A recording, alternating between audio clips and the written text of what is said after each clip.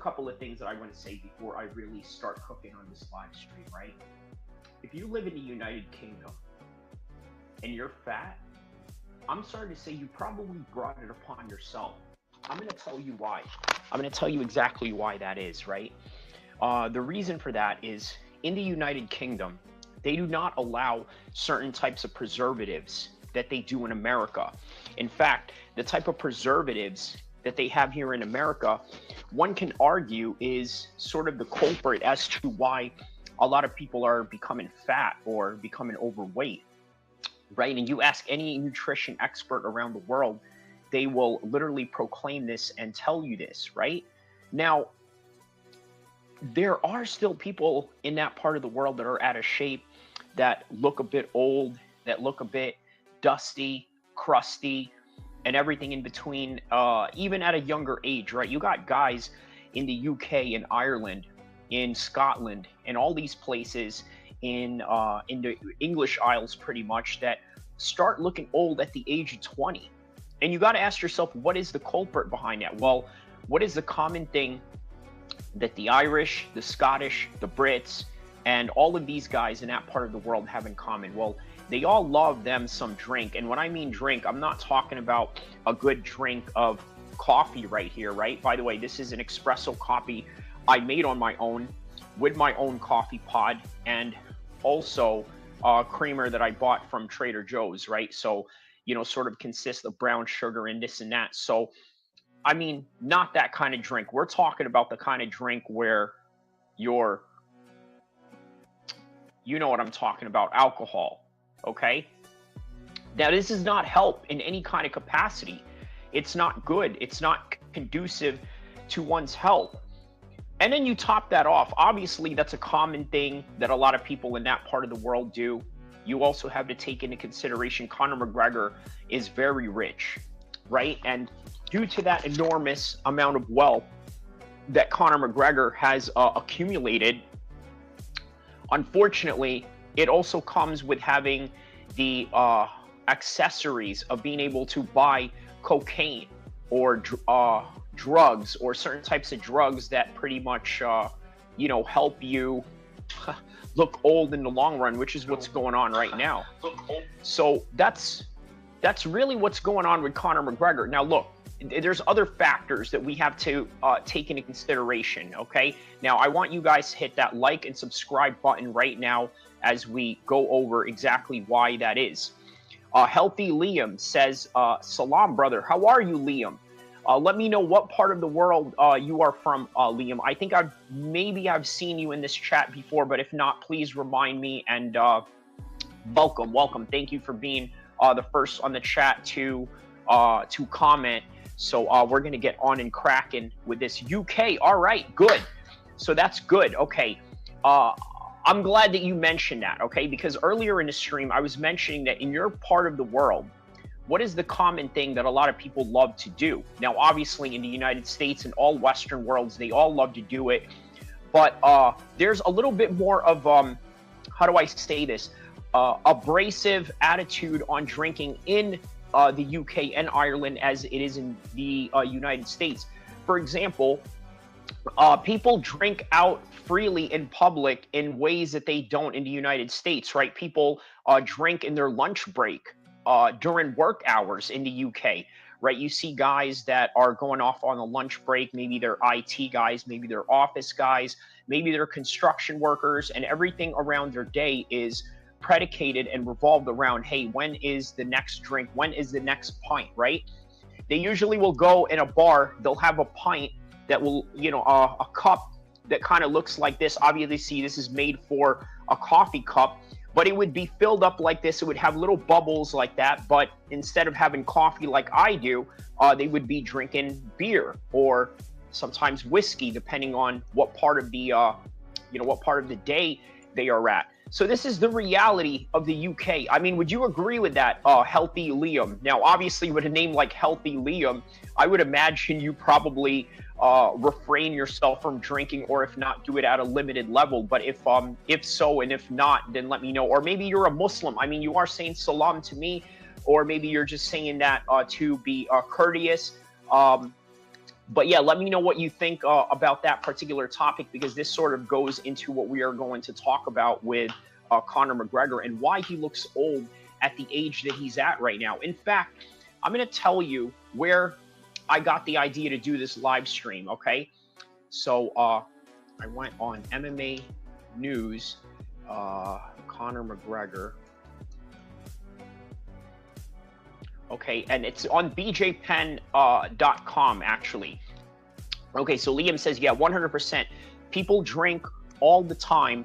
They drink in the pubs, and I don't drink, brother. I'm a Muslim. Okay, so just as I thought when you gave me the salam, so you're not just saying that to be courteous, you're actually saying that to me as a fellow Muslim brother. So welcome, salam alaikum to you. And he says that I don't drink, I'm a Muslim, but I never drink either. Conor McGregor fell off hard from the drugs and alcohol and the greed. Okay, well, the greed is an interesting part, right? I'm really curious what part of his greed that sort of really damaged him, right? And what you think, and maybe I can, interject and add into that as well. Marcy D says, I'm Christian, doesn't matter, does it? Marcy D, no, it doesn't matter at all. Obviously, I have a lot of Christian supporters in here as well. I've had Fresh Melon Juice, who is a known Christian, at least a self-proclaimed Christian at that. And he comes in here, he has supported me and this and that. I mean, obviously, there's a lot of people that are of different types of faiths and religions that come and support me, support the sport of MMA. So, no, not really, right? But also, you got to understand this, right?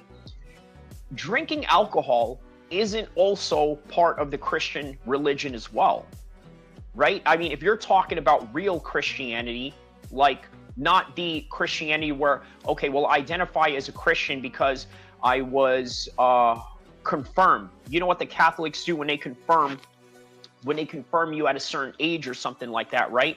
Not so much of that, right? But there are rules in Christianity that doesn't allow you to drink. So this is from bjpen.com right here, right? UFC analyst claims Conor McGregor's physical appearance is screaming cocaine. Now, who exactly is that UFC analyst? None other than Chael P. Sonnen. I don't know why I like doing that every time I mention Chael, but yeah, it's Chael Sonnen, and he believes Conor McGregor is aging unnaturally quickly thanks to excessive substance abuse. In fact, he believes McGregor now looks 10 years older than the UFC CEO Dana White, which makes him 65 years old because obviously Dana is now in his 50s. They did a side-by-side. It was Conor and Dana.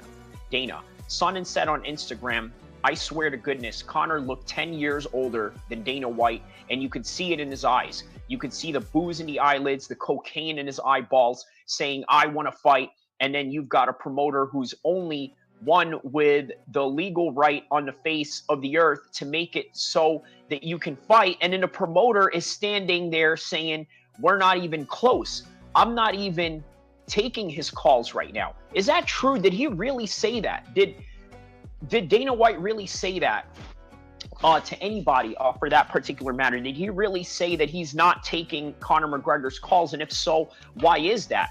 What are some of the reasons Dana White is not taking Conor McGregor's calls? And could it be because the UFC probably knew that this was not a good idea to put him in there against Chandler?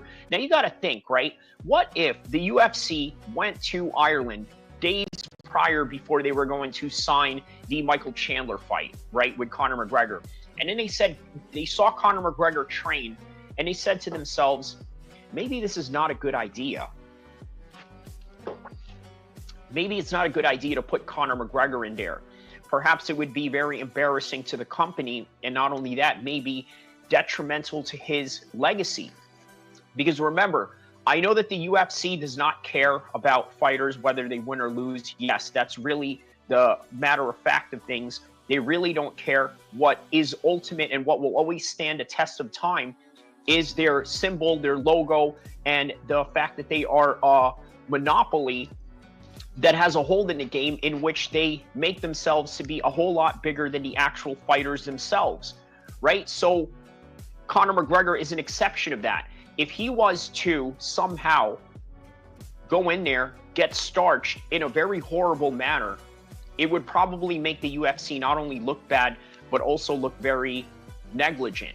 So let's hear what Chael Sonnen had to say on this particular matter. They did a side-by-side. It was Conor and Dana. I swear to goodness, Conor looked 10 years older than Dana White, and you could see it in the eyes. You could see the booze in the eyelids and the cocaine in the eyeballs saying, I want to fight. And then you got a promoter who's the only one with the legal right on the face of the earth to make it so that you can fight. And that promoter standing there saying, we're not even close. I'm not even taking his calls right now. So when you find that happening, but then you find guys jumping up and down in the background saying, pick me, choose me. How far has your career fallen? How far would it have to fall? When you sit at home over social media begging from an opportunity from a guy who looks older than the guy next to him that's got him by a decade and whose eyes are screaming gin and eyelids are screaming game.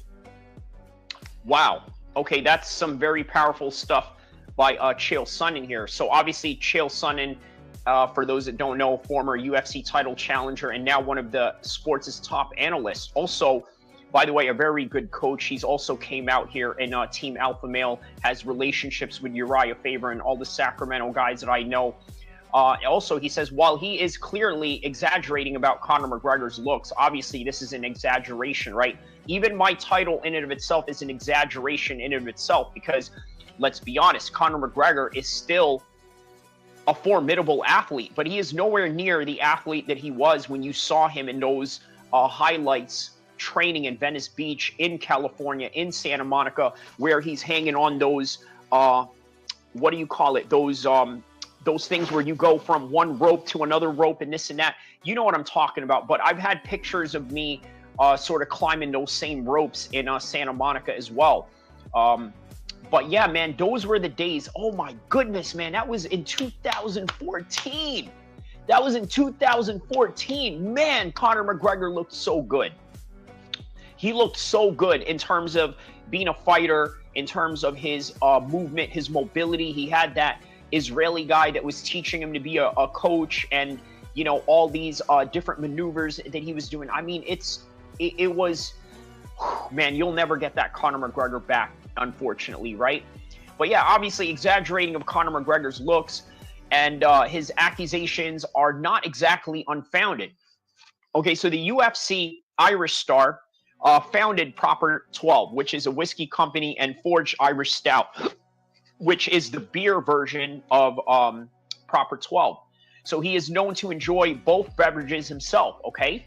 He also admitted to previous cocaine use during his recent sexual assault-related civil trial in his home country. So, okay, now I know that we make jokes about Conor McGregor doing coke and this and that, and sometimes we can toss that up as conspiracy theory. Now imagine if I was, let's say, Conor McGregor's PR agent of any kind, right?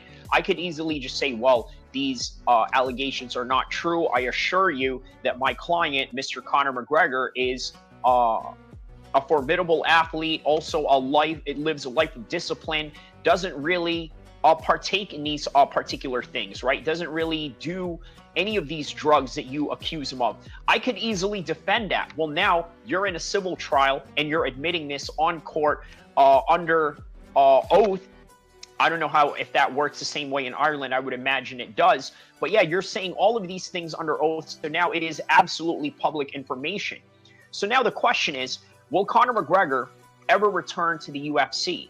Now, Conor McGregor, a former lightweight and featherweight champion, the biggest star in MMA's history, literally the biggest star in MMA's history, right? However, he has not fought since a pair of stoppage losses to Dustin Poirier, 2021. Now we're in 2025. Can you believe it? We've literally passed 4 years now since Conor McGregor hasn't fought. And prior to that, it was from 2021 and then 2020, and then that was it. And then, yeah, and then prior to that, we didn't see him for 2 years. So 2018 and then 2020, he came back for Donald Cerrone.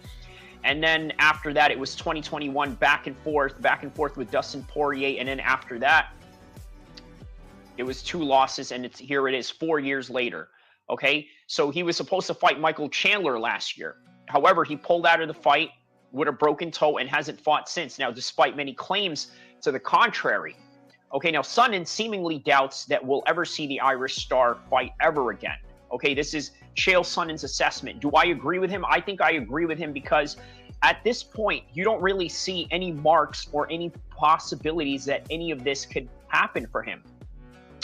Okay, now, even as other fighters continue to call him out, it's not going to happen. So he says, and I quote, "So when you find that happening, but then you find guys jumping up and down in the background saying, 'Pick me, choose me,' how far has your career really fallen?" Okay, you are the biggest star in MMA. All these other guys are begging to be picked, begging to be put on. Meanwhile, it is Dana White, the owners, the executive branch of the UFC, TKO, and all of these companies that are affiliated with that particular sponsorship asking you to fight. But now they don't want to do it because you just don't look ready. And I think that is the assessment that they don't really want to say out loud. Now, Sonnen continued, "How far would you have fallen when you sit at home over social media begging for an opportunity from a guy who looks older than the next guy next to him, which is Dana White that he's talking about, that got him by a decade, whose eyes are screaming gin and eyelids are screaming cocaine?"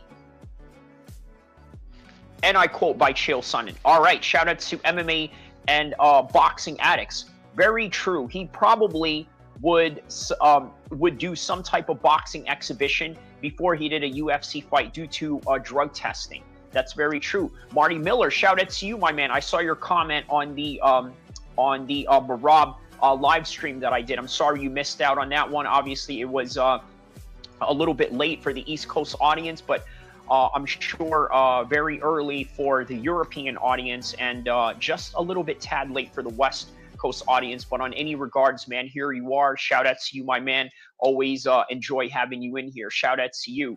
So, okay, so this is what we have with Conor McGregor. He looks very old right now, and I think that right now, there was a point where we really believed that he was going to come back. Now, why is that? The reason why we believe he was going to come back is because, I'm just going to say it out loud, right? Americans, and I'm saying this specifically Americans, not the Irish, because the Irish already understand what is going on. They have a little bit of a high skepticism, a little bit of a sense of cynicism towards the world in ways that Americans don't. You see, Americans, we love a good comeback story. We love the story where the guy failed, the guy did something wrong, the guy was using drugs, and all of a sudden he came back and became the biggest actor in the world, i.e. Robert Downey Jr. We love all that story. Well, unfortunately, Conor McGregor is not the Robert Downey Jr. of MMA. In fact, we can even go as far as to say that Conor McGregor will probably become the Aaron Hernandez of MMA. And you're probably thinking, man, that is such an extreme thing to say. What are you talking about? He's going to become the Aaron Hernandez of MMA. Well, how do I say this without saying this, right? You guys know Conor McGregor is part of the Irish mob, right? You guys understand that, right? Okay, before I go on about Conor and being in the Irish mob, I want to read this comment with Marty Miller. He says, well, yeah, he almost fought Chandler. Didn't he pull out just a couple of weeks before the fight? Correct. And I think the reason for that is, well, they probably felt like, you know what, he couldn't string along a few good training camps. And as such, they decided, you know what, this is not a good idea. Let's just scratch this out of the park and move a Chandler on to something else. Obviously, you've seen Chandler already move on to Paddy. Make of that as you will with the results, but Michael Chandler got in there. He tried, he lost, and that was that. He moves on to whatever is next in his career, and so does Paddy. Meanwhile, Conor McGregor is falling down on the rankings day by day, and if not even in the rankings at all, because the way that he's going to come back, is he really going to come back and fight for the 155 title or try and create some sort of buzz around that division? No. I think Conor McGregor is at a point right now where I truly believe that Jim Miller would whoop his ass. And you're probably thinking, Jim Miller? Yeah, man, Jim Miller. Because here's the thing. Jim Miller has been in all these fights consistently, right? Let's take a look at Jim Miller's record for a second, just so you guys understand what I'm talking about, right? There's a difference between the noise that you are seeing in the actual application of what it is that you're doing. 41 years old, Jim Miller. Shout out to my fellow New Jersey man. Obviously, I'm now a California man, but yeah, you know, New Jersey is where I was raised at. So yeah, me and Jim Miller do have that connection in that end of New Jersey. But on any regard, okay, his last fight was a loss against Chase Hooper. There's no shame in that. Before that, he guillotine choked Damon Jackson. He lost to a unanimous decision by Bobby Green. Okay, that was a pretty big win for Bobby Green. So even Bobby Green right now could probably whoop Conor McGregor's ass. Gabriel Benitez was also another win that he had back in 2024. And that was in 2024. And that was how many fights ago? 1, 2, 3, 4 fights ago. And this is 2024 and that's 2025. So what I'm saying is that just because Jim Miller doesn't have the name that Conor McGregor has, it doesn't mean that Jim Miller can't whoop his ass right now. Because the reason why it's hard for you in your initial mind to believe that Jim Miller could whoop Conor McGregor's ass is because you really don't think much of Jim Miller because he doesn't have the buzz, and more importantly, he doesn't have the noise that Conor McGregor has going on right now. So the fact that he doesn't have the noise that Conor McGregor has going on right now, you're going to look at that and say, well, you know what? I'm going to listen to the noise rather than the actual application of what is in front of you. And what is the actual application in front of you? You're talking about a fight with Bobby Green where he went the distance, a distance with Chase Hooper, the guillotine choking Damon Jackson, and then on top of that, knocking out Jesse Butler in 23 seconds, and that was in June 2023, right? So these are not the biggest names, but they are formidable names, and they are names that that do train with top 10, top 5, top champion situations, right? Like Jim Miller has trained with some of the best guys in the world, so has Bobby Green. They go in there and give these guys a good account of themselves in every sparring session. Conor McGregor is not doing that in Ireland. He's never done that in Ireland. Even at his prime, he wasn't doing that. So we're talking about a guy who really doesn't have anything to stand on in terms of, training habits or any type of training reference that we can look at and say, you know what, this is how well he does against this guy at this weight class who fights in this level. There's none of that. Marty Miller says, do you think Miller should be in the Hall of Fame? I do, just for the fact of how long he's been competitive in the UFC. I think so. I think that Jim Miller, I think that when it comes to the UFC Hall of Fame, there are different categories that they have for the UFC Hall of Fame. For example, this is not the UFC, but it's sort of similar, and I think they're going to do the same thing with Snoop Dogg. But Snoop Dogg is in the WWE Hall of Fame. Now, has Snoop Dogg really had any official matches in the UFC? No. Now, has Snoop Dogg ever fought in the UFC? No, but he has done commentary with Uriah Faber, which, by the way, the same commentary that he did that made Sean O'Malley a star in Dana White's Contender Series. And he's also contributed in a lot of pre-game shows for the UFC, promotions for the UFC and things of that nature, and also has done nothing but support the UFC in terms of content-related subject matters at hand when it comes to the UFC, such as making fun of Daniel Cormier when he cried, or the time when Snoop Dogg was screaming F Donald Trump while Darren Till was getting beat up by Tyron Woodley. And because he didn't know that it wasn't Colby Covington, he just mixed up the two white guys, not knowing one of the white guys was a British guy who had nothing to do with Donald Trump. That was, of course, until Darren Till had to get Donald Trump to clear him for the Kelvin Gastelum fight in the BMF card against Diaz and Masvidal, but that's another story for another time. So what I'm saying is that, yes, there is a room for Jim Miller, and especially with the activity and especially with the numbers that he's put up for the UFC. So I think, yes, he definitely deserves a Hall of Fame, no doubt about it. So in another article, Conor McGregor celebrates title win in another sport as comeback stalls. Now, what is it that he's celebrating here? This is from Bloody Elbow. Shout outs to Chris Calhoun, of which he just wrote this yesterday, actually. So this is May 26, 2025 today. And Conor McGregor, this is a video from yesterday. By the way, GTA 6 is coming out exactly 1 year from now. May 26, 2026, and today is May 26, 2025. So we got about 364 days left before the release of GTA 6. But on any regard, this is the article from Bloody Elbow. UFC superstar Conor McGregor added another accolade to his Black Forge in business as he continues to tease a fight return. Okay. Long before Conor McGregor became one of the biggest stars in combat sports, he was a child with a different dream in Ireland. Growing up, Conor McGregor was an avid footballer and dreamed of one day playing for a prominent club and turning professional, like most Irish, British, Scottish kids dream of, right? Now I think there's a little bit of some difference. I think there's a lot of Irish, British, Scottish, and Welsh kids that want to fight MMA and boxing, probably more than soccer now, but who knows?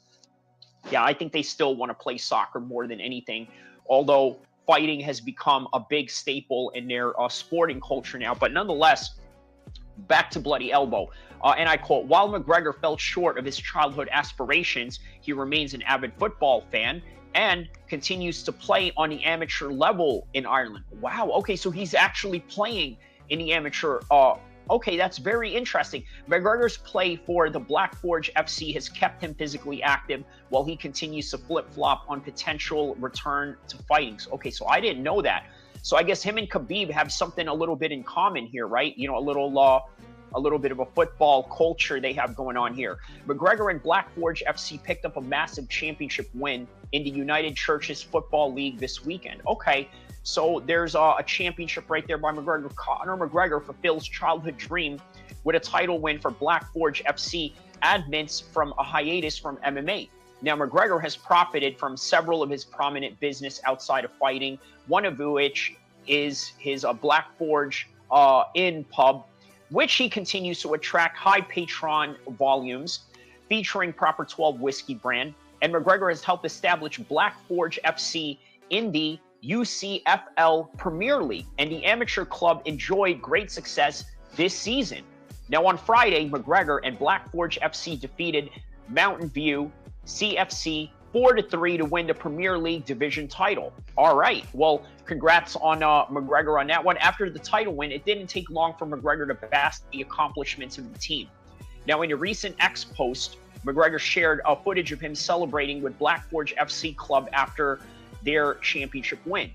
Now, Black Forge FC UCFL Premier Division champions McGregor posted on Sunday. So, all right, so Conor McGregor in serious talks to buy OnlyFans platform. Okay, now this is really interesting. If there isn't enough degeneracy that goes into the life of Conor McGregor, he literally has to go in here and create even more degeneracy by buying, I guess, OnlyFans,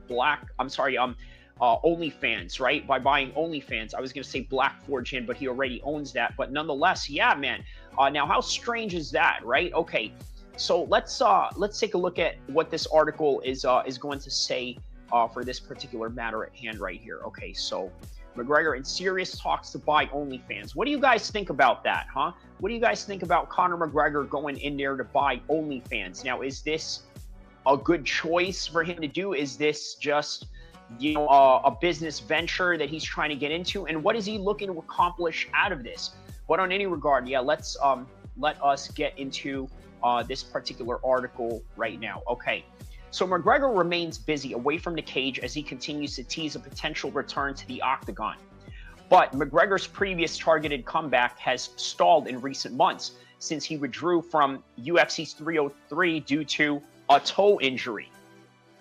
Okay, now in quotation marks for me, not by the article, but from me, a toe injury. Now, McGregor was supposed to headline 303 against Michael Chandler. The matchup wasn't immediately rebooked upon his recovery. McGregor has briefly linked to a boxing match with Logan Paul earlier this year before the UFC squashed negotiations as the former two-division champions remain under the contracts of their contract with the promotion.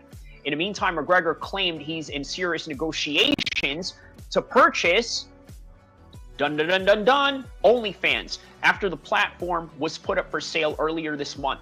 Now, OnlyFans has an asking price between $1 billion and $3 billion, but the company is struggling to sell due to the platform's association with pornography for profit. So of course, here comes Conor McGregor as a Captain Save-A-Ho to come in here and buy up the whole thing, right? So McGregor hasn't fought MMA since injuring his leg against Dustin Poirier in UFC 264, and he's lost 3 of his last 4 fights in the UFC overall, with the last win coming from Donald Cerrone in January 2020.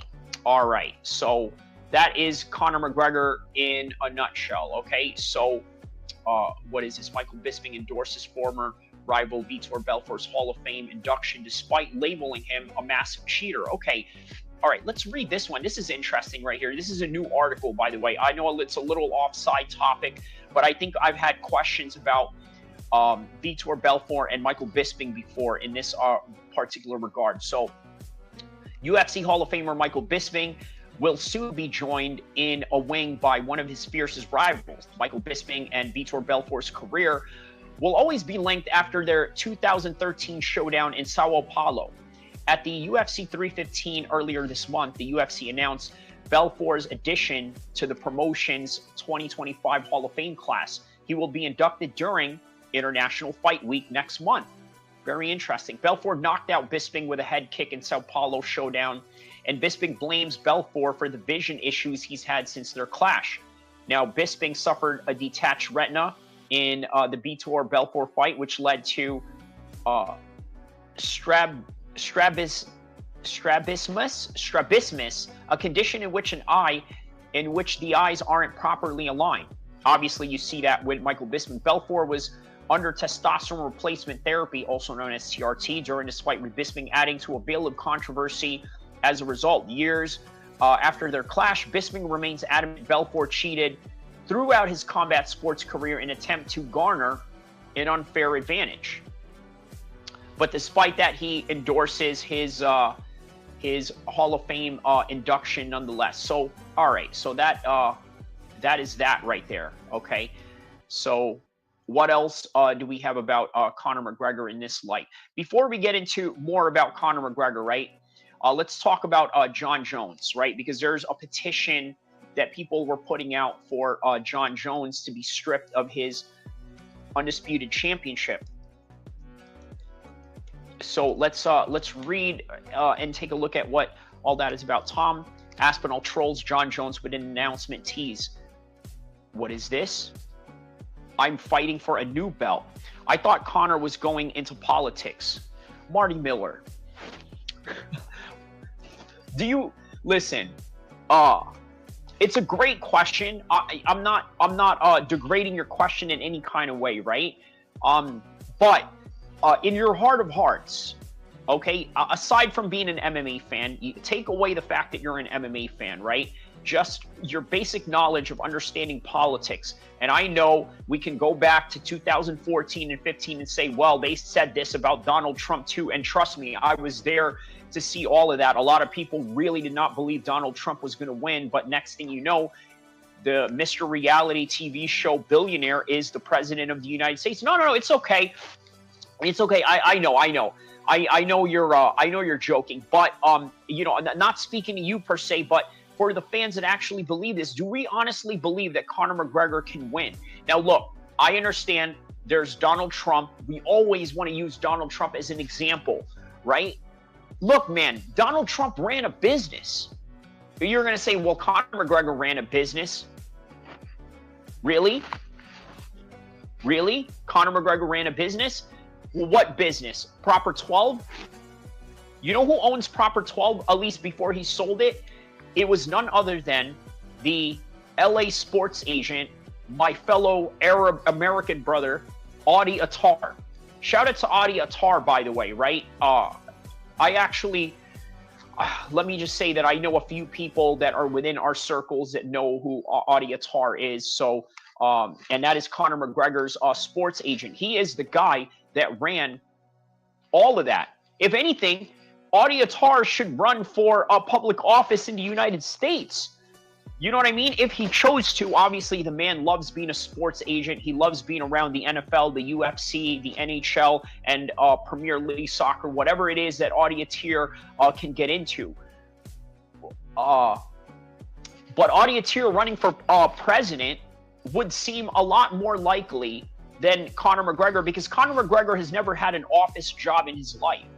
That's what I'm trying to get at. Okay, so Marty Miller says, I've heard the people of Ireland aren't big fans of Conor. Correct.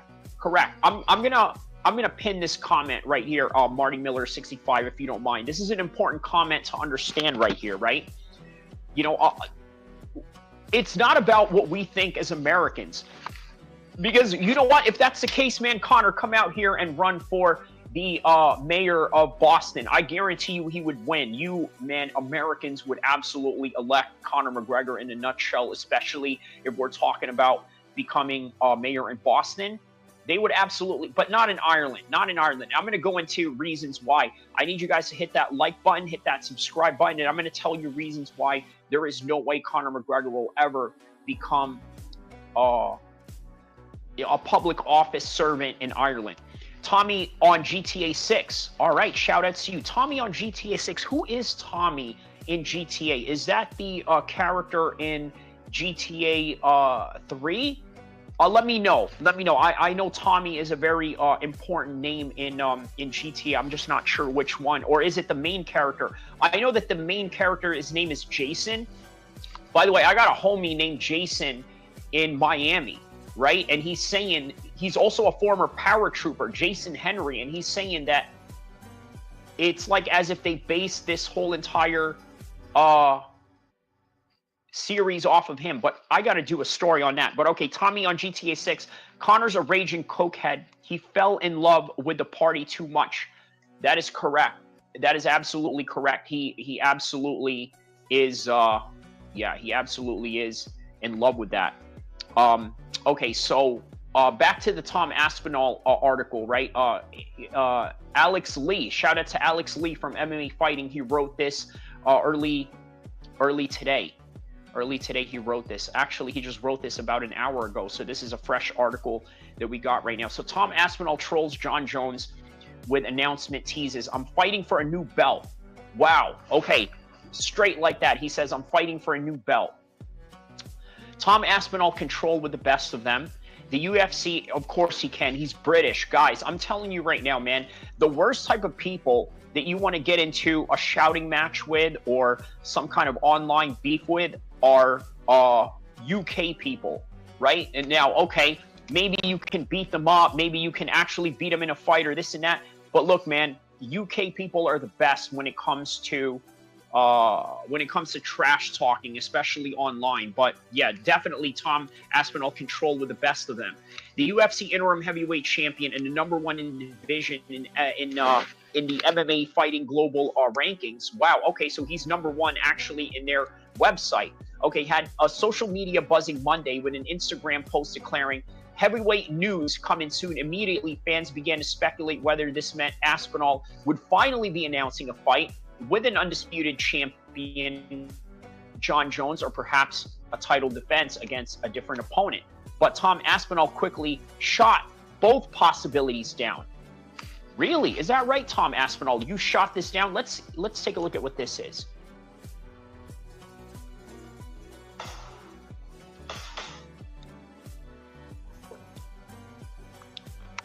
All right. I don't know what the heck that is. I don't know what he's trying to say. It just says heavyweight news coming soon. All right. So replying into his post, Aspinall wrote, UFC announced my fight, guys, not me. UFC announced my fight, guys, not me. Okay. So he's saying to the UFC, hey, guys, you need to announce my fight because I'm not going to do it.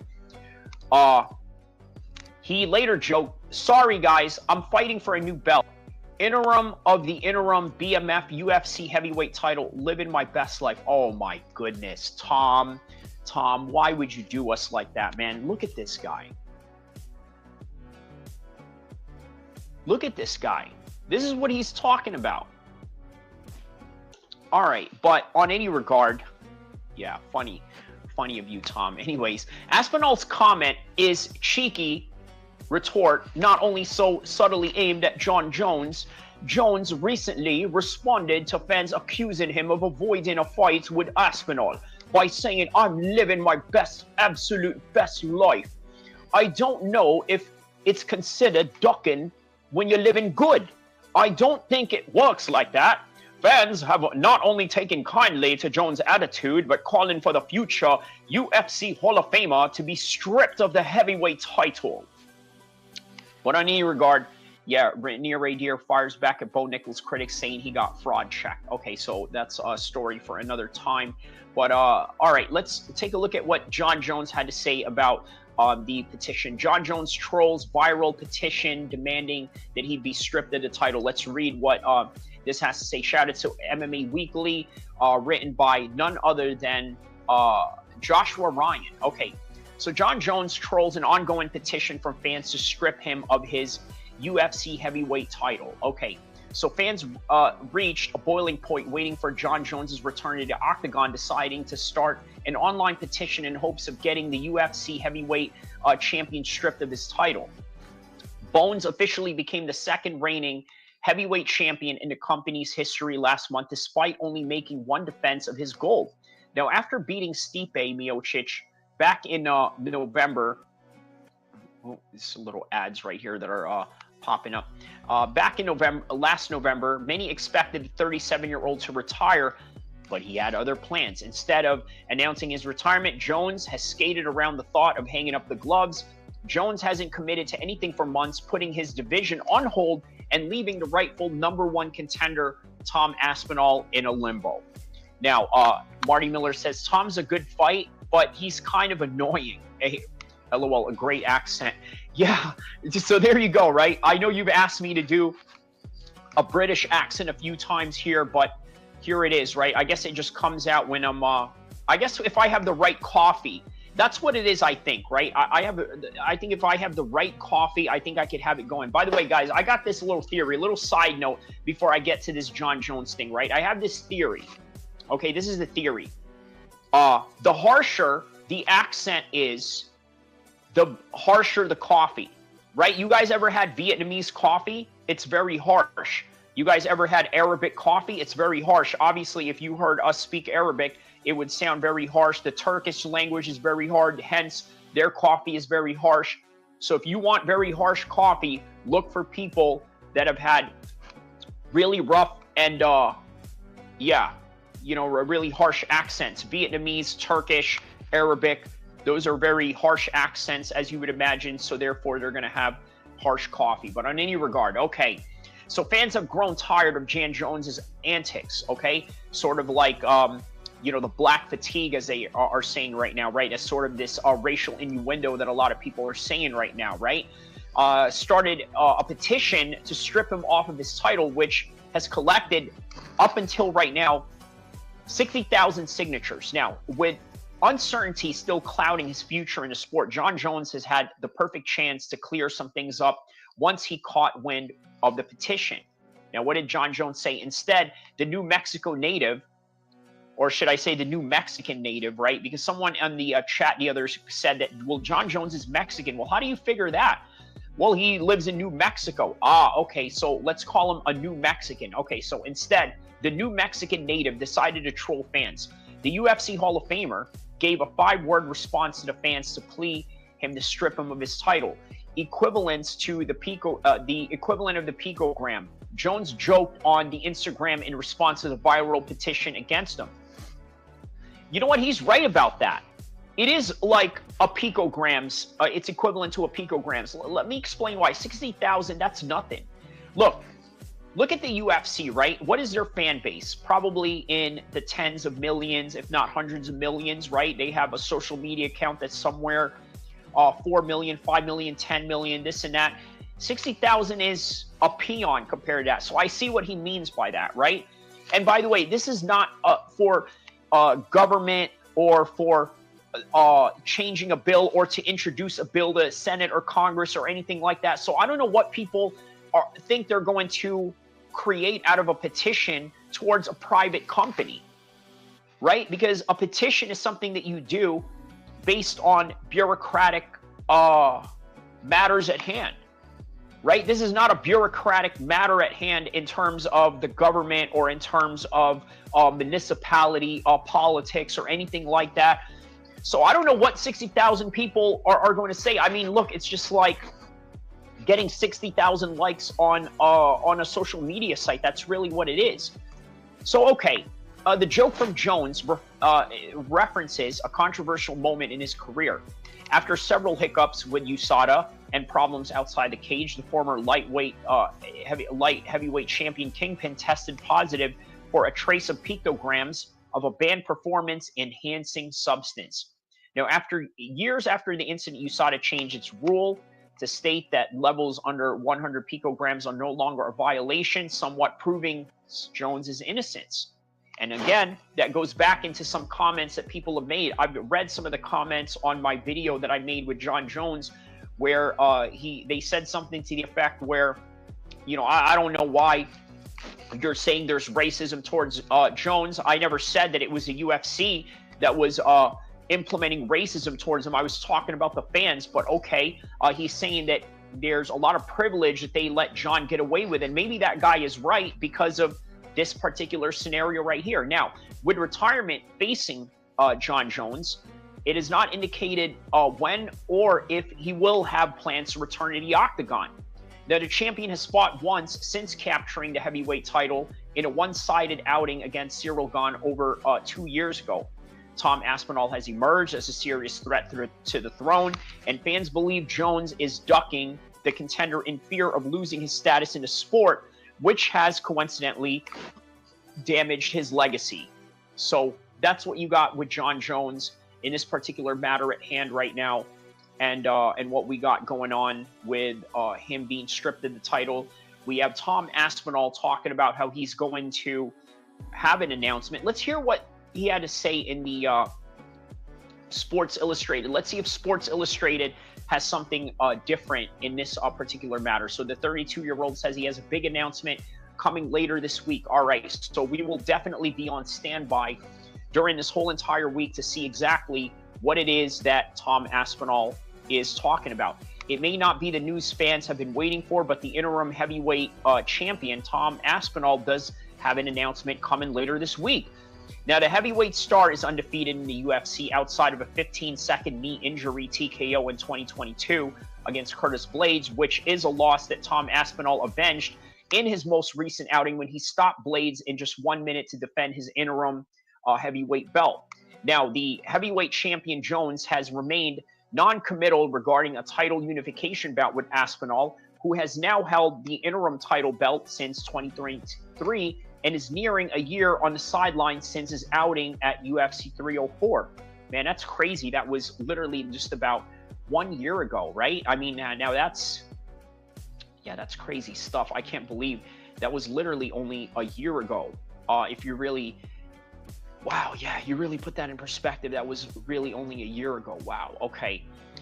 So on any regard, let's see here.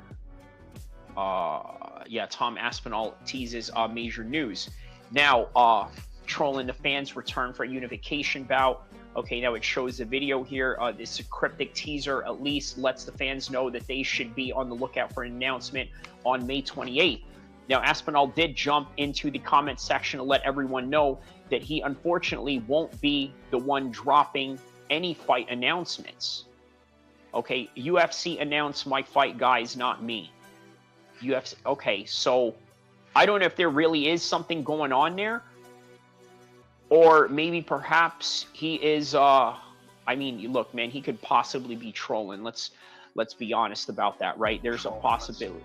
There's a possibility that there is a trolling job on that particular matter at hand. But on any regard, let me see here.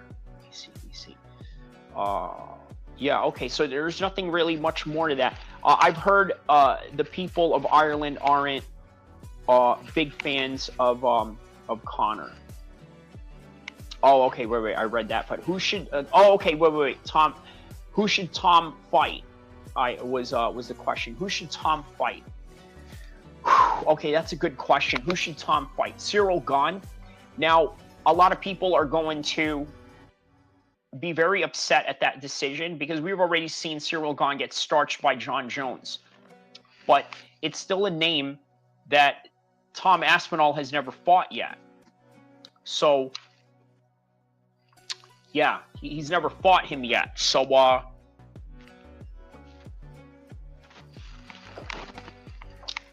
that seems to be the best case scenario, right? There's just not a lot of people in a heavyweight division. Now, Fresh Melon Juice says Almeida. He thinks he should fight Almeida.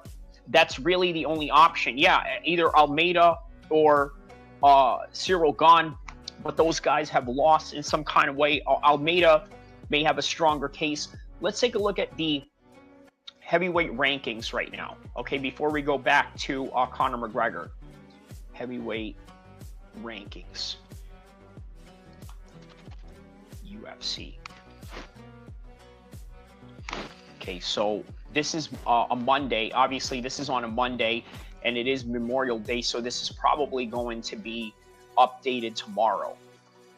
So you have Cyril Gane at number 2, Alexander Volkov at number 3. By the way, I made a video about him complaining about this particular matter. Underneath that is Sergey Pavlovich, and then there's Curtis Blades, who has fought Tom Aspinall twice, and then there's Jailton Almeida.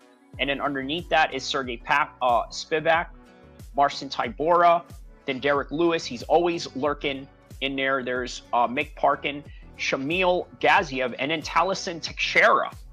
Weirdly enough, at 14, when he's only, how many fights is he? He didn't have a lot of UFC fights yet, you know, but he's right up there. So for whatever reason. So there's not a lot of options right now. Now, I don't know if you guys seen, there was this training partner of Cyril Gane.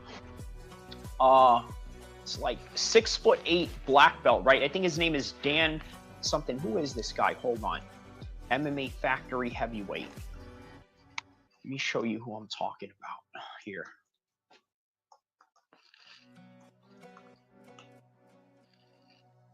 The MMA Factory heavyweight. Who is this guy? Dave Fosting, this guy right here. Let me show you guys who I'm talking about right here.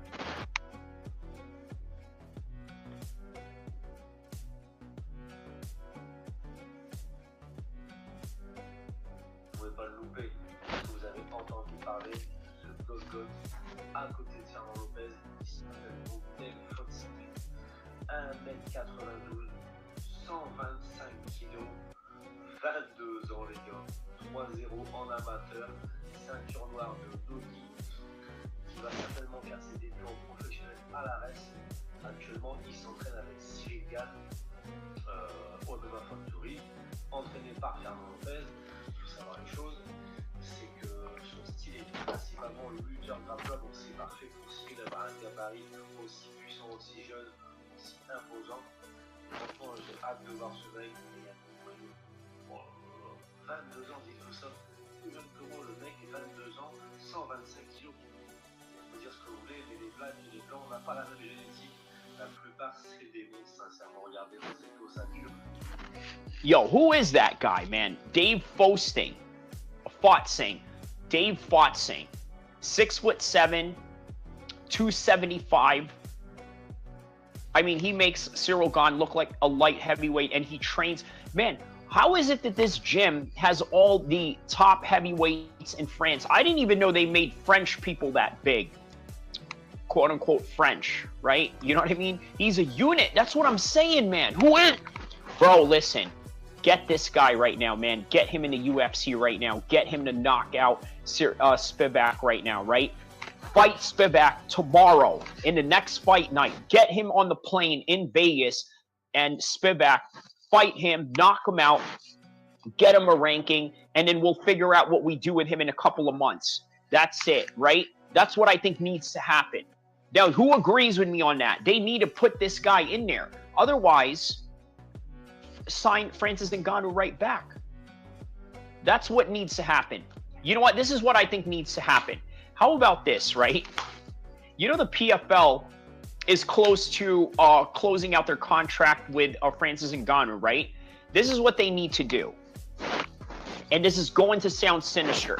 I need you guys to hit that like button right now. I'm going to tell you what the UFC needs to do with Francis Ngannou. I completely agree with both takes. That's what I'm saying, right? Get this guy, get him to fight one of these heavyweights in the top rankings right now. He's going to knock them out easily right now because this is heavyweight, right? Let's just be honest. It doesn't really take a lot of technicality to fight in a heavyweight division, but it does take a lot of talent and attributes. And judging by this guy, he has a lot of talent attribute. Oh, and then I mentioned he's a black belt in BJJ. So that means that off top, he already has better, for sure, he already has better ground game than Francis when Francis had started, and it probably will only get better from there, especially if, let's say, he starts training with American wrestlers or maybe even some Dagestani wrestlers. He does train with Imavov. Imavov does live in France, and there is a chance for that to happen. So, yeah, you know, he does have that in his corner. And he is, he is a student of none other than Fernand Lopez, right? I had an interaction with Fernand Lopez the first time Cyril Gane came into the scene, right? I wrote something to the effect where, man, you know, this guy, Cyril Gane, he looks like Anthony Joshua's dad had an affair with a French woman. And then, you know, Fernand Lopez laughed at my comment. He thought that was so funny that I said that, right? You know, he probably had to show all of his teammates and friends, hey, look what this crazy Arab American from California said about you. You know, he said that, you know, you look like Anthony Joshua's dad had an affair with a French woman, and probably translating it to them in France or in French or whatever. Who gave him a black belt? We have to check that moment. We have to check that moment. Oh, you're talking about Dave Boat Singh of getting a black belt. Well, you know what? I mean, that's not that impossible. Okay, he's 22 years old. The guy is 22 years old, right?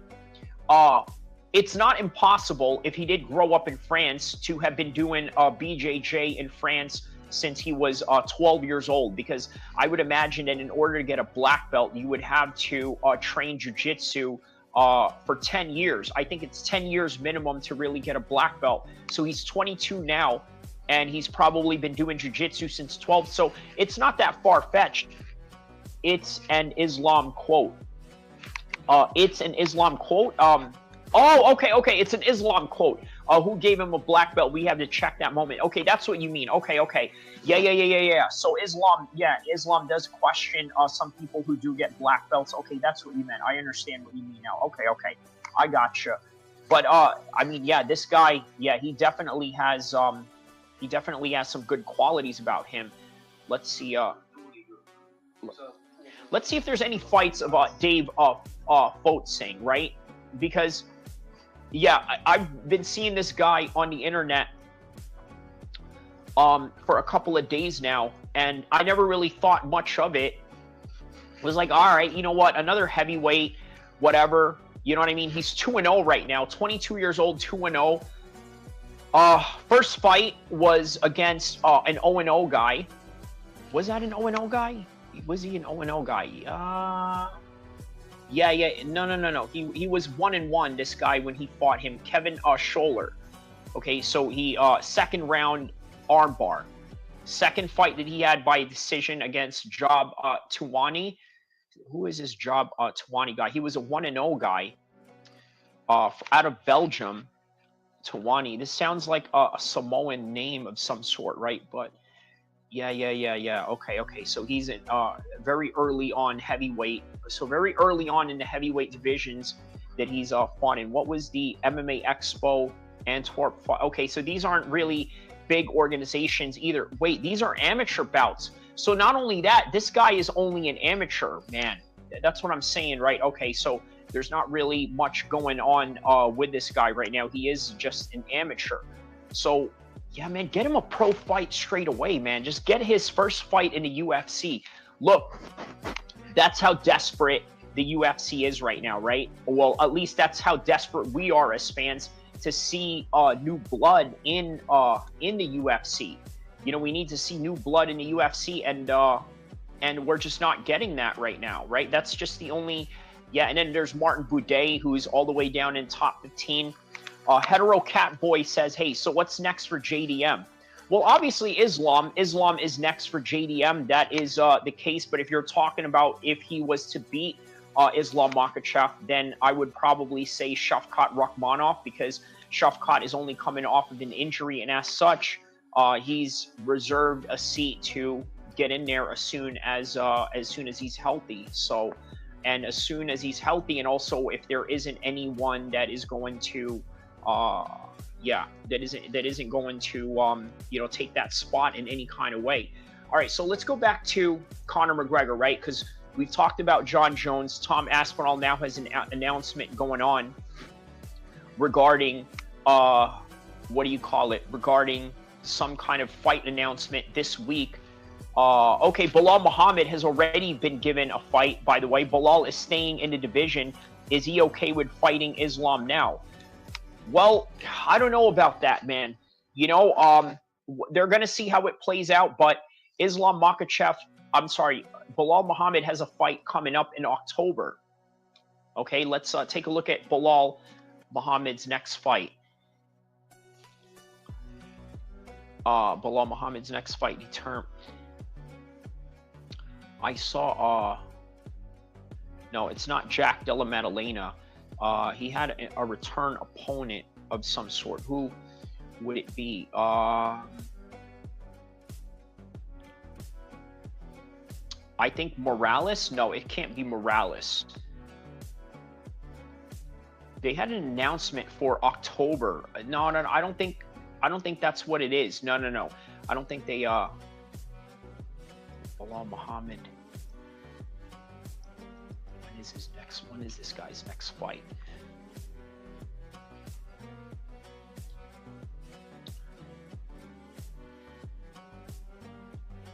Okay, his next fight. Rakhmonov. Okay, so he's going to take on Rakhmonov.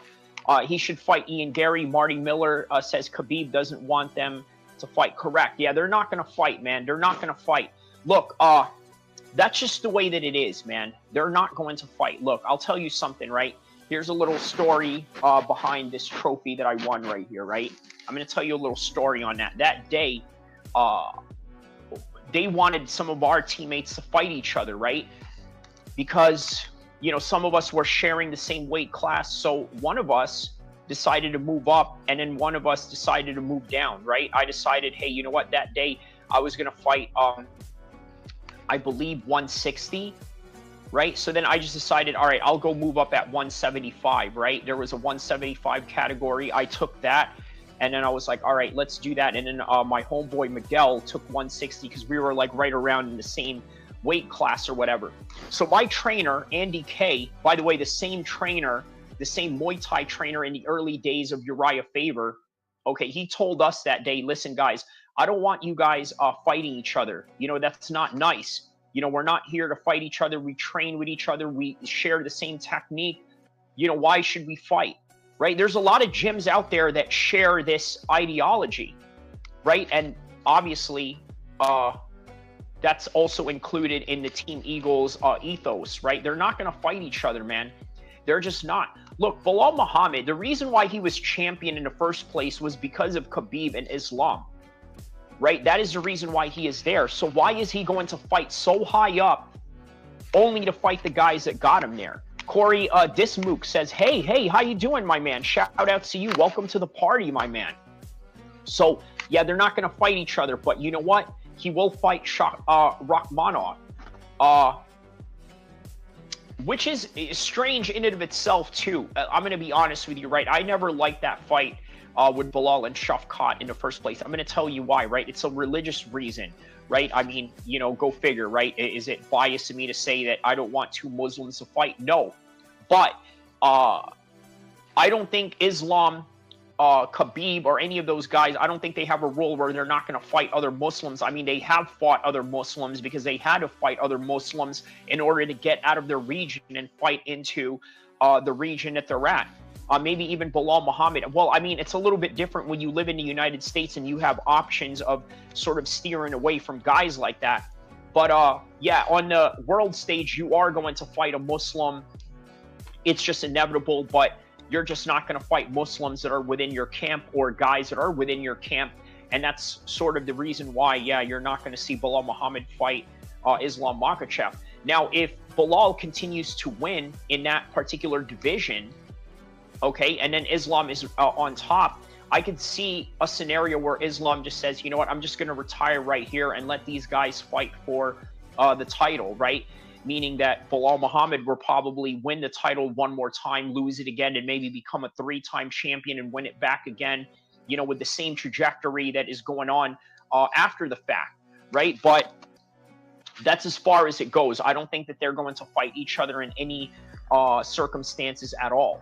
So, okay, going back to Conor McGregor, right? Why he looks old. You know what? Let's hear what Chael Sonnen had to say about this, because I did not see this particular video yet with Chael Sonnen and why he is saying this particular notion of why he feels Conor McGregor is looking old. Okay, well, there it is. He's also talking about Conor McGregor buying OnlyFans as well. But let's go back to Conor McGregor looking old first, okay?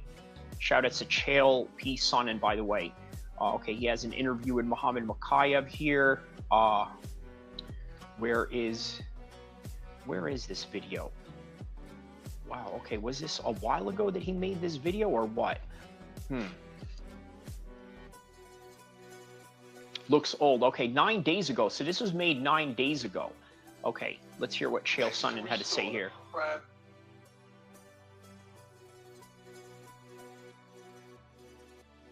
Generally will be in the late springtime.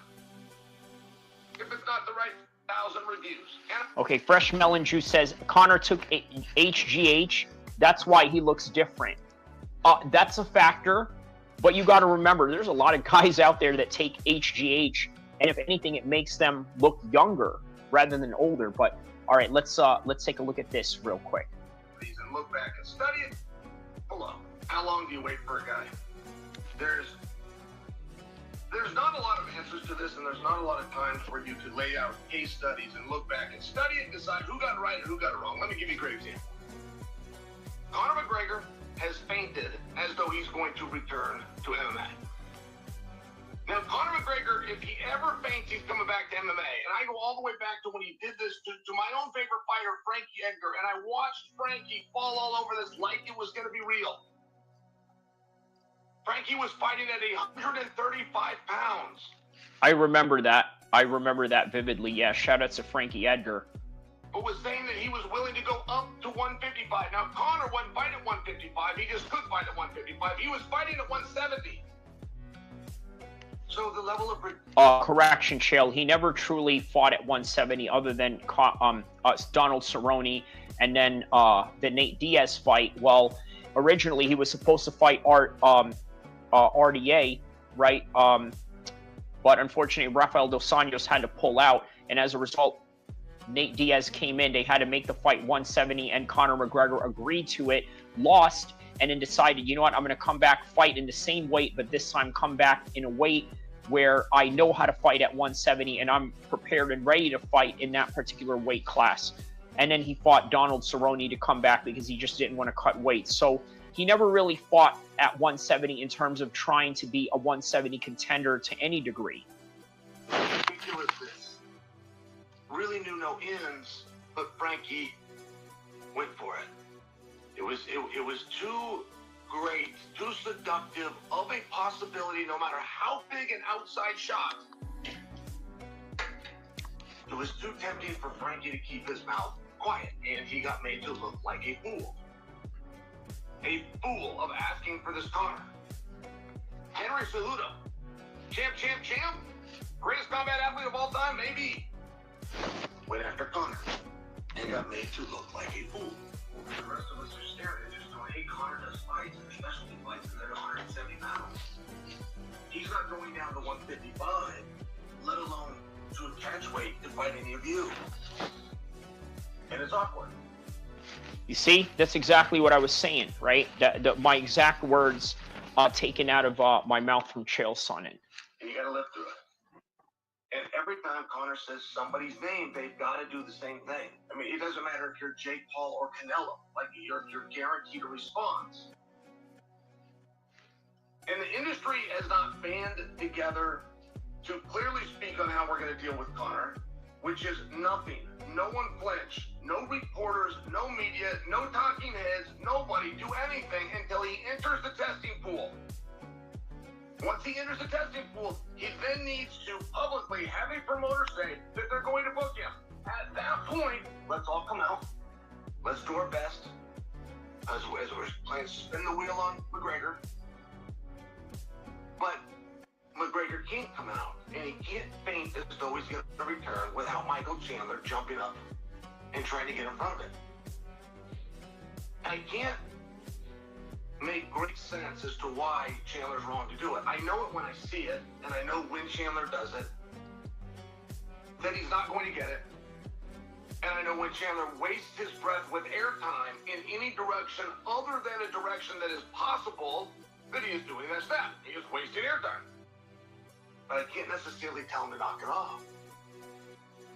And I got a juxtaposition going on right now at the other end of the fight spectrum, which is Tom Aspinall versus John Jones. For how long does Tom sit and wait? How many times do you get to tell Tom, who's a prospect, who has a shelf life of about 10 years, who is maybe a little bit longer than that. Now, Tom is 32 right now. That's very young for a heavyweight. 10 years at 42, he could probably go a little bit longer than that. But then again, you never know how people age at a certain time. So is doing things that nobody else is doing, and who, by the way, has a belt and is the champion. How long do you tell him the only time he gets to seek gainful employment is when John Jones decides he's ready to let Tom go to work?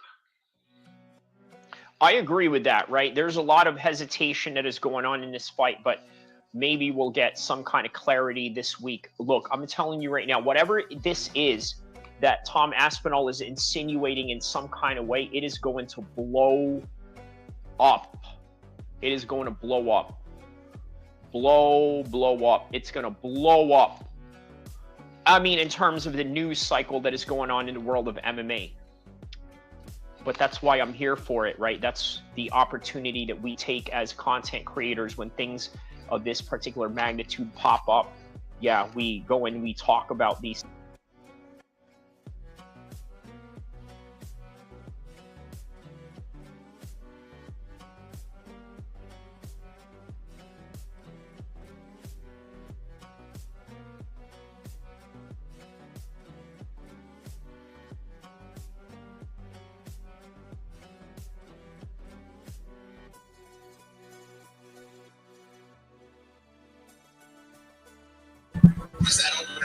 All right, guys, check it out.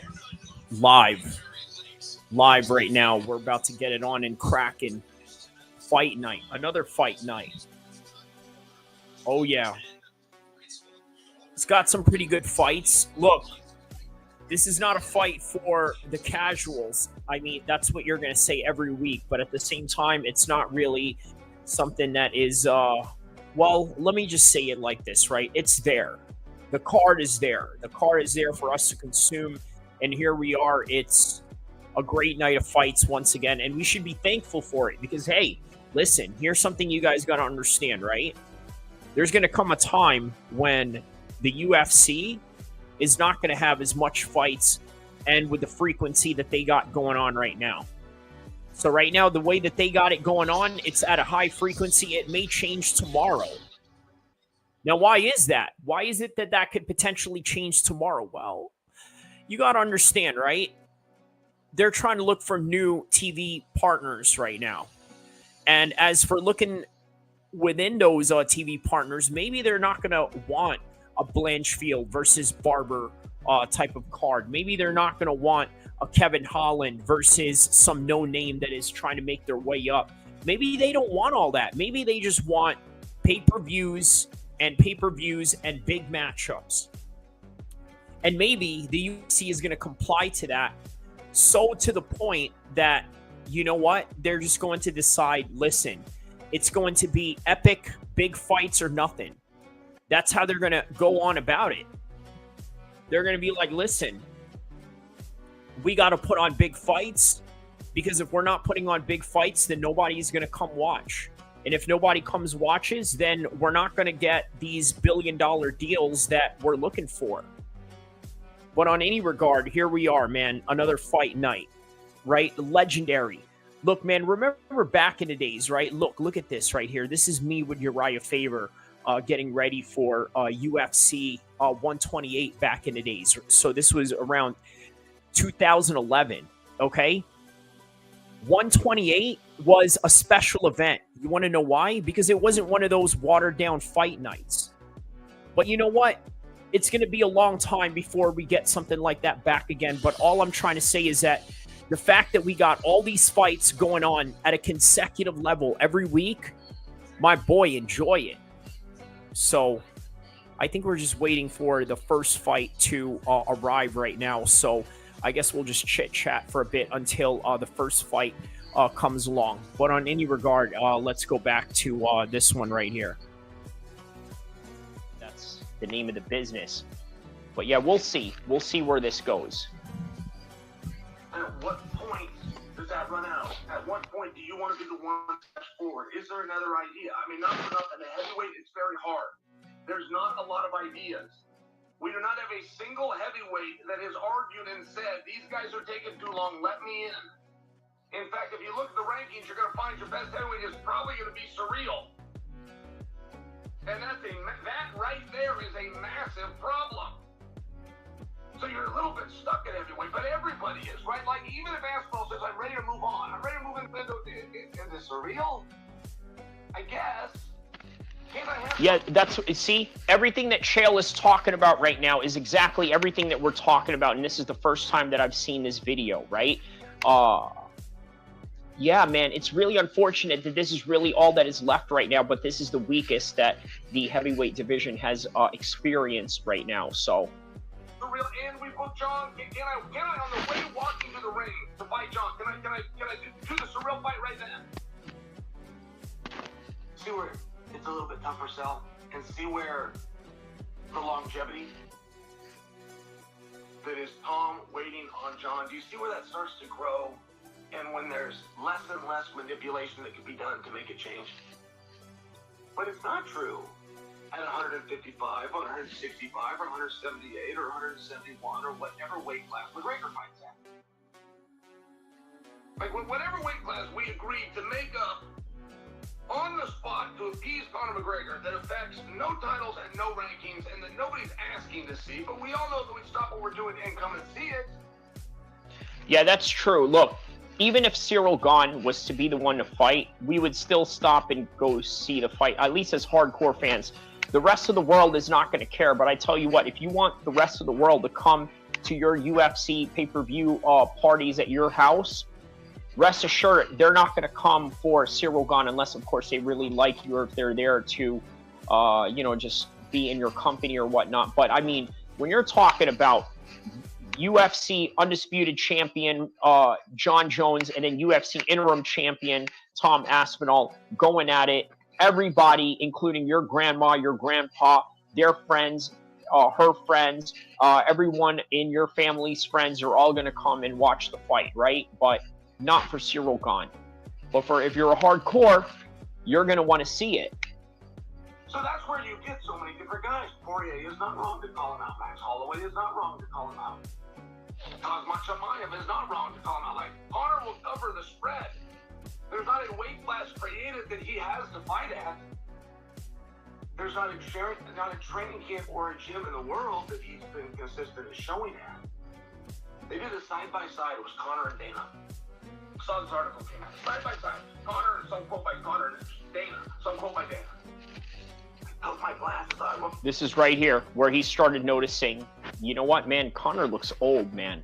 He looks like an old dude. I put my glasses on.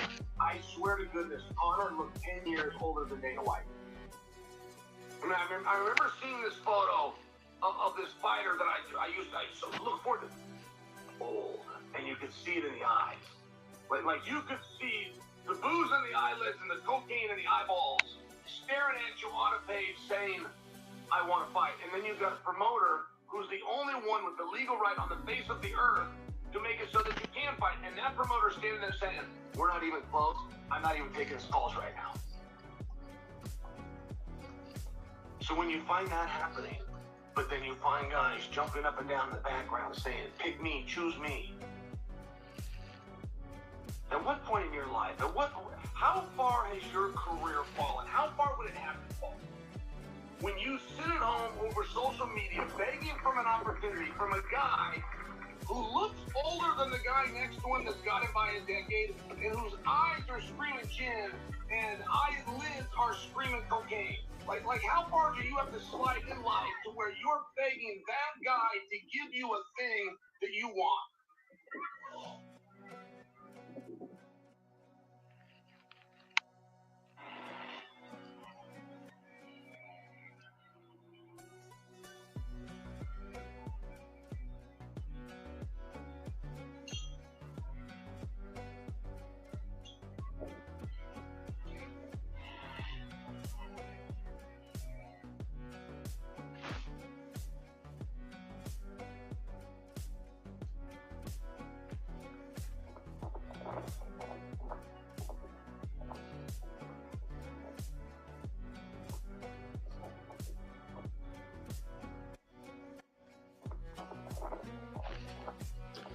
So you guys understand why I was playing that with Conor McGregor in Venice Beach? By the way, there's a reason why I'm playing that, right? For one, I love Santa Monica, right? I've got a few videos where I'm out in Santa Monica and out in Venice Beach and all of that, right? I've been in that same beach, by the way, as Conor McGregor, right? Very same similar beach that Conor McGregor was at, right? And when I was at that beach, believe it or not, right, out of all the famous American stars that have been there in that beach when Tupac was doing that interview in MTV, where he was doing that walk interview, right, with, I believe, some interview presenter, right? It was a very iconic, right? There it is, right there. That's me in, I believe this was last year, right? That's me right there climbing the ropes. See that? Right there. See? So, where is that guy? Where is that guy? Right? This is not the same guy anymore. This is not the same Conor McGregor that we've seen in the past, unfortunately. So as a result of that, you know, we're dealing with a completely different Conor McGregor right now. He says, that's awesome, man. Thank you, my man. You know, so yeah, man, you know, it's a very different, yeah, it's a very different thing. Oh, okay, let me show you guys something, right? I commented on this commercial for Empire's Mafia Drug Tycoon, right? I'm going to show you guys this. See this guy right here? Who does he look like? What MMA fighter does this guy look like? I want you guys to tell me right now, right in the comment section below. First guy to write this on the comment section below. Let me know who you think this guy looks like. A UFC fighter. You guys know? Write on the comment section below who this guy looks like. Does anyone know who this guy looks like as a UFC fighter? UFC related, UFC fighter, who does he look like? Let me know in the comment section below. I'm blanking. Okay, well, let's, this is what I wrote, okay? Well, I didn't write this, but this is what this man wrote right here, okay? And then I responded to it. He wrote, why is John Jones a drug lord? So this is what I wrote in response to that. Who else is perfect for that role? When he tries the product, he won't look out of place. And then Jean Paul Marie says, I'm dying, bro. I needed to read this after work. There it is, right? So that's what I'm saying, man. Yeah, this is no longer the same Conor McGregor anymore, unfortunately. You know what I mean? Yeah, it's man, I'm telling you, man, you know, man, as somebody who loves Khabib, I honestly miss that version of Conor McGregor. I miss the Conor McGregor, the Venice Beach Conor McGregor, as I like to call it. That's what it is. He is the Venice Beach Conor McGregor that we all love and that we all missed. And unfortunately, you know, we're not going to see that guy for a long time. But yeah, man, Conor McGregor, unfortunately, has ruined his career in terms of the fight world. But everything that he's done, he's already accomplished, okay? I'm going to look up this video of what Conor said he wanted to do after his retirement, okay? 2014, Conor McGregor talks post-fight career.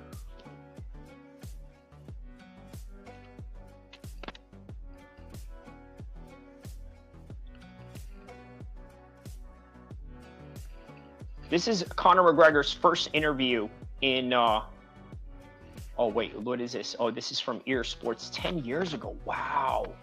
Ear Sports, that is crazy. That is crazy. This was 10 years. Okay, right here. Get in, get out, right here.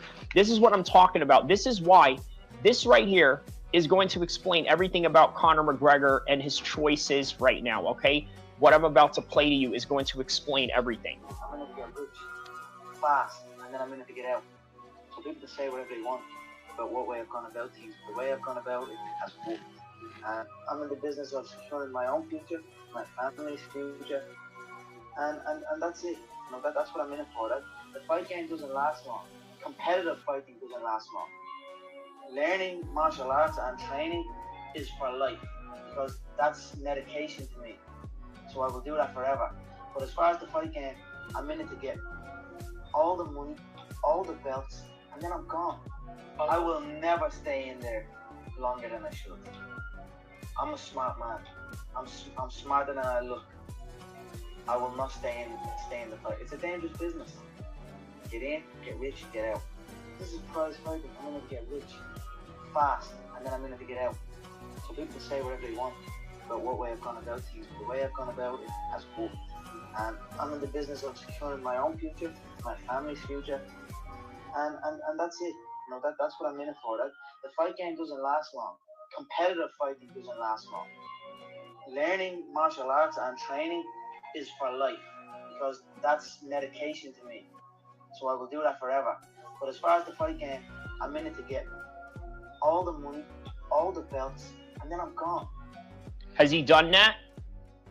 What do you guys think? Has he done all of that he said he was going to do? He's done all of that. He was in there to get all the belts, all the money, and then I'm gone. And what else did he say? I will never stay longer than I should. I'm a smart man. I'm smarter than I look. I will not stay in the fight game. It's a dangerous business. Get in, get rich, get out. This is prize fighting. And shout out to Marty Miller 65. He says money changes a lot of people. Indeed, bro. Listen,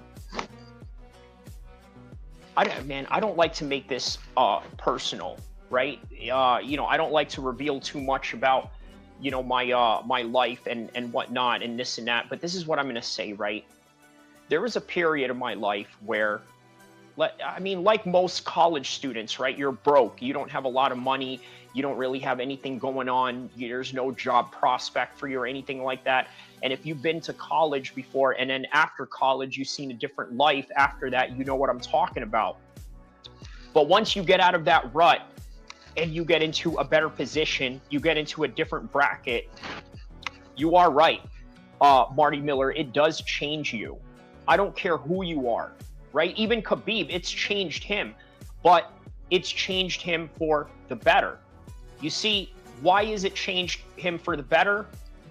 Because he used his money to uplift his gym. And I've mentioned this in a previous live stream that I did, and I urge you guys to check it out, where I talk about how Khabib used the money that he made from the Conor McGregor fight to build gyms in his country, in his city. And Marty Miller says, yeah, he's done it.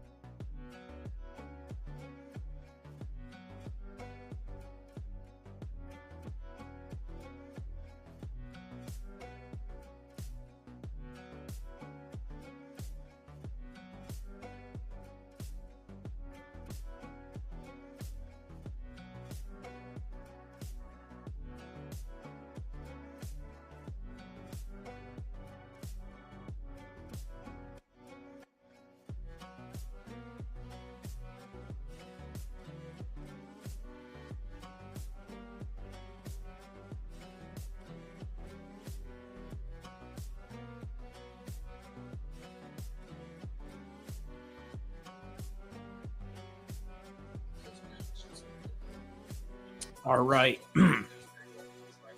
We're on the verge of our first fight. That's right, Marty Miller. We're waiting for the first fight to start right now.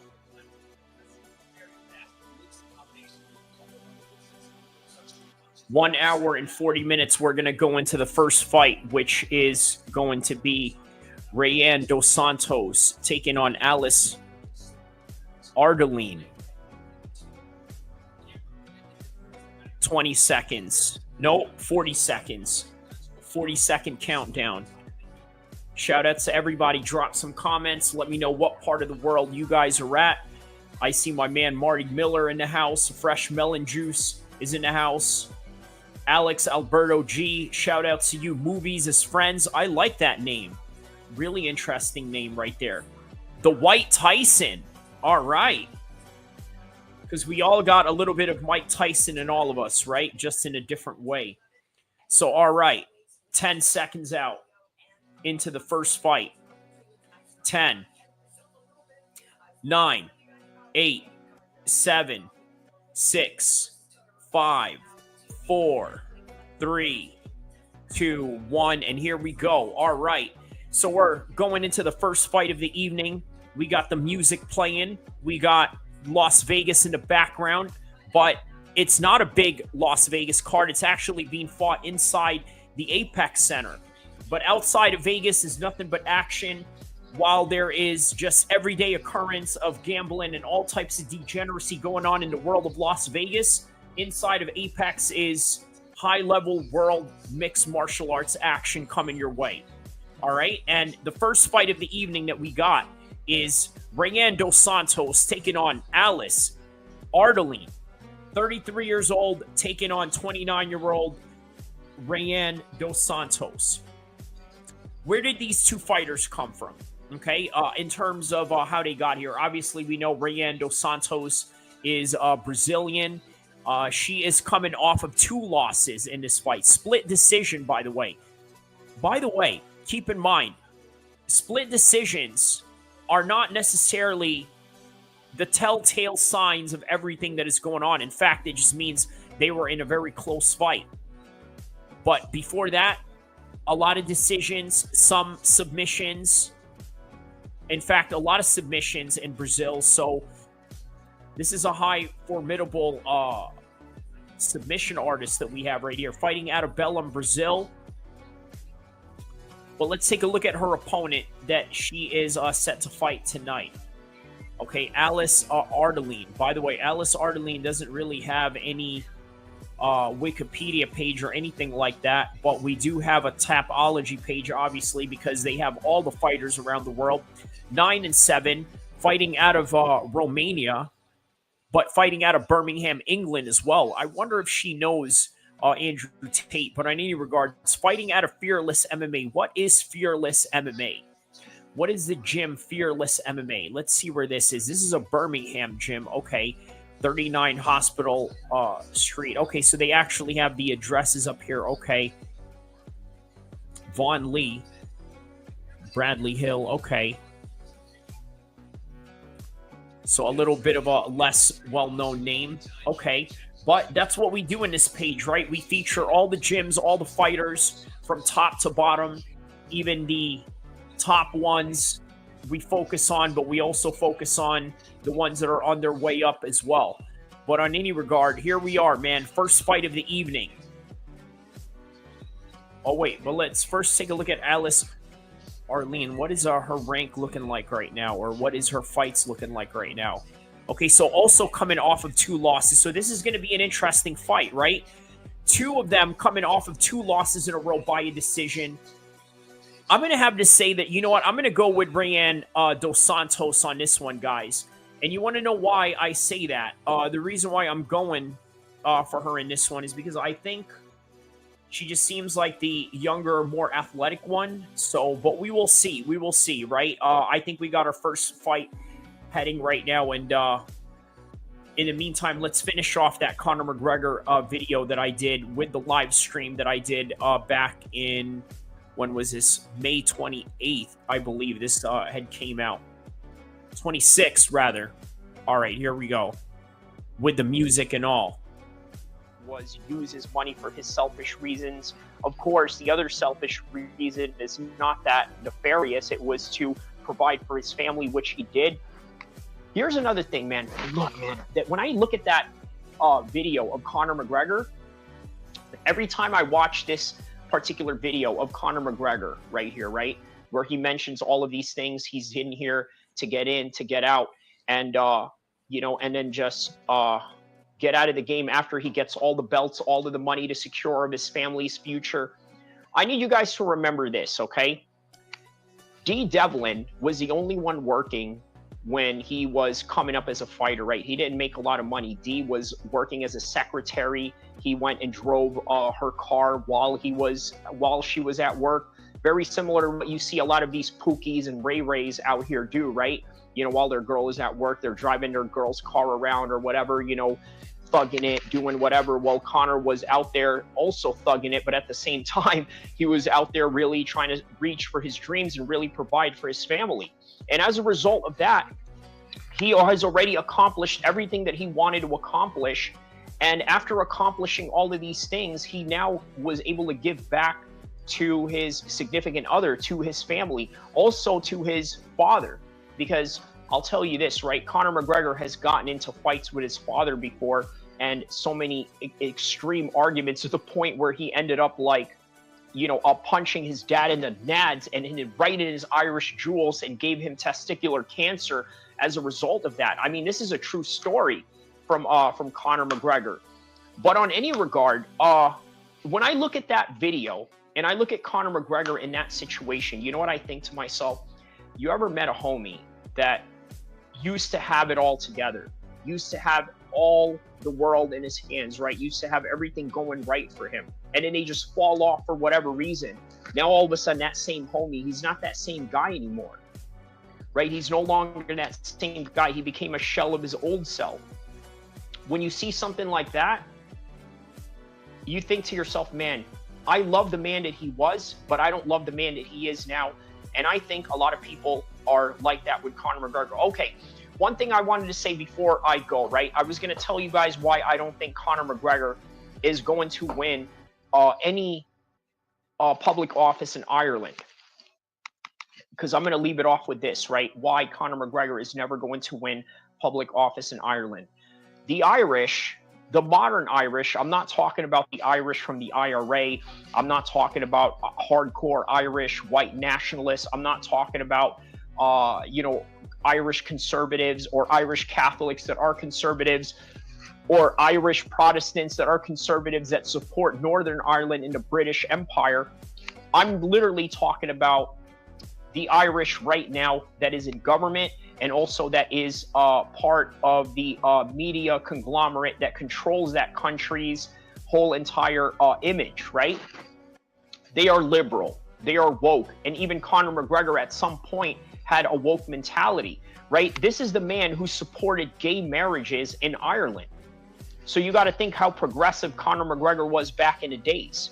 This is how the Irish have always been. This is how they always have been for the past couple of decades. And as a result of that, Conor McGregor will never win the hearts of the Irish ever again.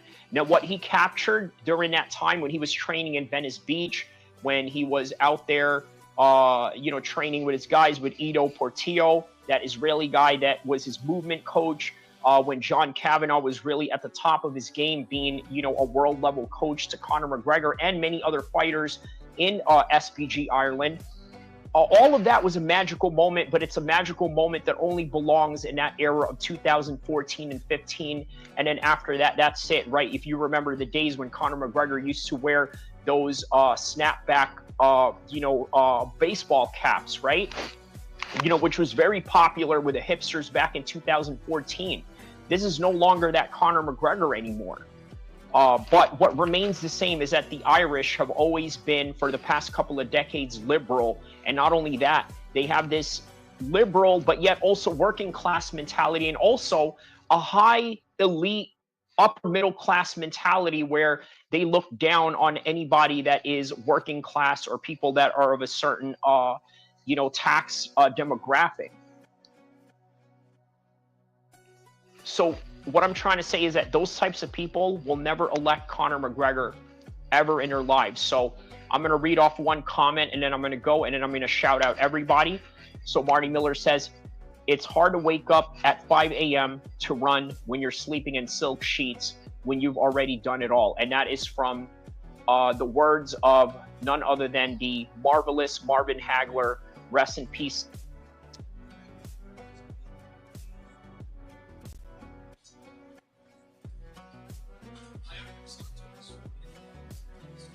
All right, here we go, guys. Round number one. Round number one between Dos Santos and Ardelean. First fight of the evening right here, guys.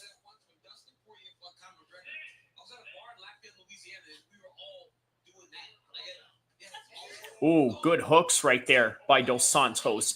So just as I had suspected, right, Dos Santos looks a lot to more of the athletic fighter, more the crisper fighter. And this isn't something that I know too much about these two, but by just looking at it, that's sort of what is telling between these two right now, right? Very good movement in the part of Dos Santos. Ardelean as well, just kind of moving forward on her. And I noticed we got Laura Sanko in the commentary booth. I tell you what, she knows her stuff. I know that there's a lot of people that may have a problem with it, and I sort of understand, right? It's a male-dominated sport, and that's obviously understandable for people to have some kind of pushback about it. But looking at it objectively and hearing what she knows about MMA and what she doesn't know about MMA, well, I think it's safe to say she knows a whole lot about MMA, and quite frankly, she deserves that spot right there. As long as you know what you're talking about and you know the job, you know how to do it, I think that's really all that matters, all cultural or religious context aside.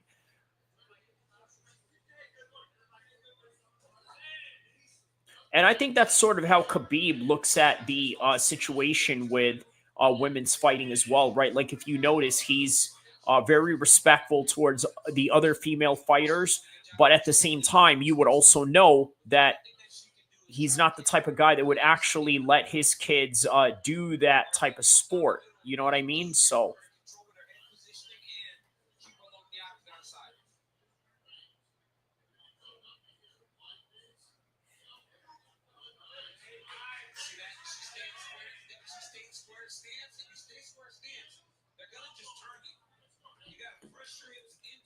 okay, we may have to lower this down a little bit.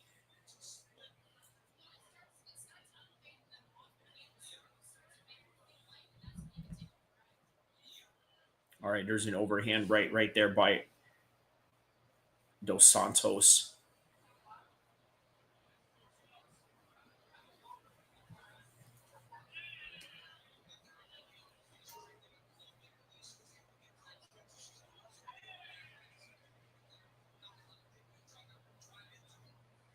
Oh, there's a good body shot right there by Ardelean.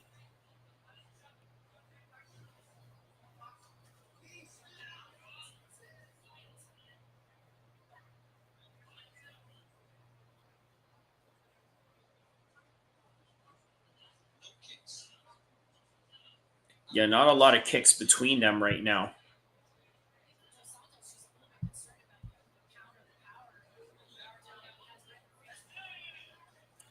A little bit of some sloppy moves on the part of Ardelean right now.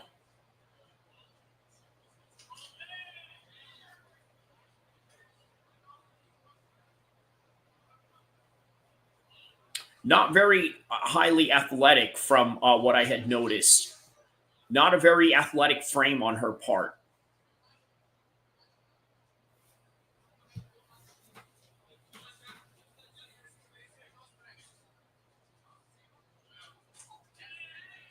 Oh, but she hits her with a counter right there. There's a good counter.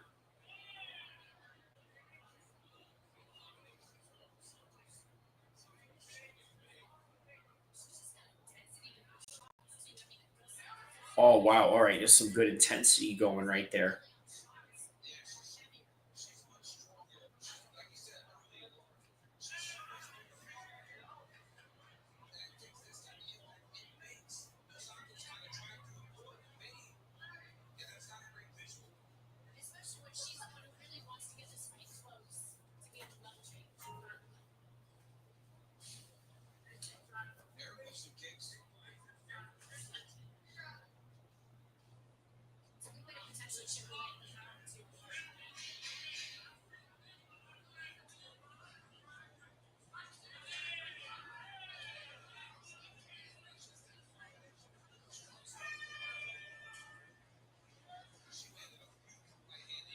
All right, so that's the end of the round number 1 right now. I'd probably give that one to Dos Santos. Yeah.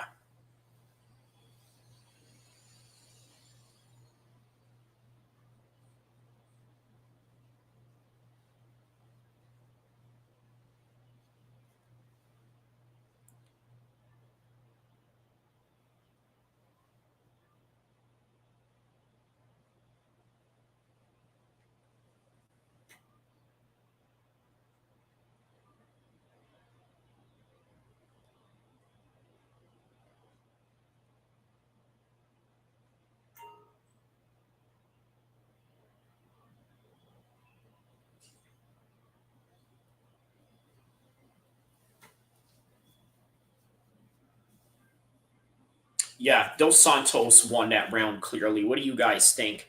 Anybody out there that got an opinion on this particular fight right now? First fight of the evening. I love it all, man. I love the fights from top to bottom, man. Real, true, hardcore fan indeed. All right, so here we go. All right, 1-2 shot by. Ooh, there's a good takedown right there by Ardelean. Now it takes her down. They get right back up.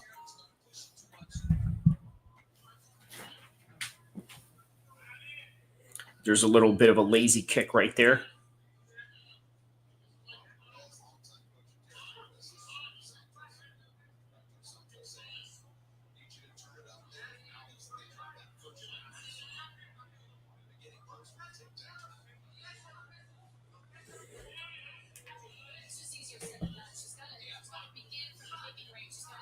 Yeah, that is true, man. It is easier said than done saying to throw in the kicking range. But here's the thing, if you have the proclivity to throw those kicks, you're going to throw those kicks. And, and none of them are throwing any kicks. They seem a lot comfortable just going boxing for boxing with each other.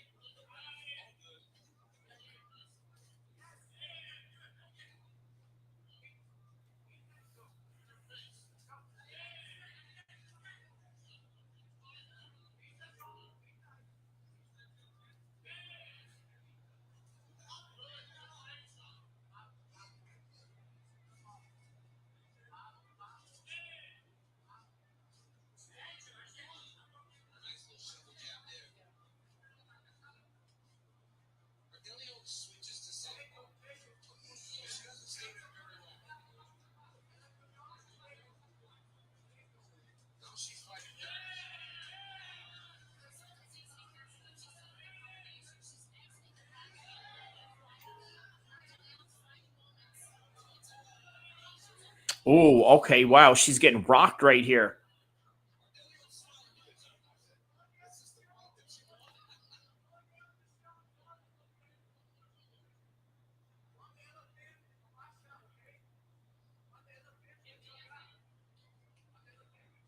All right, so a little bit of a slap punch going right there.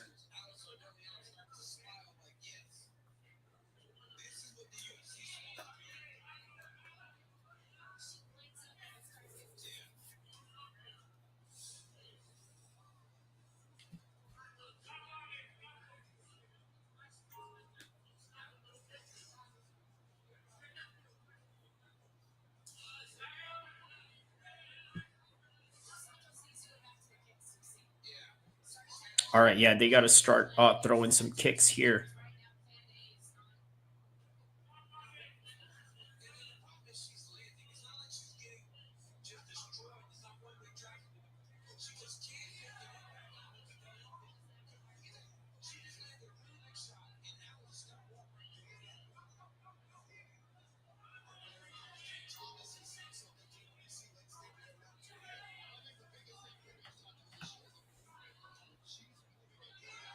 Oh, okay.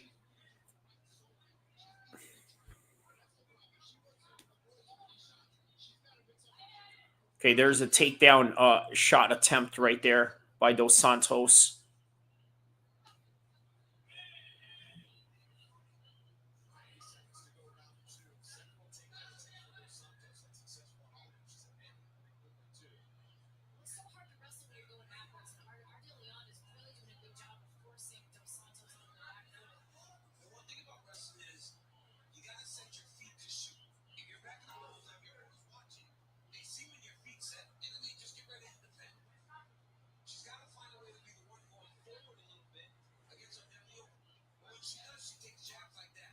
All right. Yeah, they're just going jab for jab at each other right now.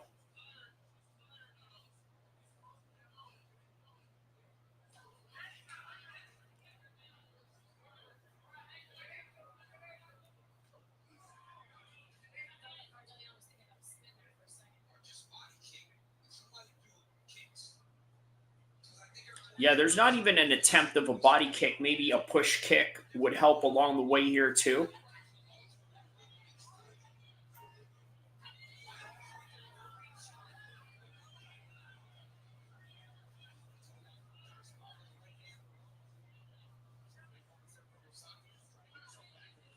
Now, the way that this fight is going, it's probably going to go to a decision on the part of Dos Santos, but you'll never know.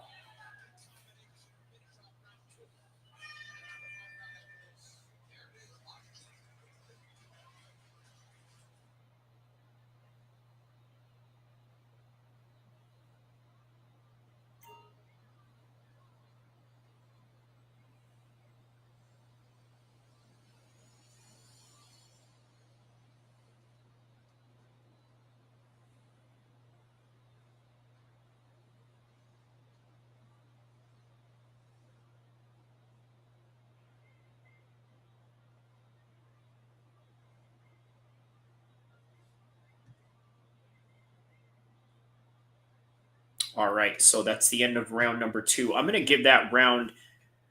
I'm going to give that round to Dos Santos again as well.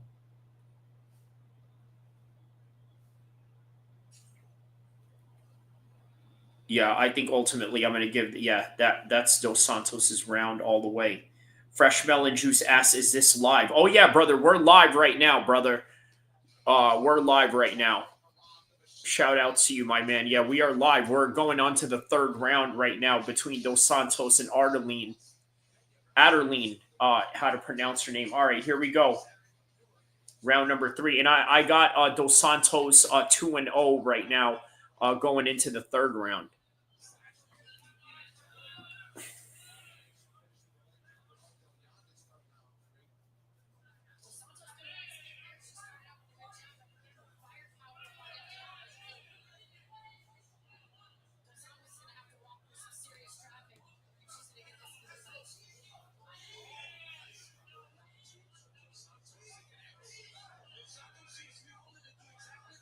Oh, man. So they're just going jab for jab at each other right now.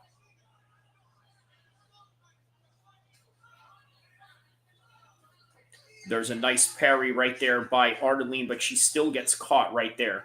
I'm telling you guys, this is going to a split decision on the part of Dos Santos. I think Dos Santos is ultimately winning the fight, but it's not a guarantee that they're going to give it to her. So more than likely a split decision on her part, but at the same time, you really can't deny her of the win. By the way, guys, don't forget to like and subscribe as I am covering the undercards for Blanchfield versus MAYCEE Barber, the most anticipated card of the entire year. At least if you're a true hardcore. All right, Sydney Borallo says, Dos Anjos fight well. I'd say so. I'd say so that she's fighting well. I think that she can take 3-0 in this one. Ooh, nice front kick right there.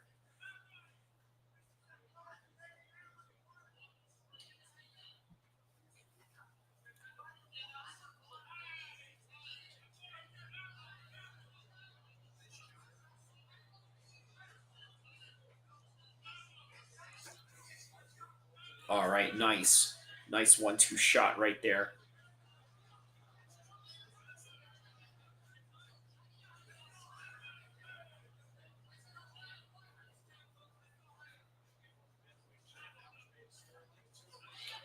All right, 250, 249 of the 3rd round.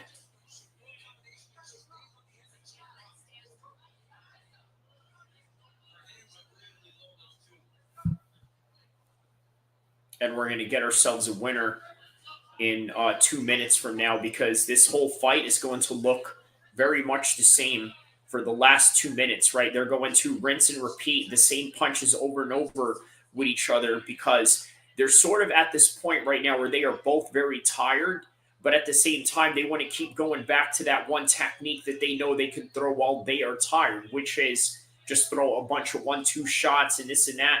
That's also the reason why you don't see them really mix it up with a lot of body kicks as well, because they're just so comfortable with throwing the shots that they're throwing right now.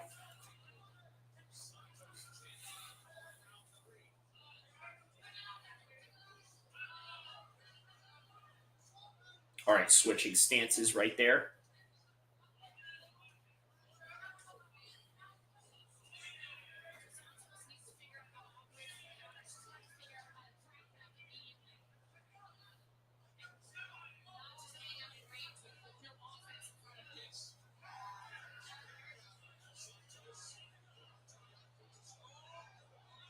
Okay, good scrambling exchanges between them right now.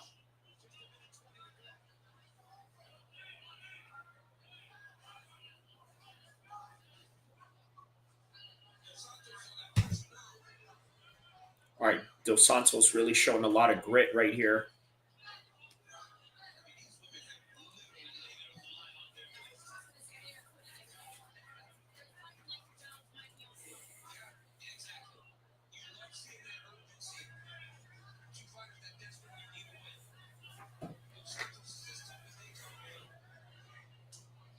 Oh, nice body kick. All right, shout out to everybody around the world that's tapped in right now while we are covering Dos Santos versus Ardelean in the undercard of Blanchfield versus Barber. Don't forget to like and subscribe because we are covering this fight live right now. Hit that like button, hit that subscribe button. Don't be a hater, be a supporter, and be a true MMA fan and help support a real one. All right, so shout out to everybody around the world that's tapped in right now. So here we go. Oh, wow. They are about to end this fight right now with Dos Santos really taking it right down to the wire. There we go. All right, and that is the end of the fight, ladies and gentlemen. Good job. A great banger of a fight right there. Now, look, I know this isn't exactly one of the most highly anticipated fights out there, but you know what? They came and delivered, and you got nothing but respect for them if you're a true MMA fan right there. You know what? This is what we celebrate every weekend. For those that are covering all of these fights, you are a true hardcore MMA fan because you're watching the fights that nobody else is willing to watch. Also, the fights that nobody else is willing to stream and cover. But guess what? I am here for all of them. I'm here for the big ones. I'm here for the small ones. I'm here for everything in between. I don't discriminate. I congratulate. So for you, don't hate. Go hit that subscribe button and be on your way. And seal that fate. All right, here we go. Look at that. MAYCEE Barber and Blanchfield yesterday having a little face-off right there. Everybody around the world, please tap in, like and subscribe, and hit that subscribe button. Also, check out the new videos that I got right now that I think you guys would be really interested in. New John Jones video where we petitioned 200,000 signatures signed, okay, for him to be stripped. Now, does he deserve to be stripped? I got to tell you, I don't know, man. I don't know if he really deserves to be stripped, or can you really do it because the UFC is a private company. It's not a government bureaucratic system. I mean, that's kind of the point of, yeah, man, that's the point of streaming, isn't it? Like, think about it, right? That is the point of,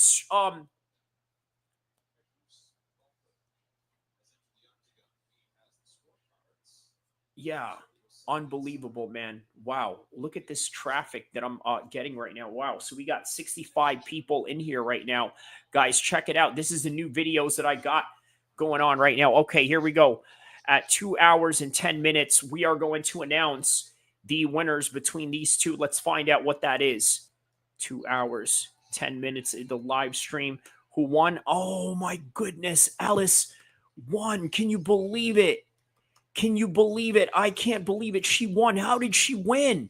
She did not win this. I told you guys, when it comes to these women's fights, they are so close, especially within the decision, okay, when by controversy. That's what I'm going to write right here.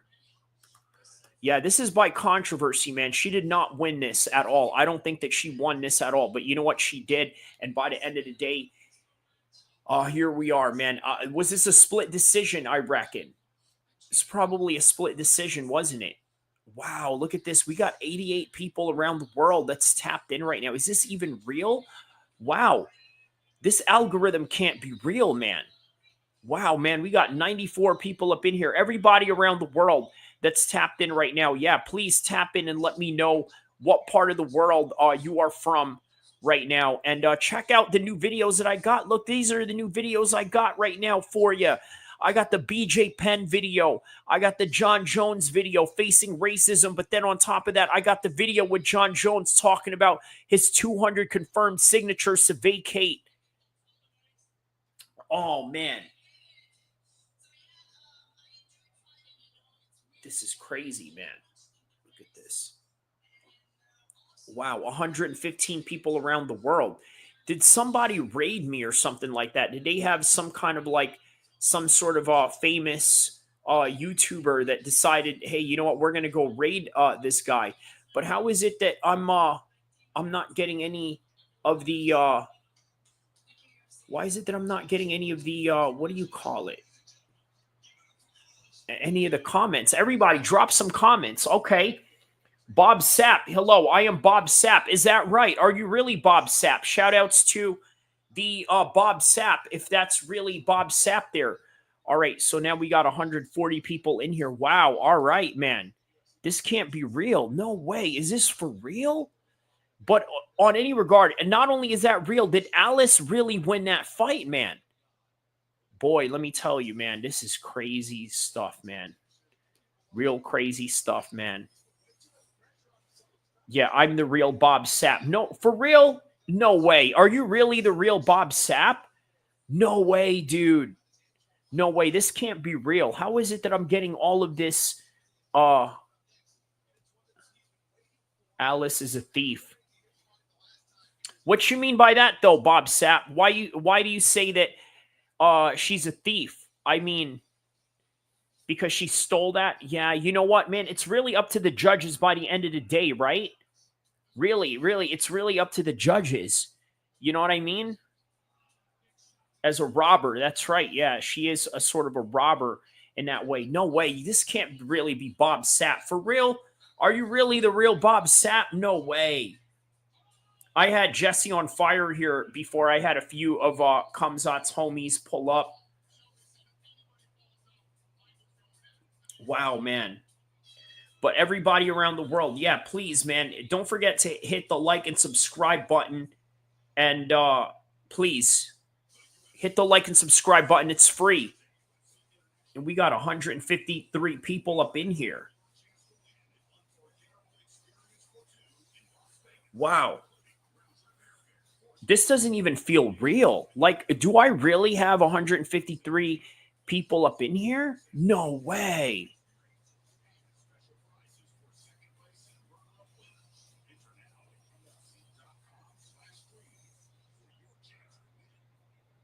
Wow, man.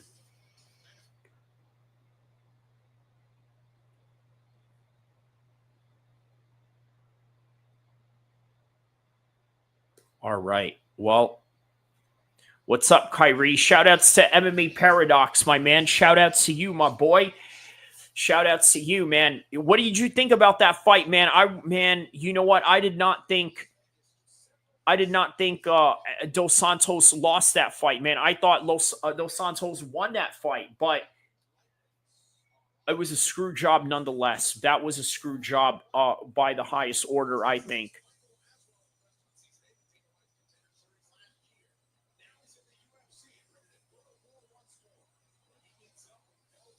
Wow, man. Yeah, everybody, now that y'all in here, come watch my John Jones video, right? This can't be real, man. How is it that I have 140 people up in here at the same time? No way. This can't be real. Good fight, but thought Santos might have gotten it. Wow, yeah, this is probably like my highest concurrent ever.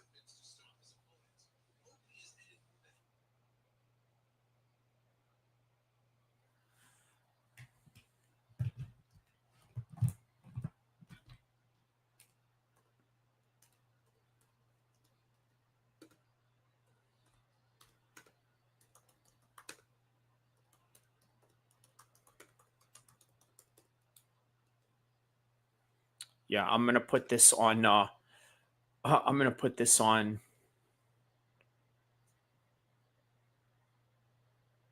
The timeline. 2 minutes and 15 seconds, like 140, 50 people up in here watching. That is crazy. Where did all this come from, man? I did not expect the algorithm to, just all of a sudden, hit like that. But I guess, I don't know, man. I guess there's certain fights that are on demand or what, or I don't know. It doesn't feel real, man. Yeah, man, I don't feel good about the decision on that one. I really felt that was a serious screw job right there. I don't like it at all. I really don't like it. But everybody around the world that's tapped in, guys, do not forget to hit the like button, hit the subscribe button. You know what? While we're waiting for the next fight, let me play you a little sample of one of my videos, okay? Just to kind of give you guys an example of what kind of channel you're dealing with here. So here we go. So this right here is going to be the next Mike Tyson, and you're about to find out exactly why that is. On top of that, you got people calling for Jon Jones to be stripped. 200,000 people now petition for Jon Jones to be stripped of the title. Now, is it warranted? We're going to get to the bottom of that. We're going to give you some nuanced details on whether he should or he shouldn't. And you know what? It's not going to be a very popular opinion, but it is the objective facts that goes beyond people's opinions, feelings, and things that really don't matter to the objective truth.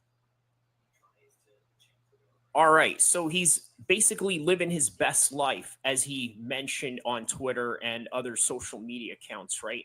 What exactly does he mean by that? Now, look, you're looking at Jon Jones swimming in a pool in Thailand. Looks like a 5-star hotel with a bunch of Russians, Dagestani guys. And the first thing that you guys are thinking that he's having the time of his life in Thailand. Does anybody realize that Thailand is a country founded on Muay Thai? You know what I mean? Like that is their national sport and what they export to the world. So what do you think Jon Jones is training and doing in Thailand? Just a couple of things I really need you to understand, okay? Tom Aspinall's recent loss, or at least his, last loss that he ever had in the UFC was against Curtis Blades. Now, why is that significant? How did he lose? Well, I think it had something to do with a leg kick. Bingo. What did they do great in Thailand? What is Jon Jones going to work on in Thailand? On top of that, look at the guys that he's with around Thailand. So Jon is out there training with a bare-knuckle boxing Russian champion. What is Tom Aspinall's number one martial arts, other than the ground game, of course, which, by the way, these guys are obviously going to work on Jon Jones with, right? Well, it's boxing. It's boxing. That is one of the strongest martial art of Tom Aspinall. So what is Jon Jones doing right here in Russia? He's obviously working on his boxing with a bare-knuckle Russian boxing champion. On top of that, take into consideration, right? In that camp of this Ultimate Fighter show, or at least the Russian version of it, and I'm not even sure if this filming had anything to do with the UFC, okay? You got Russian boxers, you have wrestlers, you have all of these guys that are hungry to get to the top, to get to where Jon Jones is at, right? So he has all these training partners, and you think that he's running away from Tom Aspinall. Like, you honestly think that he's running away from Tom Aspinall. Furthermore, by the looks of it, it seems that he's only having the time of his life there, riding around in motor scooters, okay, chilling with a guy that got into a fight with Nate Diaz. By the way, that's the exact guy that you're seeing right now. Jon Jones pulling his hair on, pretending that the guy is a horse or whatever. But nonetheless, yeah, look, all fun and banter and this and that. It's a lot more than that, okay? I think he really is out there training. Now, look, I could be wrong. But you know what? Why would you not want to take advantage of some training when you're out in Thailand? And here's something a lot of you guys don't know about Jon Jones. You know what? you give him the right enough motivation, he's going to go after it. Okay, look, you know what this experience is like, him going in Russia, right? I'm going to tell you, when Rocky trained with Apollo Creed, right? What did Apollo Creed do? Apollo Creed brought Rocky over to LA. And if you remember, they walked in the gym. Paulie had something to say about it. There was a lot of racial implications by what he wanted to say, because let's just say that it was not the type of demographics that Rocky and Paulie were used to back in their neighborhood in Philadelphia, okay? Let's just put it like that. But one thing that was significant about that scene is that Apollo Creed says, hey, look at these guys, Rock. You see that? That's the eye of the tiger right there. You had that when we had our fight. These guys have it right now because they're trying to fight to the top.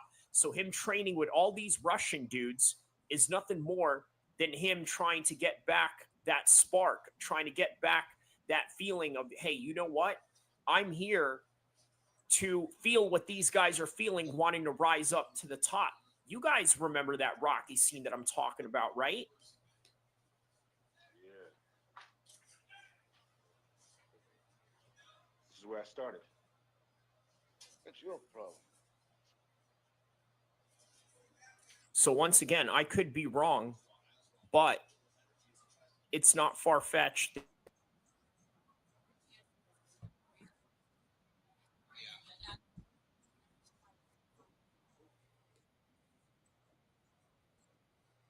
All right, so here we go. Round number one between Oki and Aswell right now. So let's put this on the timestamps right now.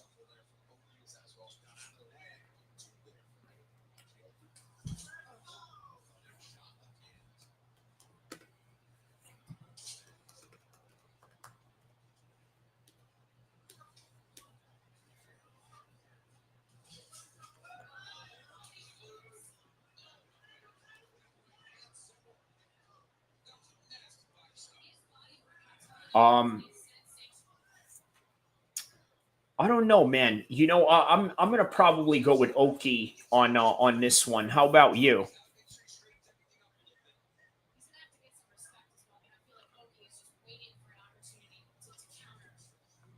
I mean, look, you could bring it back to normal now. You know what I mean? Like, I don't want to false advertise, what I got going on, or, or anything like that. You know what I mean? Like, yeah. Like, haha, all fun and all that, but yeah, you know what I mean? Like,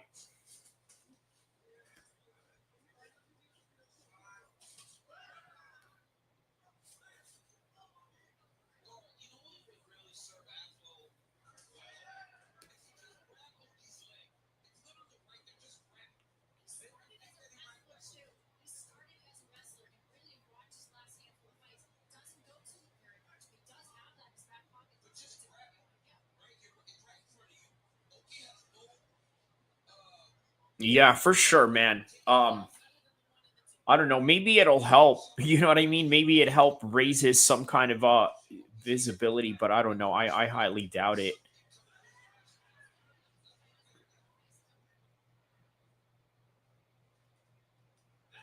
I gave Giuliano 1,000. And then what did he say when you did it?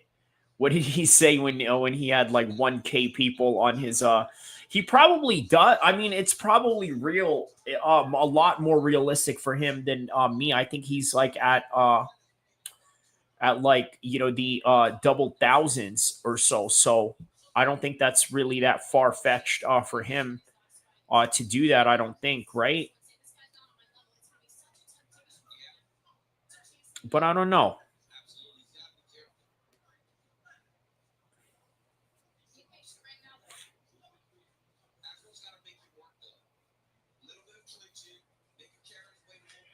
Oh, man, there it is. The Melvin Gillard lookalike right there. Yeah, but he averages like 20 viewers. Yeah, that's true. That's true. He found it amusing. Yeah, all right. As long, you know what? As long as it doesn't, you know what I mean? Like it's not in the realm of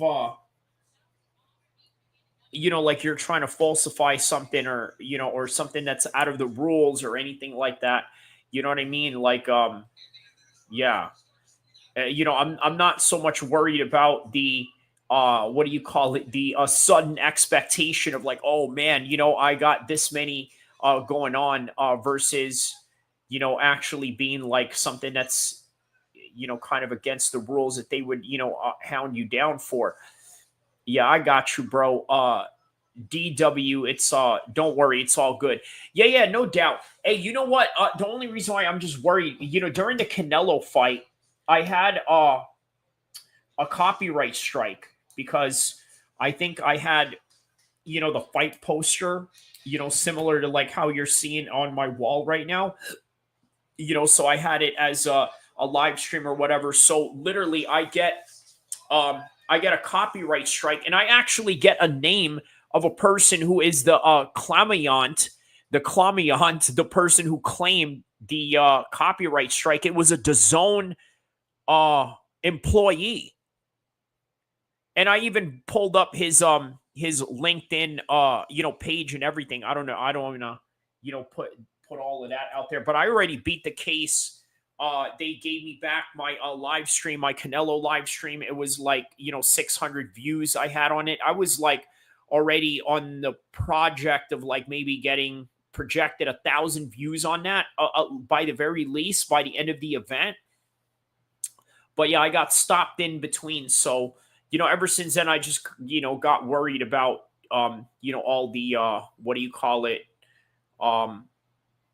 Yeah, just the little discrepancies I might have with YouTube and all that, but if it's all good, if you've done it to other people and it's, really nothing, then it's all good, yeah, I'm not worried about having my hopes up or, or even being pranked. You just, yeah, YouTube can be mean sometimes, for sure. You know what I mean? And with YouTube, bro, that's why you have to be, just be very careful as well, because, we put in a lot of time and hours on these, pages and these, videos.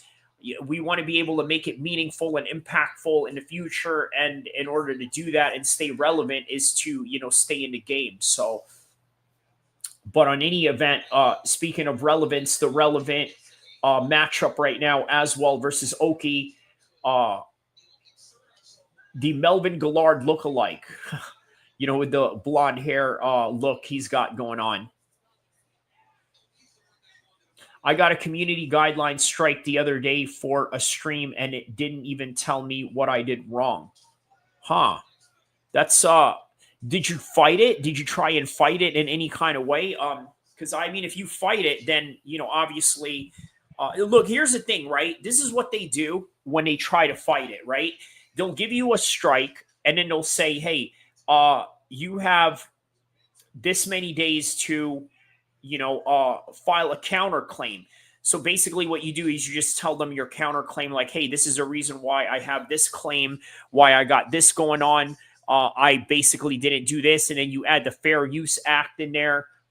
And then they have to answer it. They have to prove to YouTube that they put you to court for a copyright strike in any kind of way, right? And most of the time, these guys, they don't have the department to do that. So as long as you challenge them by 10 business days, which is approximately 15 days, because then you have the weekend to account for, they'll give you back the stream that they took from you. So I managed to successfully appeal it. Very good. But it's crazy that they can do that. Oh, yeah, man. Oh, yeah, it is. It is. It's, that's why we just have to be careful. Even with this, we don't know if this has, derivatives of something that can, hit you with a strike with. But, I guess if Guillermo, went through with it, I guess it's okay too. So, yeah. But shout outs to, G-Man. I'm going to be in LA not too long from now. So, hopefully you're down there, my man. We can catch up and, do content in person together, inshallah. My fellow Jersey guy who moved to California, right? So, that's sort of one thing that me and, homie can relate with, two Jersey guys that came out to California. So,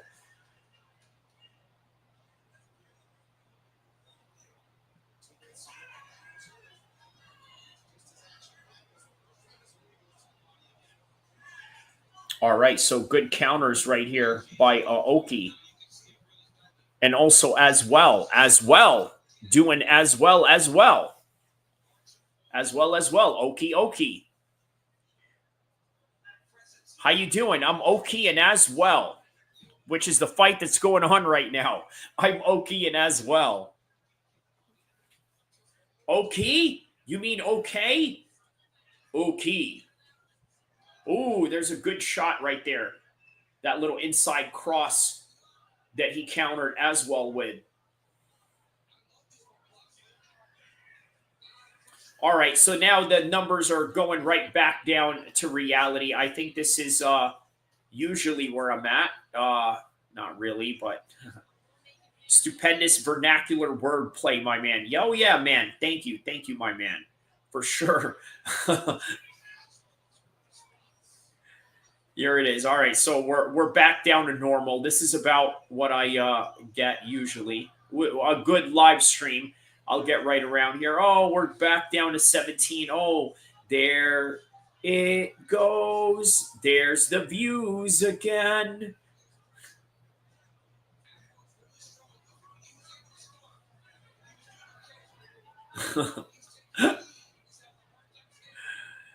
And that is what you get when you are dealing with a world of paradox, MMA paradox, because he will take you to the paradox of humanity. But shout out to MMA paradox, man. Hey, you're from England, right? What part of England are you from, brother?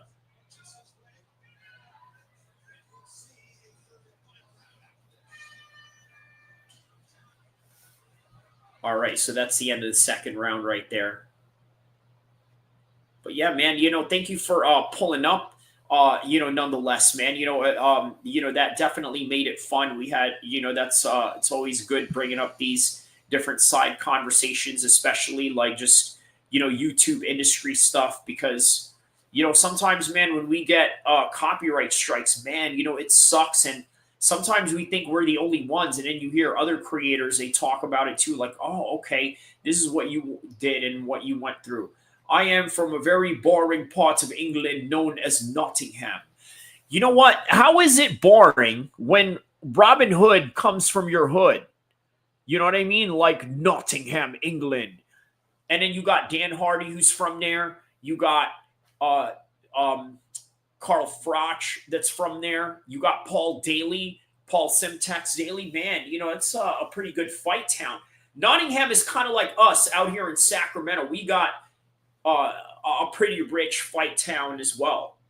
You know what I mean? With this guy right here, yours truly, Uriah Faber, right? The king of Sacramento, Uriah Faber. And then there's me right there, back in the day, 2011, 2012. But yeah. All right, here we go. Round number 3 between Oki and Aswell, going back at it. Here we go. Damn, you know about Nottingham culture. Of course, bro. Bro, let me tell you, man, you're not a real combat sports fan in America if you don't know anything about England.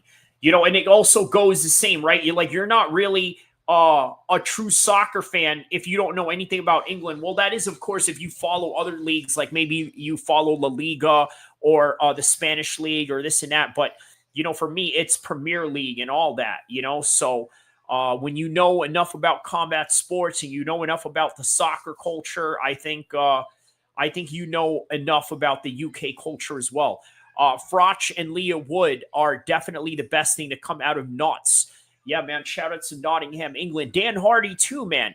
Dan Hardy is a great coach. Not only that, he's a great commentator. He's also a great MMA YouTuber. So he's very well rounded in the game. You know what I mean? He not only was he always well-rounded as an MMA fighter, but he's well-rounded in the application of everything that deals with mixed martial arts, whether that would be media coaching, maybe even managing, even promoter as well. You see Dan Hardy getting some work in the PFL section of things. Oh, wow. Okay, there's Oki right there with a big swing right there. Yeah, I had no idea Dan Hardy was from Nottingham. Maybe it's the posh accent. You know what I mean? Like, you know what? People, MMA Paradox, I'll tell you what, a lot of people don't know that I'm from Stockton as well, right? You know, it's hard for people to believe that I come from Stockton in some kind of way. You know what I mean? I'll just say that. But it's because, you know, people think I have a posh accent. They're like, oh, no, you're not from, you know, such and such. You know, you got a posh accent, or you got a bougie accent, or as they say, you sound like a white boy. You know, how you from the hood? You sound like a white boy. You know, little do they know, at some point, let me show you a little something here. There's,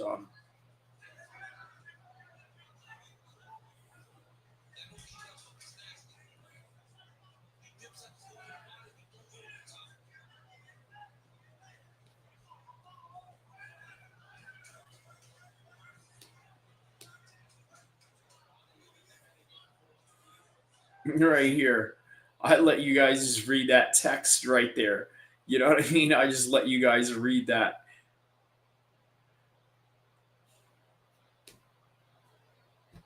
Yeah, here we go.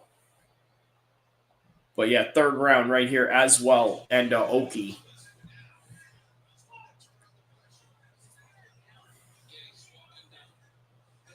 That's what I'm saying, right? You know what? I speak good English. You know, just like when I went to the Rich Trapper, podcast.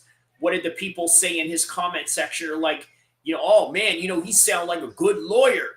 And then, you know, one of the Rolling 60 Crip homies had to, you know, really like, let him know what's up. You know what I mean? Where is that video? Let me show you that video.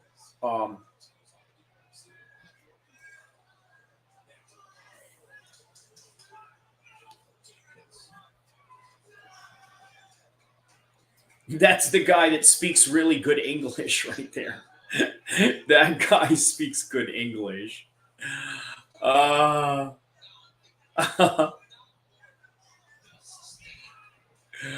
that's hilarious. The guy speaks good English. Very good English, brother. He speak good English. But he's very dangerous guy. This guy crazy. You want to find predictions, news, and everything that deals with MMA. Shout outs to Kyrie, Abu El Kir MMA, Sacramento, California represent.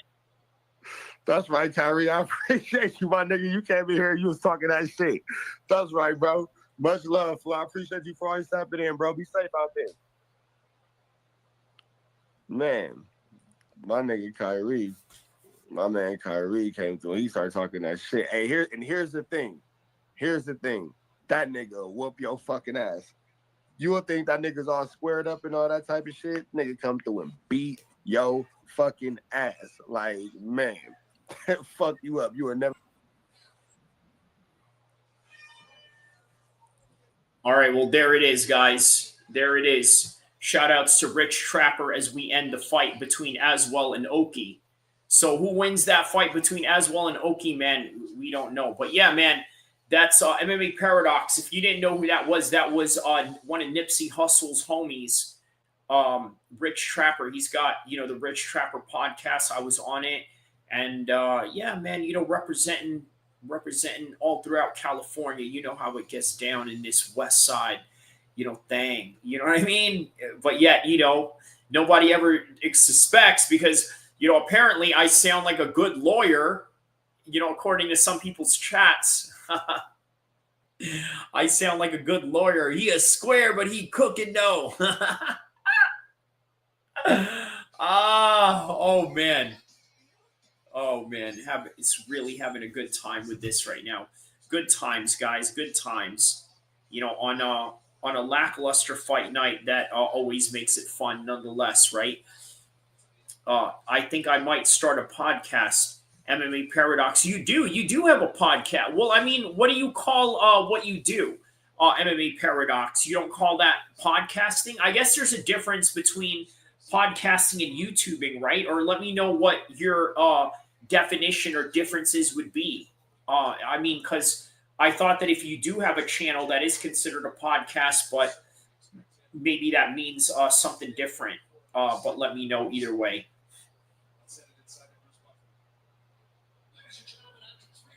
All right, here we go. Let's find out who wins between Oki and Aswell.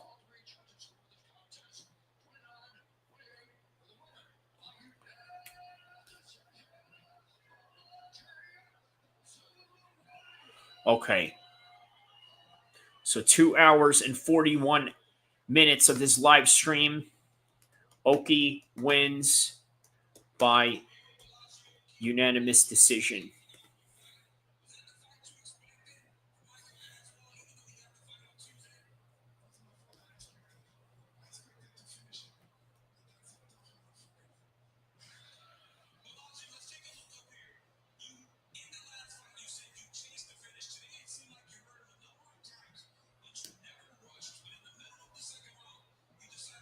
All right, so he was chasing a finish apparently in here. So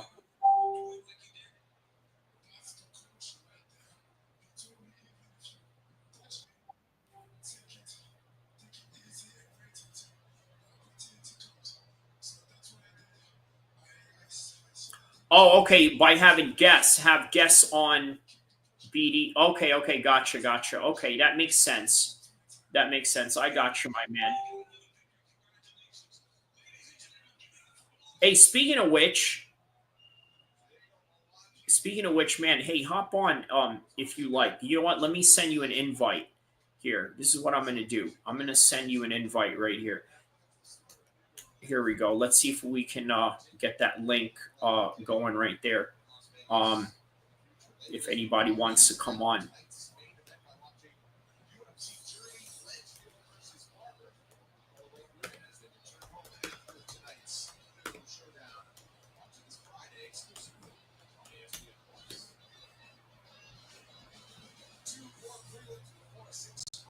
All right, so we only got 2 more prelims, and then we're into the main card straight away. So we got Kurt Hollabaugh coming up next.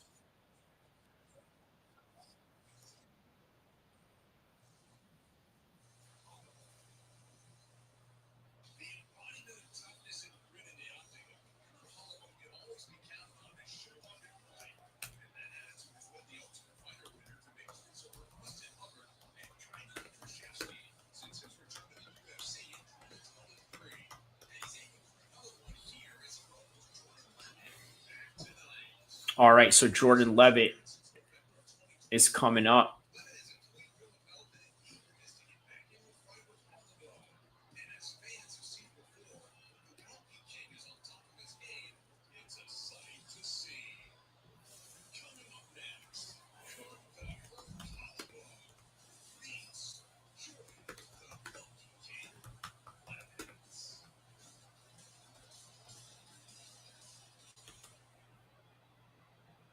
All right, so let's await now the arrival of these 2 fighters.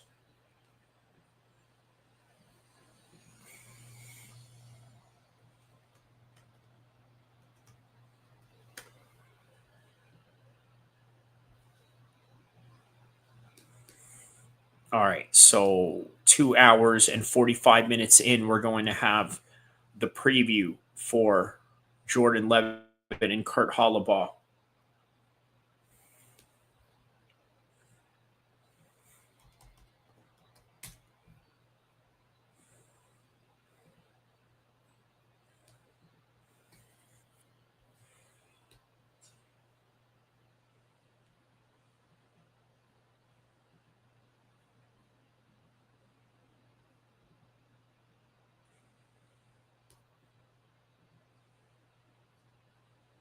All right, and anybody that wants to hop in, you're more than welcome to hop in.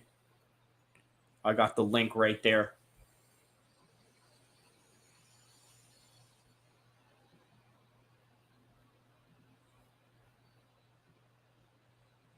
All right, so we're going to preview Jordan Leavitt versus Kurt Holobaugh. So 11-3, Jordan Leavitt versus Kurt Holobaugh, 155 division. So, or obviously Jordan Leavitt, very interesting character, to say the least, right? He's coming off of a loss from Chase Hooper, has a victory over Victor Martinez, has been choked out by Paddy Pimblett back in July of 2022. Lost to a unanimous decision by Claudio Police. Has wins over no names, but obviously struggles with a little bit of the bigger names. And the next fight he has coming up is Kurt Holobaugh. So Kurt Holobaugh, he's coming off of a loss as well. Coming off of a loss from Alexander Hernandez. Unanimous decision. Now remember, just like what we saw in the first fight with that screw job, it's not always indicative of how things are going to go. In fact, I don't know, man. I feel like I'm going to probably go with Jordan Leavitt on this one. As much as I don't like the guy and he's a bit of a zest machine, he's going to win this one, I think. And then right after that, Filho versus Allan Nascimento in the flyweight division. And then obviously the middleweight division, Zachary Reese and Dusko Turigorov. Zachary Reese, very tall middleweight at 6'3" right now. So really looking forward to that one. That's going to be an interesting one to look forward to. Can't wait for that one. So yeah, man. Won't be joining in yet. Might join later if I'm drunk enough. Oh, man. Why, my man? I think that, you being not drunk is probably the best version I would probably love to have, quite honestly, because I don't know what will get out of you when you're drunk, and I don't know what you're liable to do, and who is going to be responsible for what by the end of the day. But on any regard, yeah, here we go. We got Jordan Leavitt now taking on Kurt Holobaugh.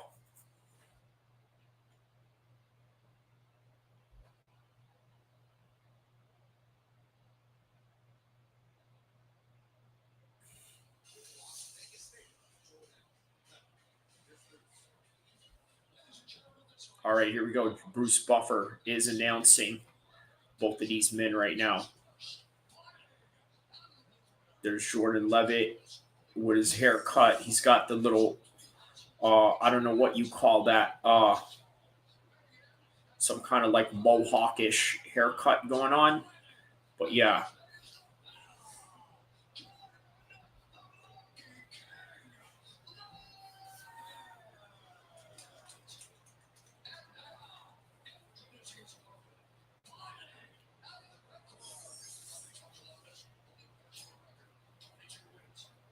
All right. Kurt Holobaugh is being announced right now.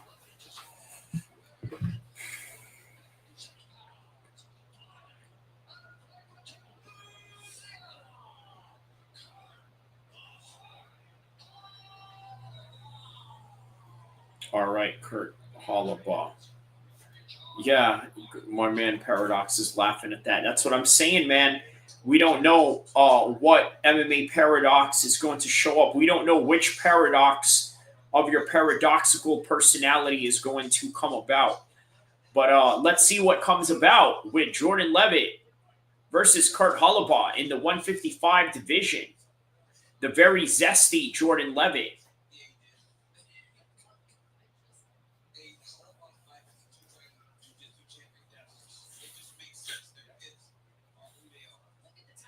All right, nice timing of the takedown right there by Jordan Leavitt.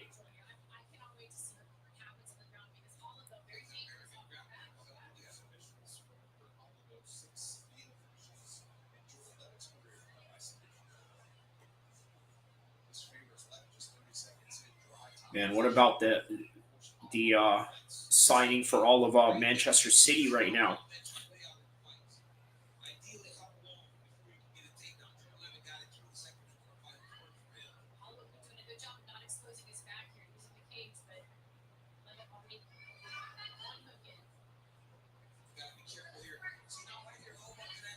Jordan Leavitt is hella zesty. For real, really is.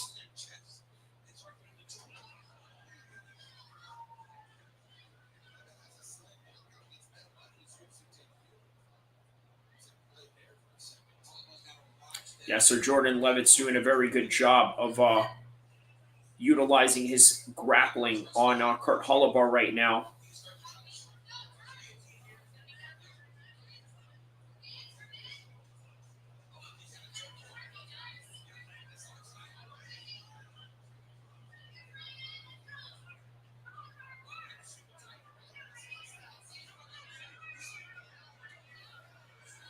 Oh, wow. He just choked him out, man.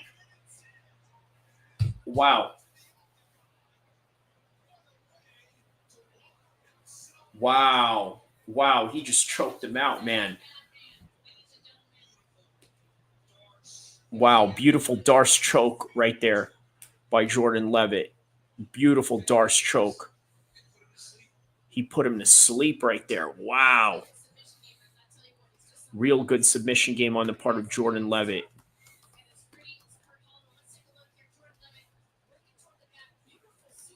Yeah, nice suplex right there on the part of Jordan Leavitt. Takes his back.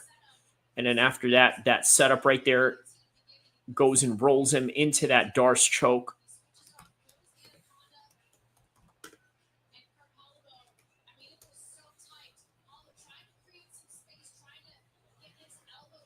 Yeah, he's trying to get his elbow down right there, but he just couldn't do it.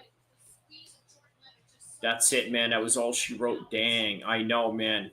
Dang. Just out of nowhere.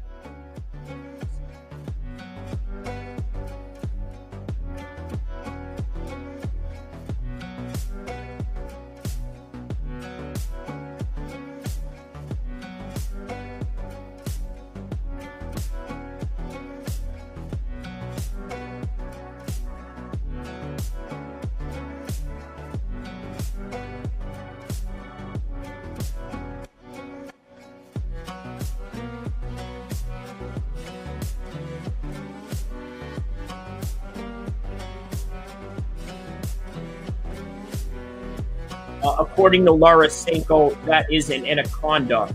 Well, no, it was transitioned from an anaconda and right into a Darce choke. So, yeah, it was like transitioning one move to another.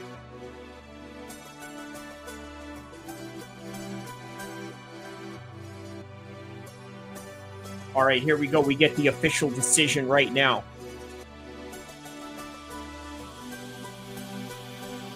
And the official decision is a choke by Jordan Leavitt.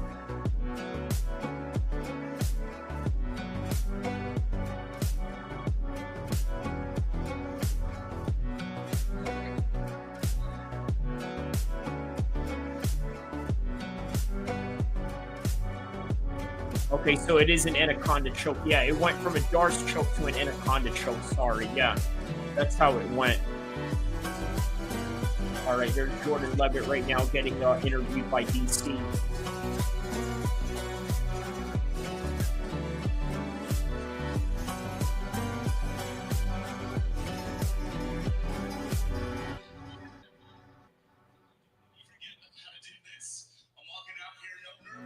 When you look at Jordan Leavitt, he has the eyes of a psychopath. You know what I mean? Like, when you look at him, like, you could tell the dude would probably kill someone if it came down to it. Like, if you really put him in a serious, desperate situation, like, he'll do horrible things to you, I think.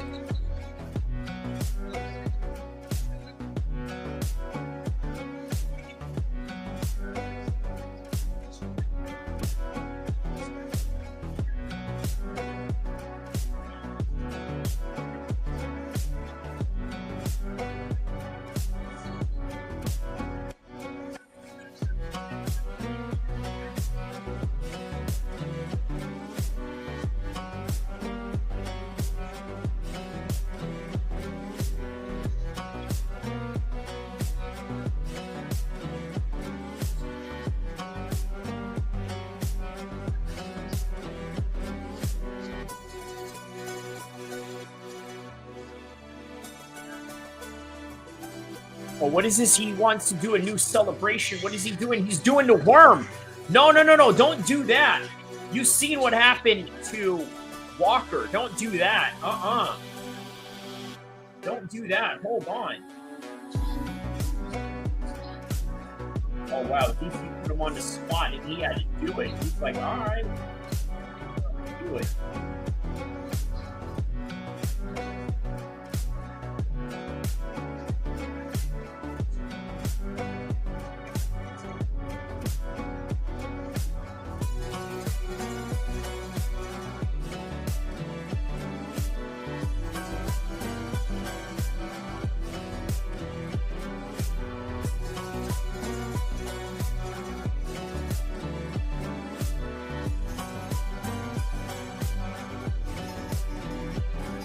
And you're not kidding, MMA Paradox. That is a dangerous celebration, and Walker found that out the hard way.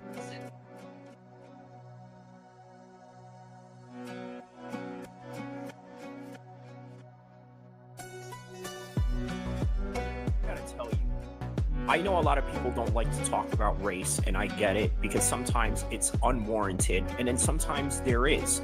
Now, with Jon Jones, I think there's a little bit of anger towards him because of the things that he's done in the past. But also, you got to understand, the MMA culture right now is far more racist than any sporting organization there is. And there's several reasons for that. Obviously, because there is a white majority in the world of MMA. I mean, obviously, that's not really a problem or anything like that. But there is a certain culture within MMA, and specifically, let's say maybe MMA Guru's audience or things of that nature, right? There's a little bit of that going on. Now, I understand Jon has done a lot of horrible things in the past, but at the same time, you can't deny that there is a little bit of hatred towards him that sort of comes from a nefarious place. All right, well, here it is. Let's go on and get to the rest of the video. In why many people are upset with Jon Jones not fighting. Now, I get it. He is the undisputed champion of the world right now, and heavily disputed because of the fact that Tom Aspinall was the one putting in all this work. So as a hardcore fan, I could understand your concerns. I could understand your frustration. On top of that, you don't really know whether he's going to fight Tom Aspinall or not. There's just a lot of subliminal messages. There's a lot of just smoke and mirrors going on here, right? There's not a lot of clear signs whether this fight will happen or whether it won't. And if you really want a definitive answer, you want it right now. So again, that sort of gives Jon Jones a little bit of an understanding why people are mad at him, right? And then on top of that, he's a troll. Let's not even mention, over and over again, we've mentioned plenty of times of crimes that Jon Jones has committed, which a lot of people may be disgusted from. But in all honesty, there is a racial element behind it, and I'm going to tell you why. Look, what is the overall demographics of mixed martial arts? Would you say that it's majority white? I would say that it is, primarily because boxing has taken a hold of the African-American community and also other Black communities in other Western countries, such as the UK, France, but mostly in the United States. When you think of Black American boxer, I mean, that is historically one of the most successful groups to come out of boxing is African Americans in general. But even in that sport, there is an element of racial tension and sometimes race baiting. Okay, you've seen it a lot. You've seen it with Boxing Ego. You've seen it with Blood Sport. I'm sorry, what was his name? Blue Blood Boxing. Boxing Ego, I mentioned. Even Nestor Gibbs from the Boxing Boys back in the days, right? It's standard. That's what they do in that sport. Now with MMA, even though it's a white majority in terms of fan base, in terms of participation of the athletes that are involved, I never took MMA as a real racial sport in any kind of way, because even if there is a white majority of an audience, and you could even argue maybe a white majority of its participants, I never really felt that or seen that in any kind of way. That was until the era of MMA Guru. And look, this is not in any way to pick on MMA Guru in any kind of way, although it is safe to say that he's one of the biggest antagonists towards Jon Jones. I mean, the guy made a video insinuating that Jon Jones was, you know what I mean? And insinuating that, those are fighting words. And not only that, those are ways of like trying to lower your manhood, trying to make you feel less of yourself as a man or this and that, right? Like it's just wild that MMA Guru would say something like that. But nonetheless, there are people that believe MMA Guru, because I'm going to tell you something right now. Why is MMA Guru one of the most popular streamers in MMA? I'm going to tell you right now, there's an element behind it that does have, how do I say this? Racial identity politics that plays into that. Look, he talks a lot about it in his stream. Maybe he's a little bit more careful now because he has, let's say, sponsors of a certain kind. Sponsors of a certain kind that would not dare sponsor Kanye West in a million years. Okay, let's put it like that. That's what MMA Guru has going on right now. So maybe he's sort of backed off from it from a little bit. But there is a culture in internet MMA culture that really delves into racist stuff. And you know this. You look into any MMA chats, there's all these N-words with a hard ER. I mean, it literally reminds me of a Call of Duty lobby. You know what I'm talking about. You've been in Call of Duty lobbies, even in GTA lobbies, in any lobby and online where there are little kids around the world, particularly mostly white kids, okay, that are dropping the N-bombs. I'm sure there are other kids of different ethnicities too that do that. But again, for the sake of this video and for the race baiting element of it, just understand that the reason why most people are hating on Jon Jones is because there is a racial element to it. Look, I understand Jon Jones has done horrible things, horrible things in his history. But you know what? Within that history as well, Jon Jones is also part of a history that goes back dating to the days of Jack Johnson. Well, who is Jack Johnson? I want you to think of it like this, right? Let's forget about the fact that Jack Johnson was a fighter in the early 20th century. I'm just going to name you a couple of things and tell me if this sounds familiar. Black boxer, flaunts his wealth a lot, brags of being with white women, and then on top of that, brags of being in a high social status due to his accomplishments that he's made in the boxing ring. You're probably thinking, who does that sound like? That sounds like Muhammad Ali? No. Floyd Mayweather? No. Devin Haney? No. Tank Davis? No. Jack Johnson, 19th century. Okay, so back then, everybody wanted to see this guy fall. Everybody wanted to see this guy lose.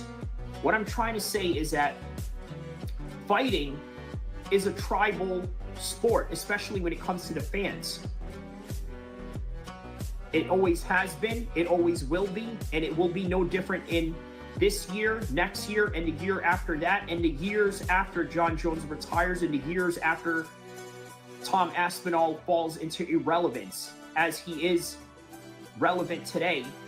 Tomorrow he might not be, but one thing is relevant that will always be for certain when it comes to the game of fighting, is that people will always love the people that look like them, because it's like Dana White says, right? Fighting is in our DNA. We all get it, and we all love badasses that look like us. Okay, so when you look at Tom Aspinall, does he look like the majority of the fan base that sort of encompasses MMA? I would say so. In fact, I'll tell you what, this is the reason why I wanted to add a different element into my MMA content. Obviously, I wanted to add a little bit of a urban hip-hop flavor to it, a little bit different than that of MMA Guru, a little bit different than that of Lucas MMA Tracy, all these guys, right? That, quite frankly, have a white fan base. With that in mind, understand that Jon Jones deserves all the hate that comes to him, but at the same time, here's a complicated part about it. He also doesn't deserve the same amount of hate that comes to him. And I let you figure that one out. Don't forget to like and subscribe. I'll see you in the next live stream, the next video, the next content, the next whatever it is that I do. Inshallah. Neutral. Starting off the list of good. Oh, this actually he's gonna go into neutral too because this guy's he's wild as shit sometimes. But he's I'm telling you, Kyrie Bullock here, he's wild as shit. He's going into neutral for different reasons. He's fucking wild. But he's the type of guy that you would want on your side. I feel like this guy just has an immense fucking loyalty about him. He's a good fucking dude. He is loyalty over royalty, defined to the fucking max. Now we start off with a good cat. Yeah, I like Kyrie Bullock here. Fucking so what?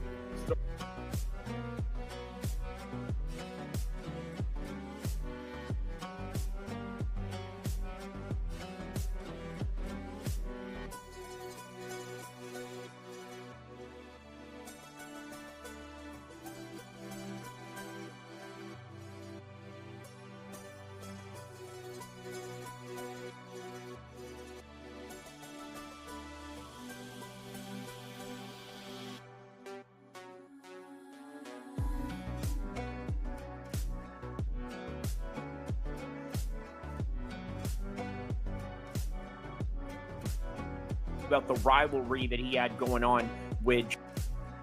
Kind of weird. I'm not sure what he did. What did he do? What did he do? That's my question. Can we call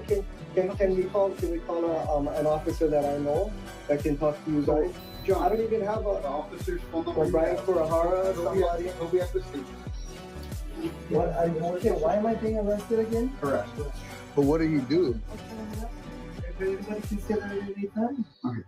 We'll explain more, but we gotta do that at the station. Harassment. Okay. What does harassment mean? It's just a petty misdemeanor offense. Here, how about this? I'm gonna step in right here. I'm from Chicago. These games don't fly with me. We're gonna go to the hotel for a couple of days. This is all bullshit. He didn't do anything though. Beyond that point right now. What did he do? For what? Arrest for harassment. This is my house. I just went to go grab the mail. So I'll explain more to you. Well, BJ Penn is once again in some legal troubles, and we're going to find out why. So, the former 2-division UFC champ is really convinced that his family members are being replaced by government agents. We're talking about Alex Jones conspiracy theory levels, right? Now, how did we get here? First of all, obviously, there's BJ Penn running for governor. That's one particular situation that we can sort of entertain with the conspiracies around this particular situation. But before all that, BJ Penn was an absolute legend in the world of MMA. In fact, BJ Penn has done nothing but give us classic memories from George St. Pierre, the first fight, the second fight where it was champion versus champion, the Matt Hughes series, the time that he was able to choke out Kenny Florian, where Kenny Florian was really at his best during that time. So was Sean Sherk. How about the rivalry that he had going on with Jens Pulver? And then also the matchup he had against Diego Sanchez. That was a classic. Not to mention also Joe Daddy Stevenson, where he left Joe Daddy Stevenson in an absolute bloody mess. Now, obviously, that particular fight is not included in this particular slides and pictures that I have going on right now, but that should definitely be right up there in one of BJ Penn's classic moments. But like I said, right? Alex Jones conspiracy theory level when it comes to this particular accusations that BJ Penn has going on with his family.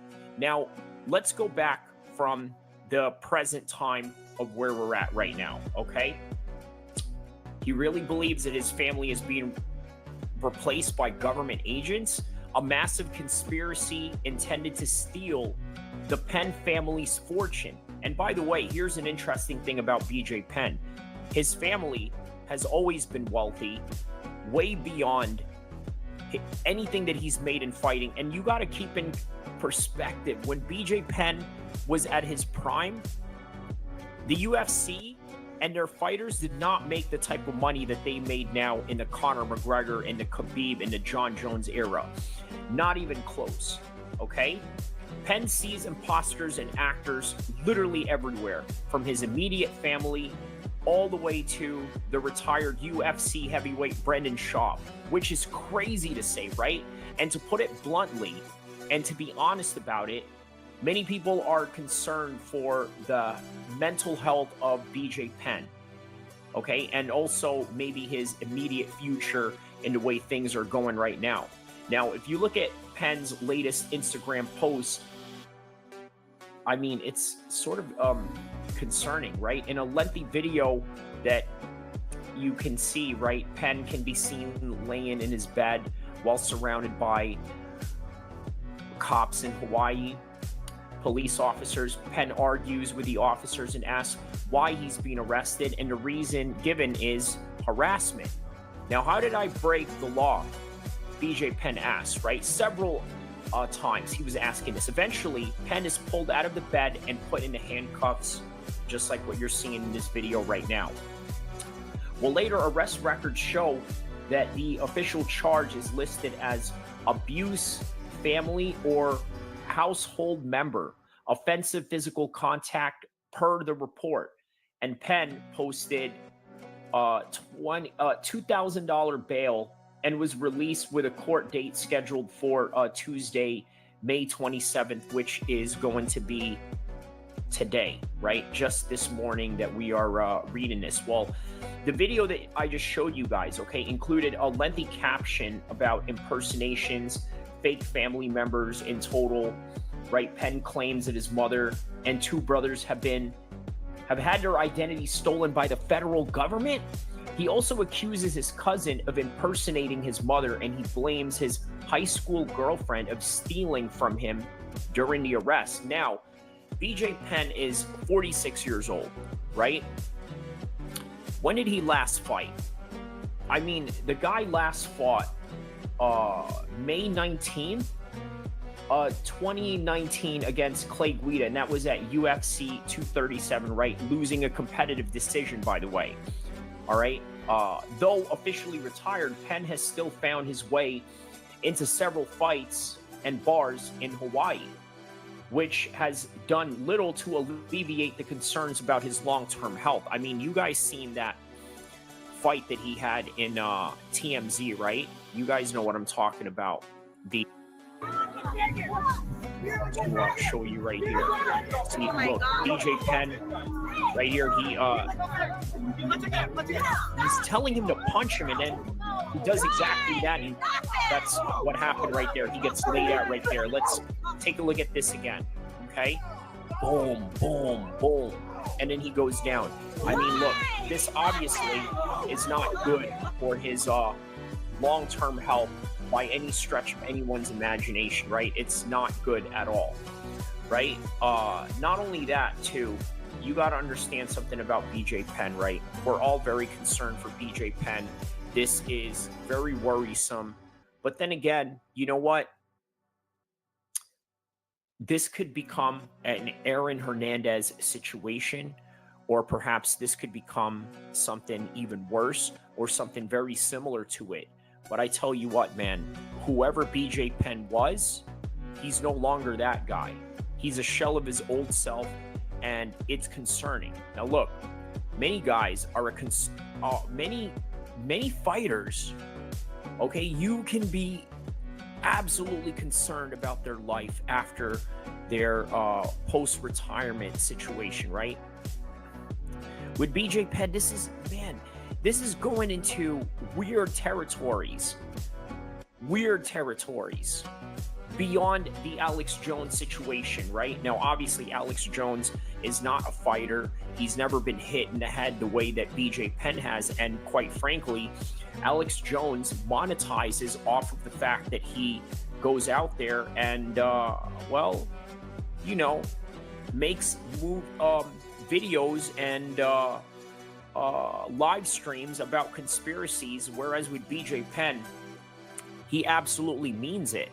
Obviously, Alex Jones has faced some situations where he got sued by the Sandy Hook family for saying that it was staged and this and that. But when it comes to BJ Penn's case, man, I gotta tell you, This has nothing to do with him being a conspiracy theorist. This has nothing to do with him running for governor. This has nothing to do with anything other than just this sad situation that we have in front of us right now. But with that in mind, the only thing that we can do is pray for BJ Penn. And, well, let me leave off with what he wrote in his Instagram regarding this particular arrest, right? He says, in Hawaii, and I quote, imposter theft refers to instances where individuals falsely impersonate others, often to steal their identity or commit fraudulent acts. This can involve using fake identity to obtain documents, financial accounts, or even posing as law enforcement or other professionals to commit crimes. Hashtag Hawaii. And that's all that BJ Penn had to say in that particular regard. But all I got to say is, BJ Penn, get well, get better. And this is all that I have for this particular news right now. Don't forget to like and subscribe. I will see you in the next one, inshallah.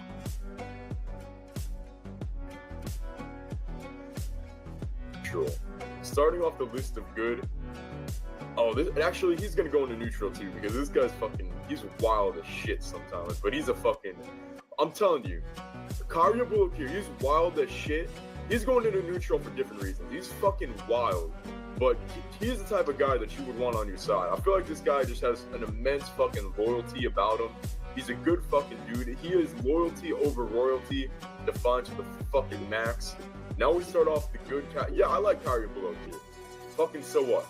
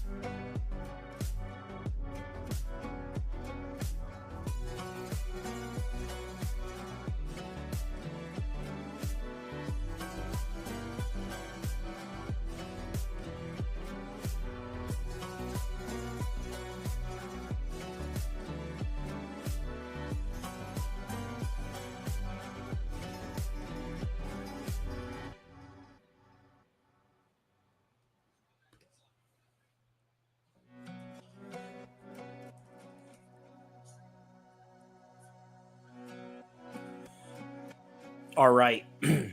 Filho versus Allan Nascimento going on right now. We are into round one of Filho versus Nascimento, and we are just about 2 minutes down. 3:03, 3:02 of the first round between Filho and Nascimento. And Nascimento has been taken down by Filho. Now Filho is right on top. Wow, now he's got a full guard position.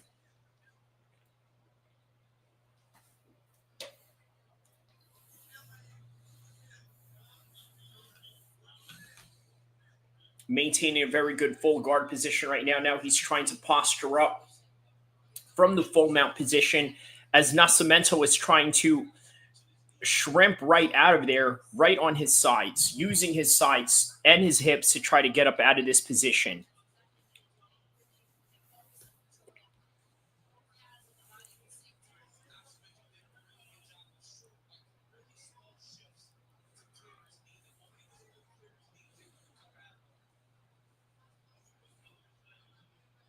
All right, some good ground and pound right now in the half guard position by Filho.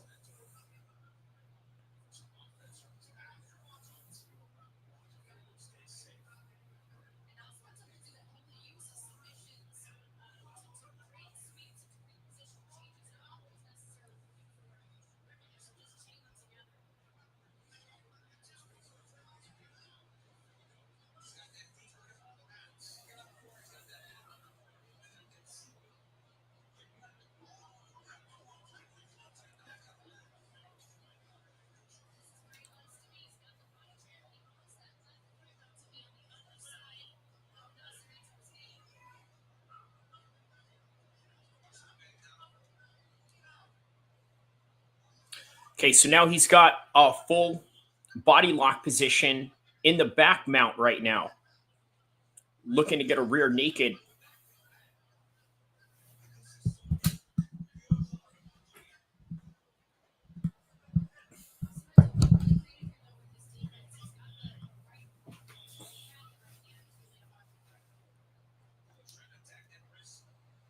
Now he's trying to attack that wrist. Now he's going in, trying to get the neck right here.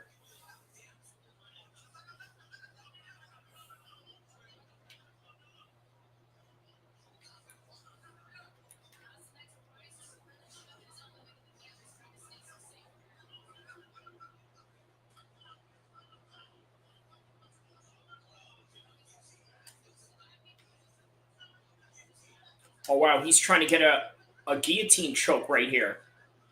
Looks like he's going to get it. A single hand guillotine. Is he going to get it? Okay, now he's got two arms in.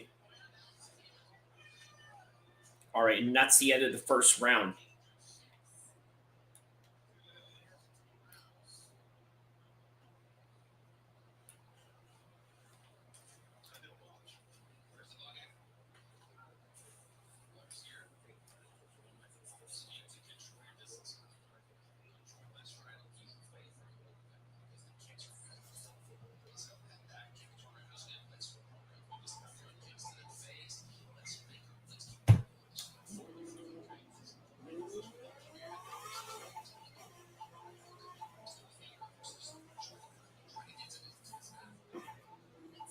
All right, so he has to really try and do something different here.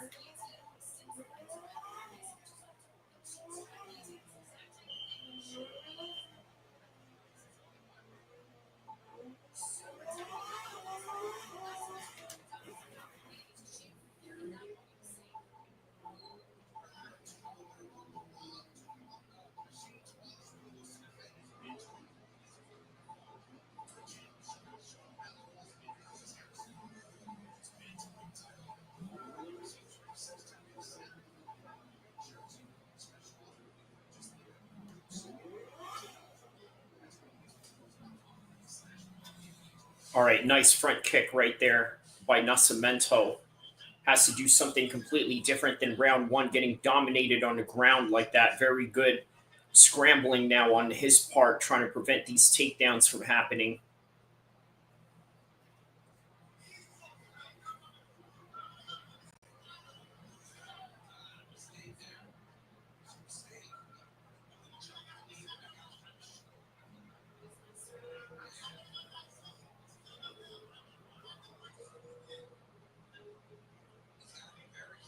All right, yeah, he's got to be very careful in this position right now because he could also knee him from this position. Okay, there's a knee right there from the body lock position.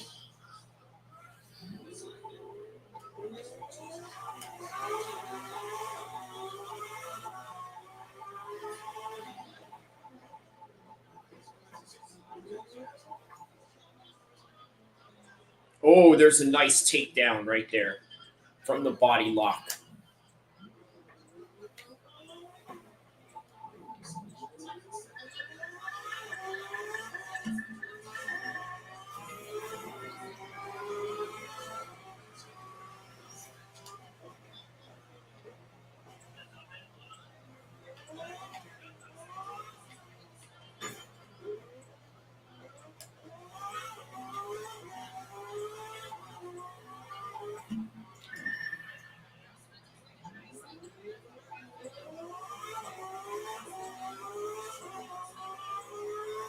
All right, so now Filho is on the bottom now with Nascimento right on top.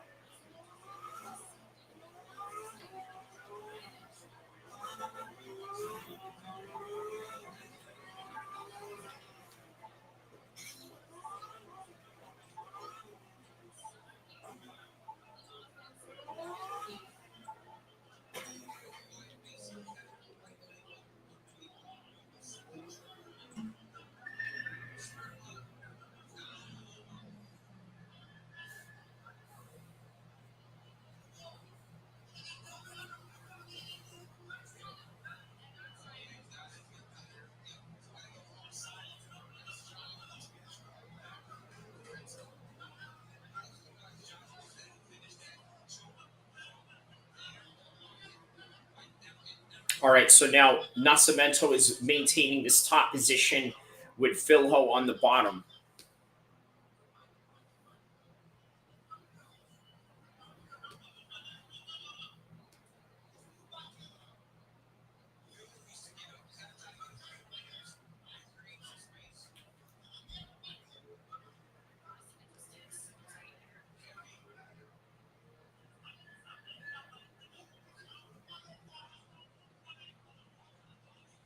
Who's fighting right now? Filho versus Nascimento. So two flyweights are fighting right now. Miller.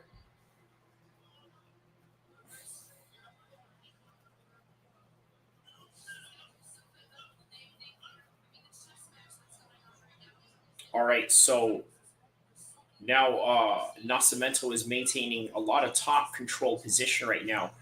Early in the first round, it was Filho with 2 minutes and 49 seconds of ground control. Now it's Nascimento doing all the ground control right now, closing in on the amount of minutes that Filho was able to pull in on him early in the fight.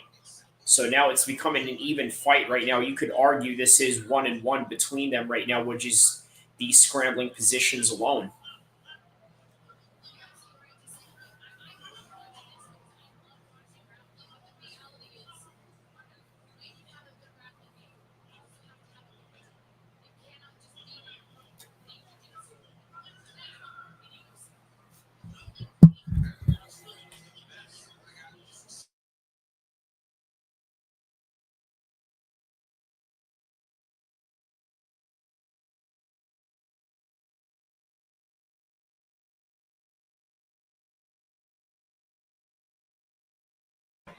All right, now he's throwing some shots from the top right now. Ooh, there's some nice elbows right there.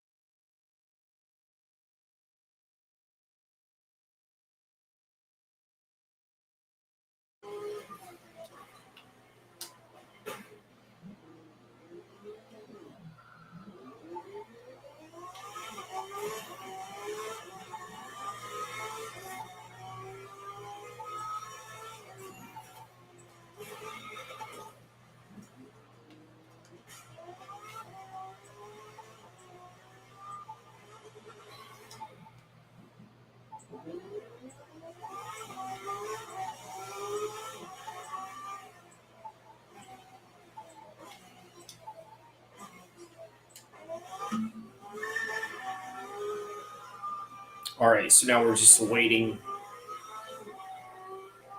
the next round right now.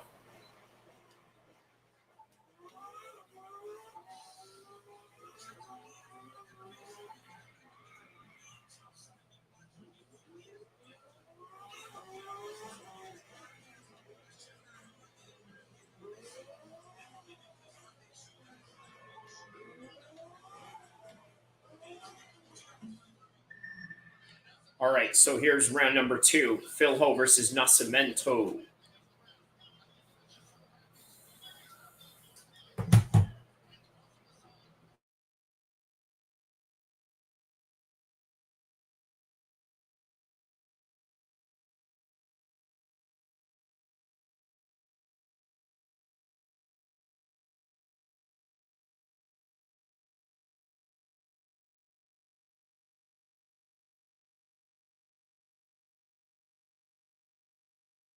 He's going for the neck right here. He's neck hunting. Filho is neck hunting on Nascimento right now.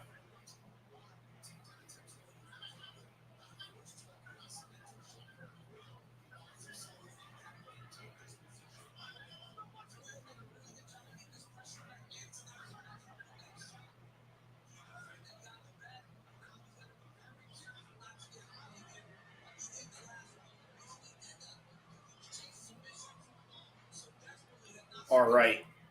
So now he's got a body lock position. He's got him right on top right now.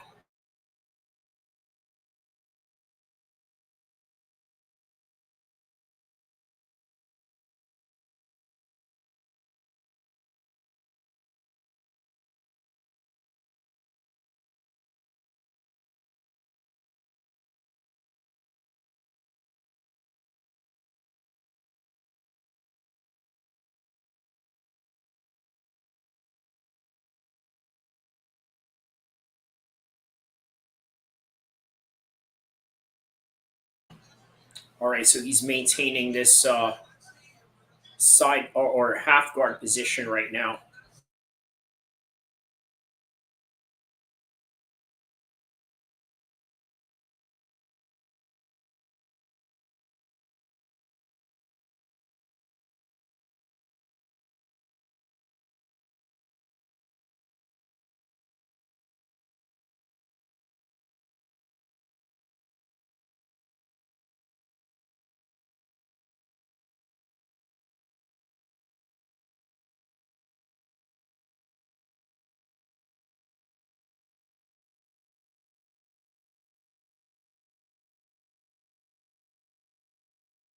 Oh, wow. He's looking to get a finish right here. He's trying to hold on right here. He's trying to get a finish. Okay, good defense on the part of Filho right now to block this from happening.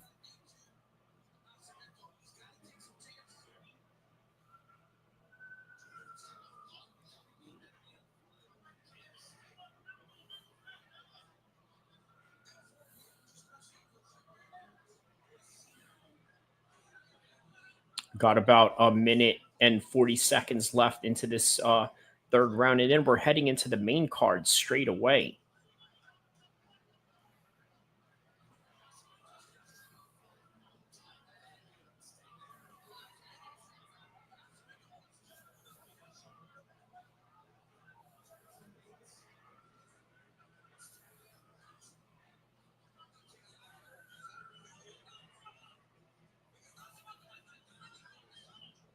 All right, he's got a body lock position.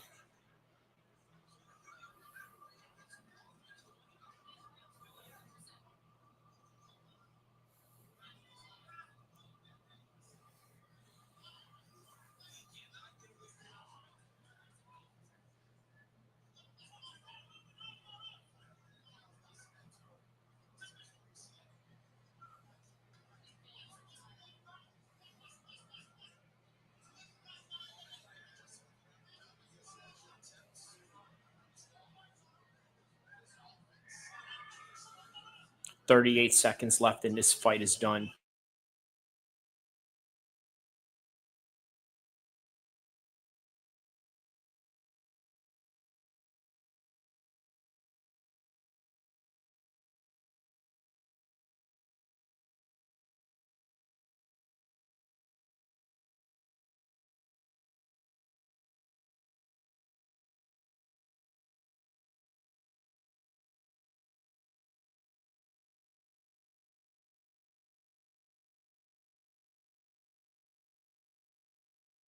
All right, and that is the end of the fight right there.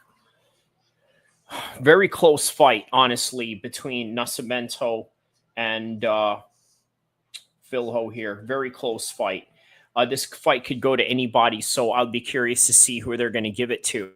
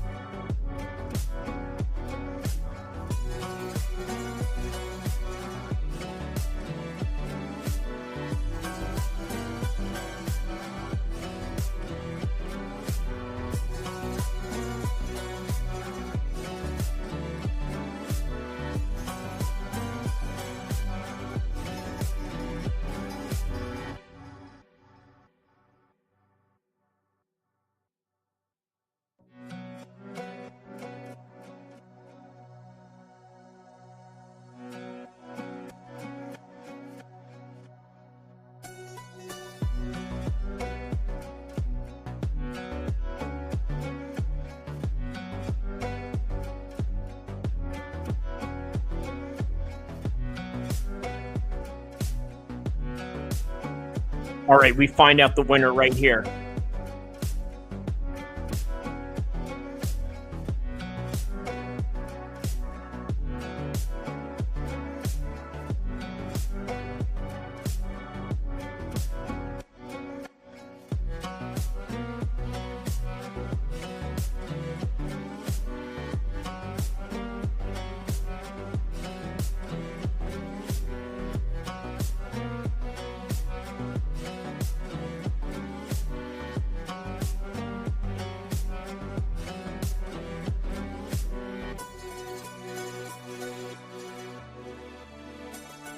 So it is Allan Nascimento that wins by decision. You know what? It was a very close fight. Great scrambles on both of them. Both had their ground control time, but by the end of the day, it was Nascimento that came out on top. So now we await the main card of the evening.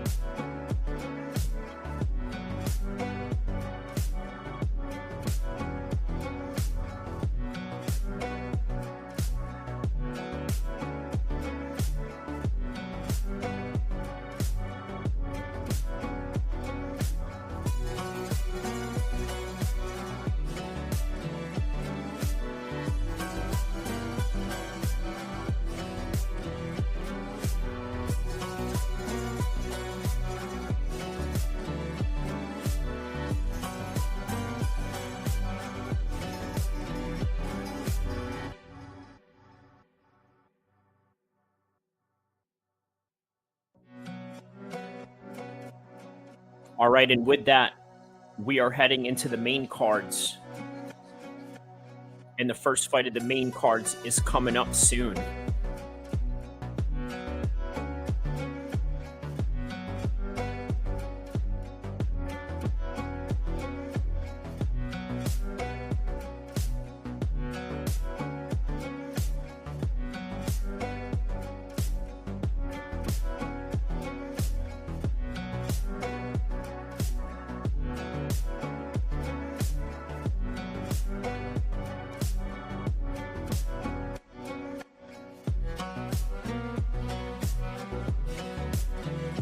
So, Nate Diaz gets into a street fight in Thailand. I mean, Nate Diaz gets into a street fight, period. Is that surprising in any kind of way? How's that feel? I'm not surprised, motherfucker. Well, let's be honest about this. In reality, who can be really surprised about that?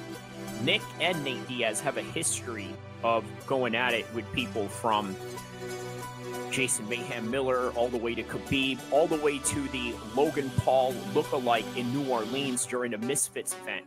I mean, the list goes on. But I tell you what, it's just business as usual. What do you expect? You got a bunch of hot-headed Russians, who, by the way, some of them are affiliated with Khabib.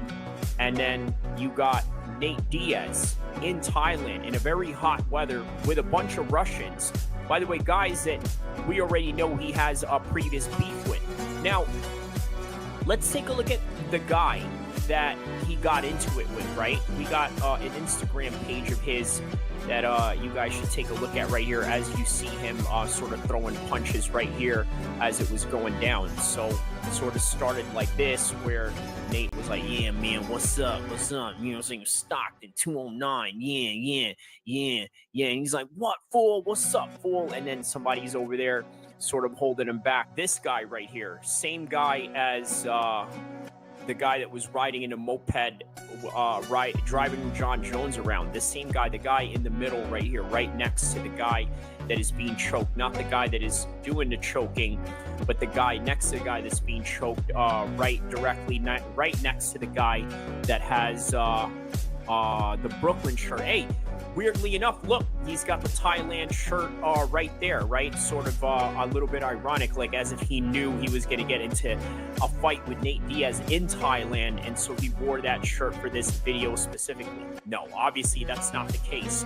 But all right, more on this particular, that of the UFC, right? An off-week schedule, no fights. There were a few boxing cards. By the way, check out my live stream that I did for Josh Taylor versus Ikal Esliman, which, by the way, I also did a reaction to Prince Nassim's final fight in relationship to what Josh Taylor should do in his third consecutive loss coming up against Ikal, right? So, on to Nate Diaz. Is anybody surprised that Nate Diaz got into a fight in Thailand? I mean, the place doesn't matter at that point, right? But the fact that he got into a fight in Thailand is significant because he was out there shooting for Russia's Ultimate Fighter reality show, along with John Jones. That's not what's surprising. Nate Diaz will get into a fight anywhere. Obviously, you remember the Strike Force street fight that he had after the Jake Shields versus Miller fight, if you guys remember that, right? Mayhem Miller was an opponent of Jake Shields, a long-time training partner of the Diaz brothers. They got into a street fight. What else? Khabib in PFL, they got into a street fight there. How about in New Orleans when he choked the fake Logan Paul, and it literally triggered Logan Paul's dad, like as if it was the real Jake or Logan Paul, but obviously that wasn't the case. Look, Nate Diaz is susceptible to these things.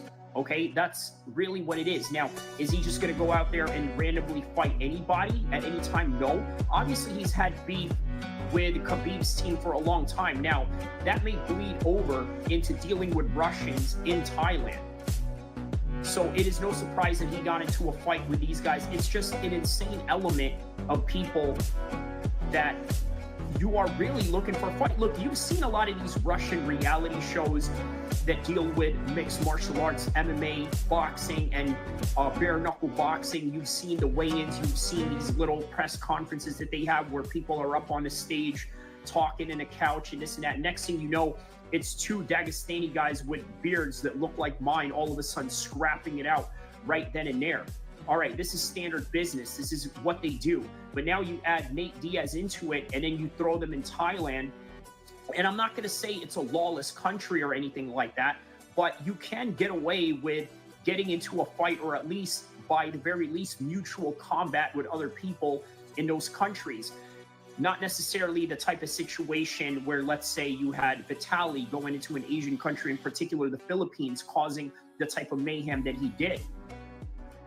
Also, the likes of Johnny Somali, in which the mayhem that he caused in Korea. Johnny Somali realized how bad things are for him, hence why his new plan is to eventually flee South Korea, apparently. I'm renting. We have a backlog of 1,300 cases from 2016. We are solving 30 cases a month, so about one a day. So, but the Thais, not only do they love Muay Thai is a big part of their culture, but so is street fighting. I've seen this one Arab dude who got jumped by a few of these Thai dudes. I don't know what the reason was. It just says Arab guy gets beat up by a group of these Thai guys, and it was his girlfriend that was sort of backing these guys away or whatever, but that's neither here or there, right? That's first, as you see in the footage, and a group of Thais who got in a wild brawl at a restaurant on Soi Yen Sabai following a minor traffic accident and refusal to pay any compensation on the Kuwaiti tourist part.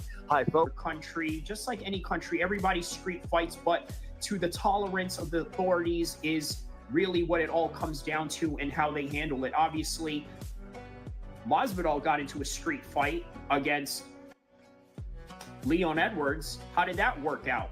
Nothing. No charges pressed. He flew out of England straight away, trying to evade the law. And Leon Edwards, well, you know, he comes from the streets. His dad was a street dude. He's not about to play that snitching game in any kind of way. Neither will John Jones. Neither will the Russians who come from an honor culture, and especially not the Dagestanis. So all of this is just normal standard behavior by the end of the day. Now, Nate Diaz, on the other hand, I don't know, man. The guy is out of his mind. But you know what? People love it. People love it. And you know what? People can't understand why. Well, I think most people, especially in Western countries, right, where there is a dominance of, let's say, urban hip-hop or ghetto culture of some sort, right, whether that would be in the U.S. or the UK or Ireland, they love the Nate Diaz types of the world. But for somebody like Khabib and somebody like the Russians, or in particular the Dagestanis, this is just not the type of culture that they're into. They don't like people that sort of flaunt the fact that they go and smoke weed in front of the public. They don't like the fact that these people go out and cuss or do all these things that's just, you know, absolutely un-Islamic behavior to their standards. But Nate Diaz, on the other hand, he's a petty dude. He's one of these dudes that he just smacks you one time, even if you beat the living hell out of him, and he'll take that as a win. And that's really all there is to it. But I can guarantee you right now, this won't be the last time Nate Diaz will get into a street fight anywhere in the world. At least, yeah. At least not right now. Maybe when he gets older, but then again, you never know. There's guys out there like Whack 100, 47 years old, trying to get into a fight with the likes of Aaron the Plumber. And by the way, that's another story in and of itself, right? Sort of a little side quest story that we're going to get into right now. Here's what it is. You guys know what happened. Aaron the Plumber snitched on Whack 100. Now, I don't agree with it because there was a time where Aaron the Plumber did subscribe to the social contract of the honor culture in the streets, very similar to that of Nate Diaz and those Russians and anybody that's part of the gang world or criminal organizations or anything to that particular trajectory. If you're in that part of the world, I don't think you should play both sides. Now Aaron is saying that he's now a civilian, he's a plumber, he's a journeyman plumber, he's also a reality TV show star. Now he says that I don't need to be in this part of the world anymore. I'm going to go snitch, primarily because his mom was threatened by Whack 100. Now, here's the weird thing. Aaron has been shot before. Did you guys know that? But he never snitched on the guy that actually shot him, and he probably knows who it is, allegedly. I don't know. That's not my thing to do, right? That's not for me to, yeah. Anyways, yeah, he never snitched on a guy, but he's going to snitch on Whack 100, and I guess it kind of draws the line where you are going after families and this and that, but even that, I don't know, man. Here's the thing that you got to understand. If you're the type of guy like Nate Diaz who puffs his chest out thinking that you're going to go and beat everybody up, and by the way, I'm really no different in that particular light, right? Like, if you mess with me in any kind of way, I'll knock your head off. There's no doubt about that. If you offend me in any kind of way, I'm lifting you 10 feet in the air. I don't care who saw me, just jaw you, call you a lawyer. You know, the rest of the song with Eminem. You know how that goes. But anyways, on any regard, here's one thing that I will say. If you're that type of guy, you have to hold yourself to a certain set of standards. Just like Leon Edwards. He got punched on, and guess what? He never told the cops. Okay, Nate Diaz, he's been violated a few times by Khabib and his team. He's also violated Khabib and his team. Nobody ever called the cops. That's how this goes. That's how all of this goes. Okay, if you are that guy and you feel that you are one of the toughest guys to walk in a room, it's just not what you do. You don't call the police. You handle your own candle. But on any regard, that's all that I could really say for this one. Don't forget to like and subscribe. I will see you in the next topic, in the next video, in the next live stream, more importantly, that I've been doing more often. Like and subscribe. I'm going to drop the most epic content that mixed martial arts YouTube has ever seen. And I promise you that.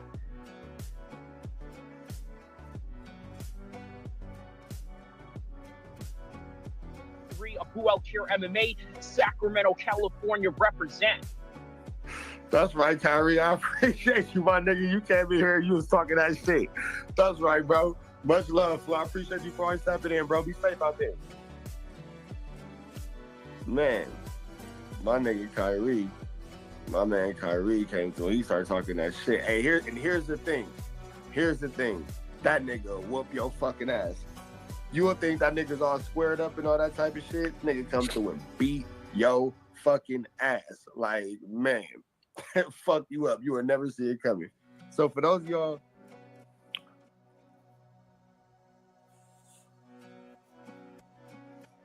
all right, so we are on to the main card right now, witnessing the desert sun of Las Vegas, Nevada. Right, look at that. Look at the backdrop on that. The beautiful picture of Las Vegas, Nevada at nighttime.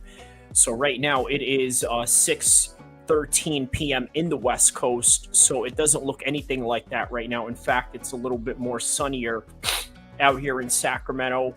Down in LA, nothing really different. Same weather. In Las Vegas, though, right across the desert, my goodness, man, it is like probably in the hundreds right now. So to give in context to where our fighters are going to be competing tonight, let's take a look at the temperature tonight of Las Vegas. 104 degrees, by the way, just to kind of keep it in context, okay? Let me share this with you guys right now. So 104 degrees is what you're dealing with in that part of the world right now, okay? But tonight, you are hosted right here by yours truly, Kyrie Abu El-Kir MMA, the most epic mixed martial arts channel in the history of mankind. And if you didn't know yet, hit the like and subscribe button. I'm going to show you why. And here we are right here on to the fight night tonight, which is Blanchfield versus Barber. So what are the matchups that we got left coming up right now? Let's take a look. Okay. Welcome, everybody. This is live, by the way, for those that are asking. What I played earlier was a street fight video reaction of Nate Diaz getting into it with Russians in Thailand. So, yeah.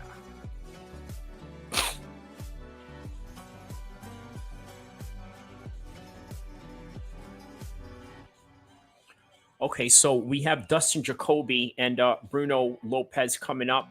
But we open up the card with Zachary Reese and Dusko Dorokovic. This is a good fight. I like this fight, actually.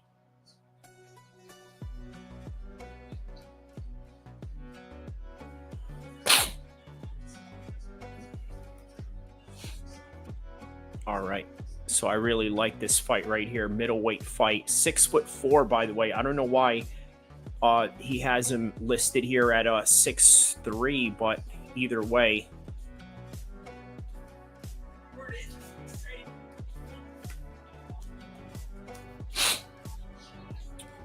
All right, so all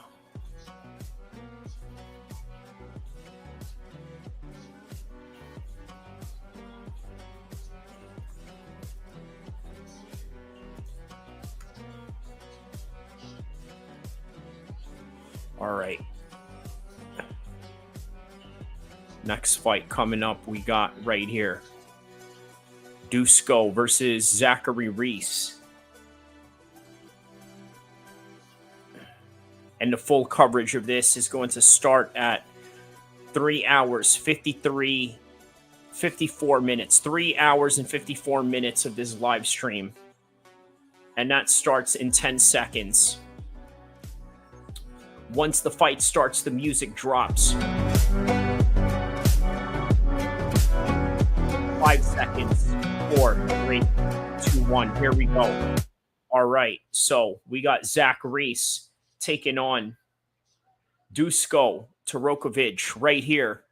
Fight night in Vegas at the Apex, not the Elegant Stadium or Mobile T Arena, but in the Apex. Still, it's Vegas. It's a Vegas fight night nonetheless. And all the hardcore fight fans around the world know to always tune into Vegas when there's the fights that are popping and rocking right now. Here we go. We got Dusko and Reese popping and rocking in the first round, opening the main card of the evening. Okay, nice high kick by Dorokovic while he transitions into a takedown on top of it.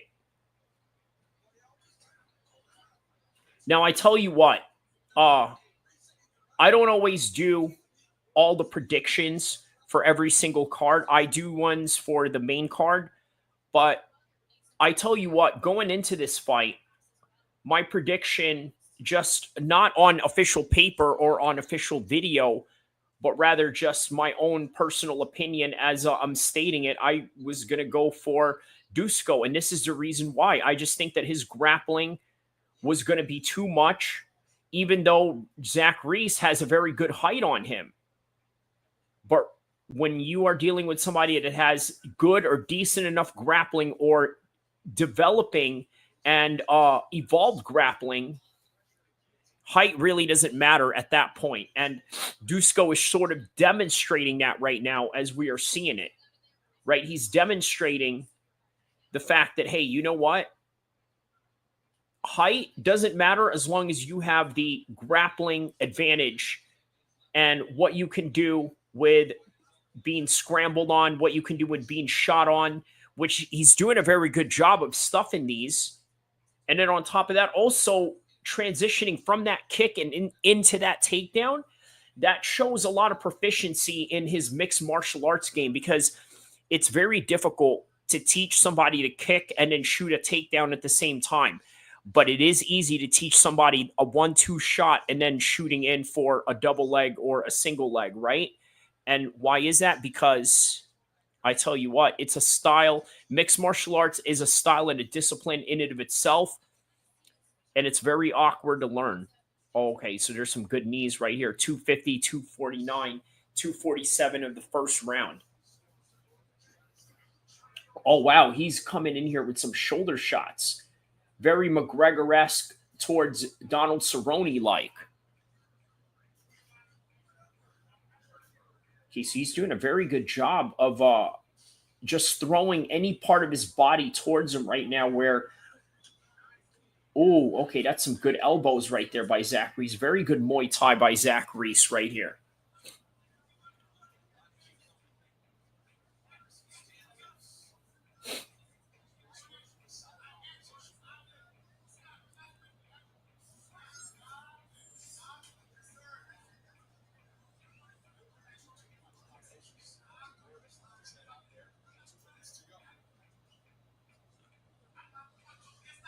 Oh, wow. A swing and a big miss right there. They go back into the clinch position straight away right after.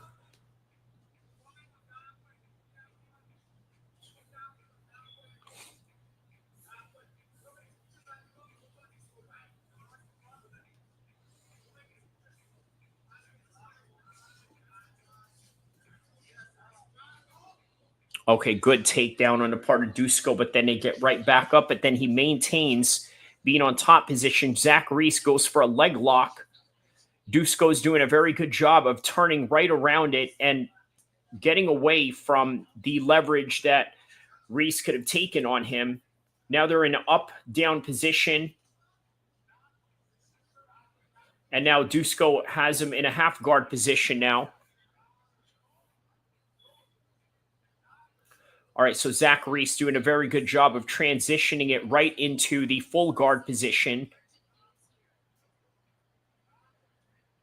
Not really maintaining that body lock, a little loose with it, but also not doing much in terms of trying to shrimp up or get up. It seems that he's content to stay down here, and primarily you see it right here. He has an intentions of staying down there and striking, but Dusko has a different agenda in mind.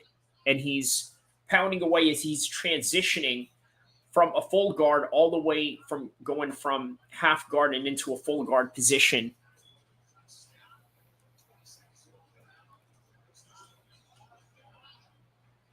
All right, so it's good hammer fists on the part of Dusko here. 7 seconds left. All right, so round one, I'm going to give to Dusko. Dusko, I'm going to give to that one right there.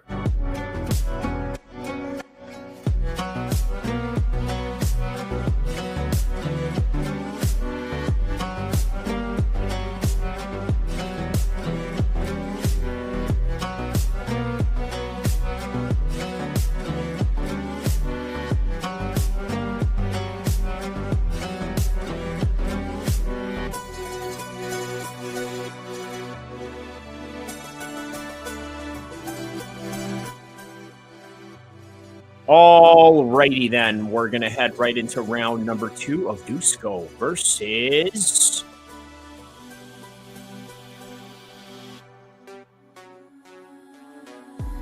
Zachary Reese. Let's go.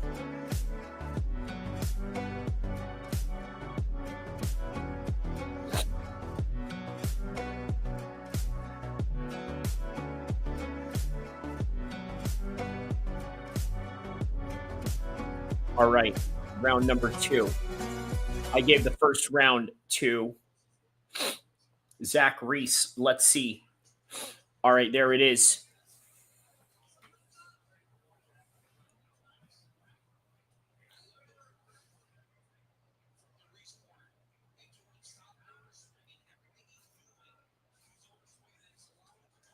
Oh, wow. 1-2 shot. Those are some hard straight shots by Zachary Reese right there. And there's Dusko once again shooting in.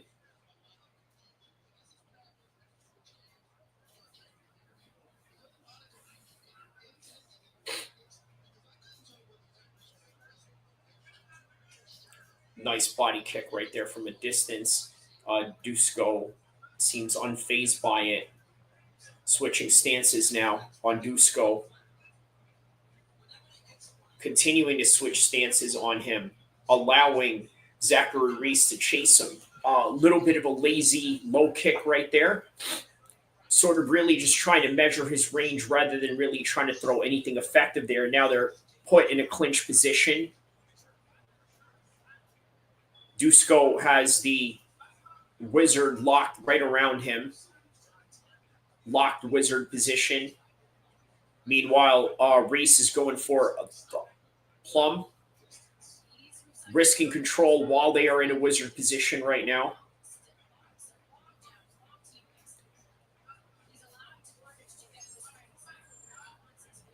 Now they're going over-under within these clinch exchanges right now, trying to risk control each other right up against the fence. Oh, there's a nice knee right there by Reese as he's getting backed up into the cage. Okay, now he breaks away, circles right around away from Dusko. Dusko and him are back in the center of the octagon right now.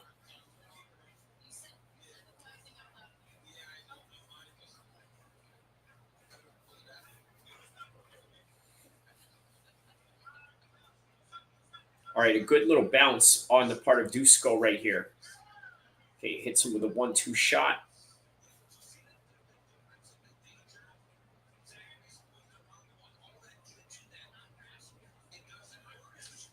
Nice body kick right there. Oh, wow. Reese tries to follow up with the knee towards him.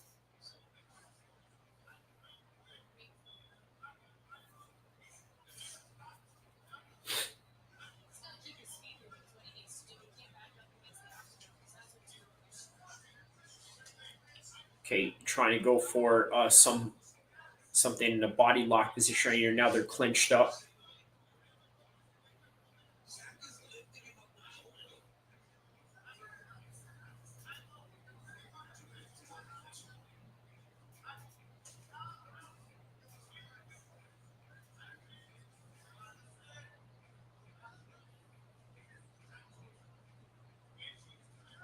Oh, there's a nice body kick right there by Reese.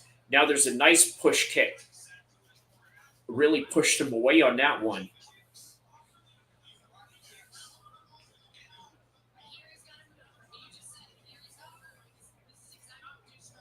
Oh, wow. Like really shoved his face right between that clinch break.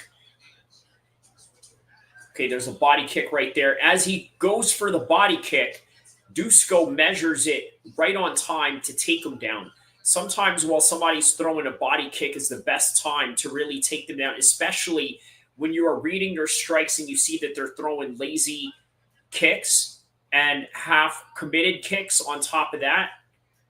It's right there for the taking.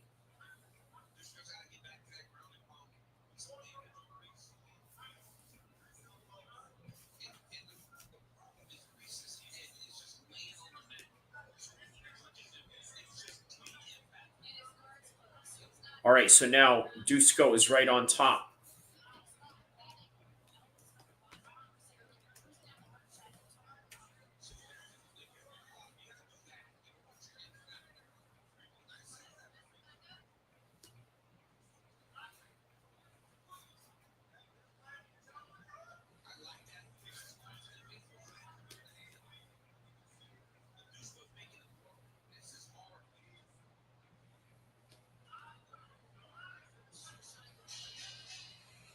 All right, so now the round is about to end. Round number 2 is about to end. I'm going to have to give that one to Dusko as well.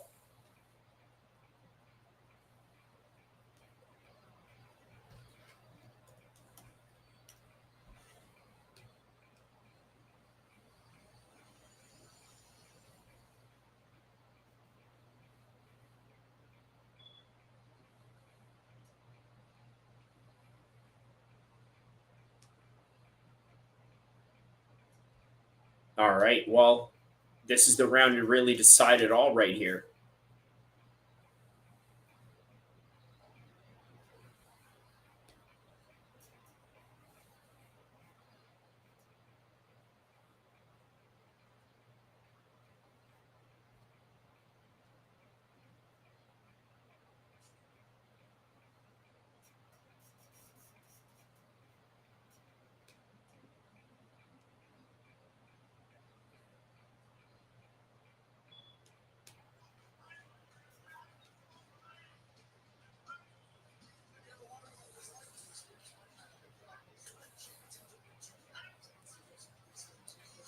All right.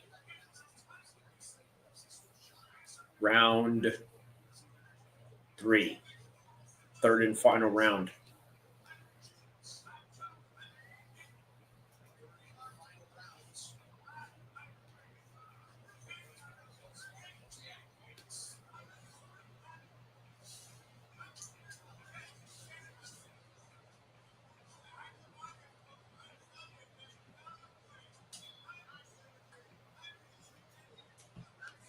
All right, there's some good leg kicks right there, going back and forth with some leg kicks.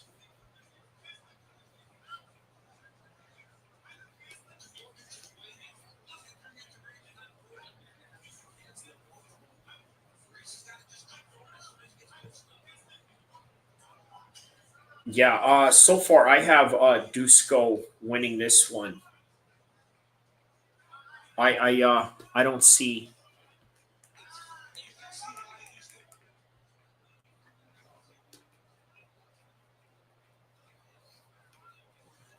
I don't see how Zachary would be winning this in any kind of way, honestly.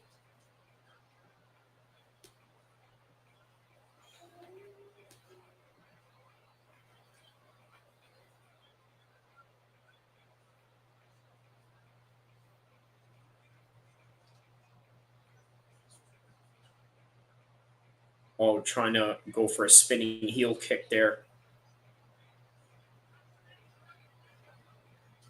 Okay, there's a body kick right there, almost like Dusko sort of just ate it. There's a high kick right there, a little bit of a lazy throw on the part of Reese.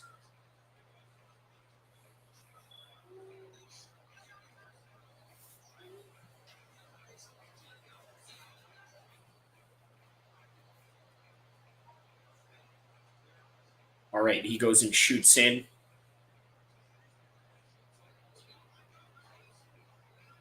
All right, they go and they break away. Okay, there's multiple body kicks attempted by Dusko right there as he throws it right back at him.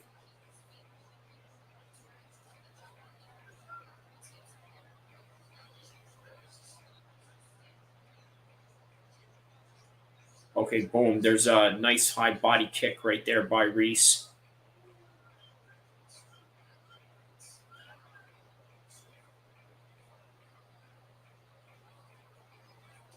Okay, there's another body kick right there by Reese.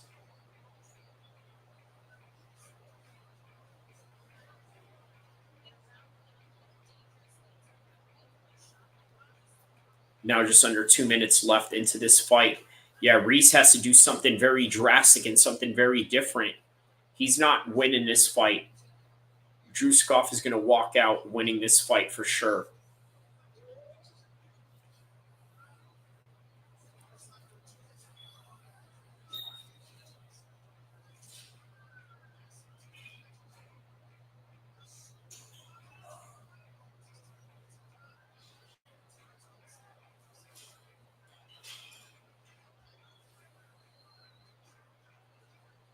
Oh, wow. There's a nice shoot in by Reese right there, but a little too late, right?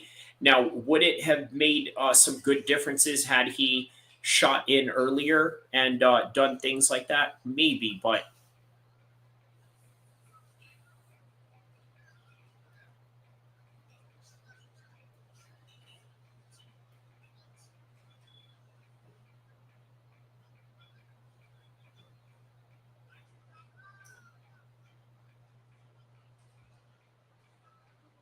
all right, 50 seconds left into this fight right now.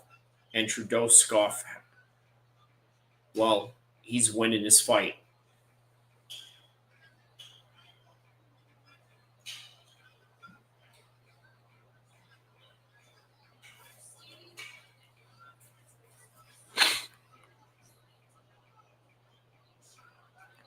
All right, so throwing some shots right there in between the clinch positions.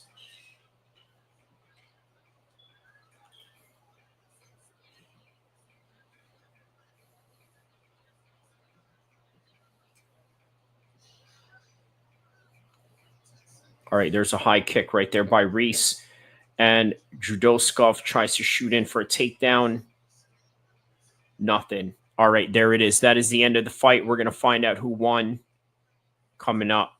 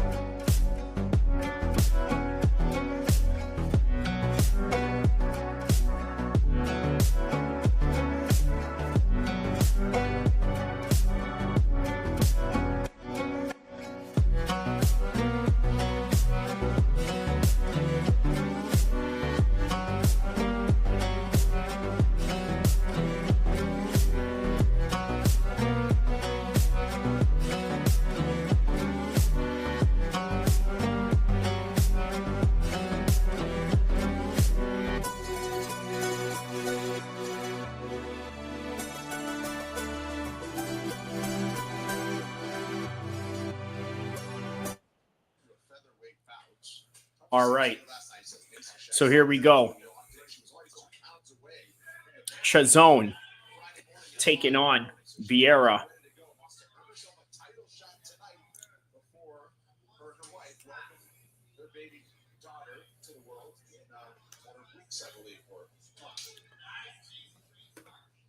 Chiasson's in black, Viera's in green.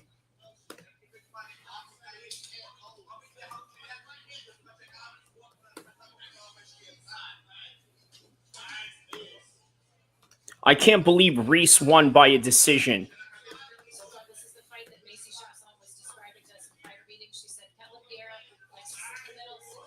I think that was a robbery, straight up, man.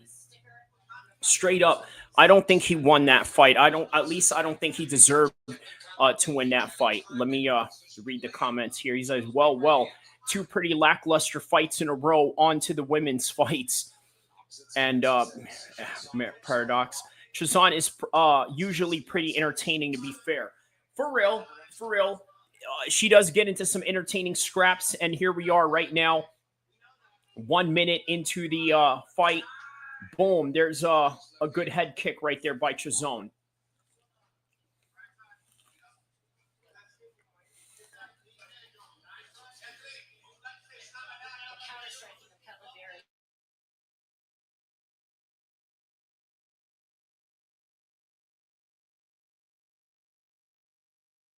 Wow, some really good body shots right there.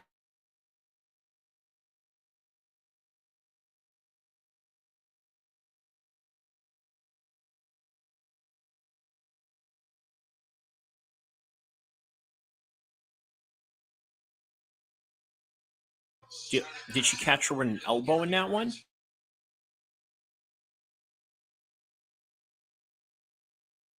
Ooh, spinning heel kick right there. Very good.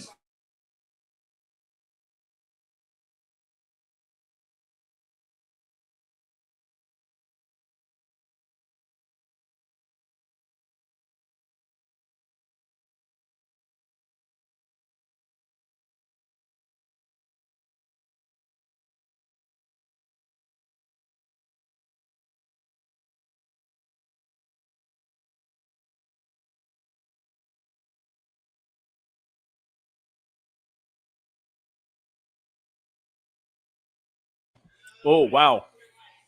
Chiasson's showing some pretty good footwork here, really. Like a whole lot better than what I would have expected. Oh, wow, there's a nice body kick right there by Chiasson. Okay, now there's Viera right now going after it. Oh, wow, some uppercuts right here.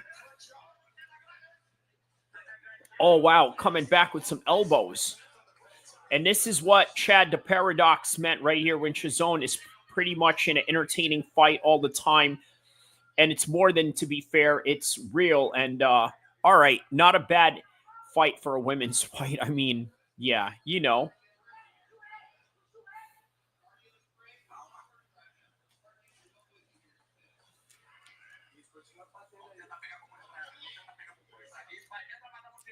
All right, a whole lot of Portuguese giving instructions to Viera right now.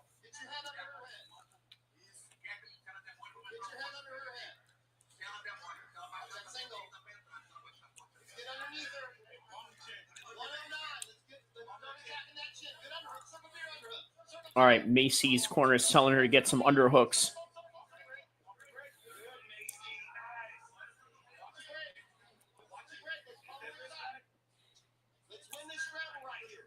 One MAYCEE to another MAYCEE in the main event. And then we got Dustin Jacoby and Bruno Silva coming up next. And in the welterweight division, Billy Ray Joff versus Brahimaj. And then Gamrot in the co-main event. Not a decent card. Decent card for what it is.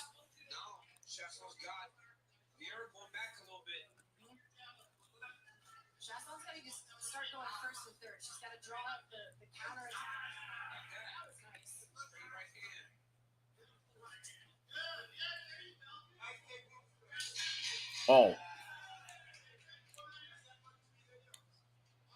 And there we go. And that is the end of round number 1 right there.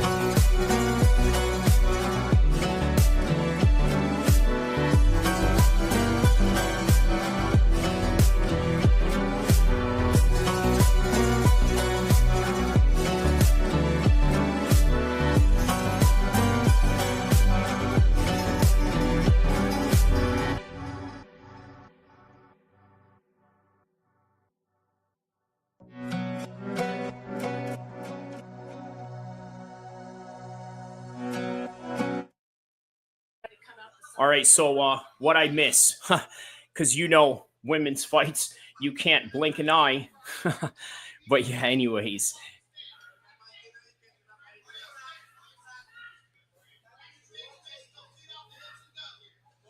All right, so we have Viera on top of Chiasson right now. And yeah, Chiasson has to try and get up from this position right here.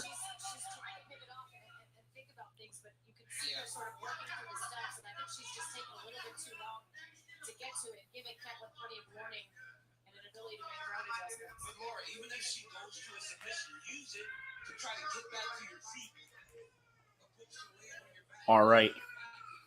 So now she's maintaining top guard position right now.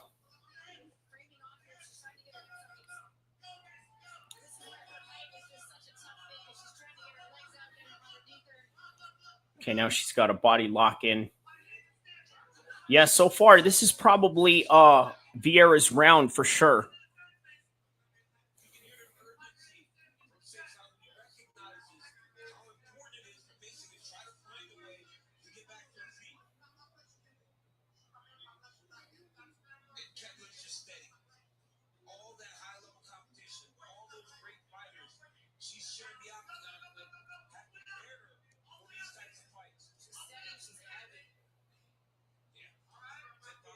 Yeah, maintaining heavy top control position right now.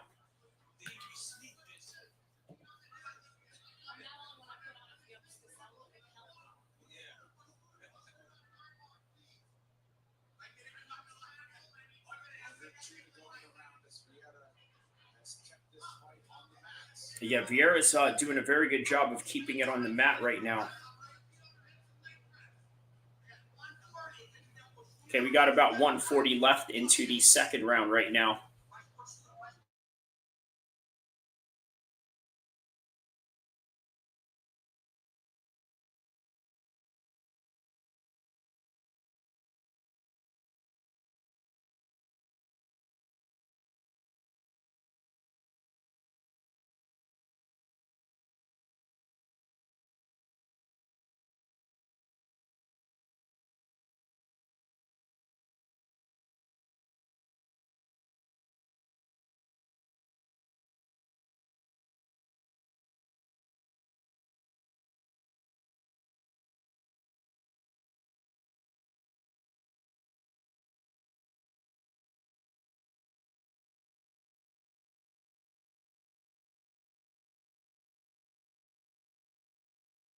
All right. So, yeah, again, maintaining top position by Caitlin Viera, not letting up, just getting a lot of ground control time in this round against Chiasson.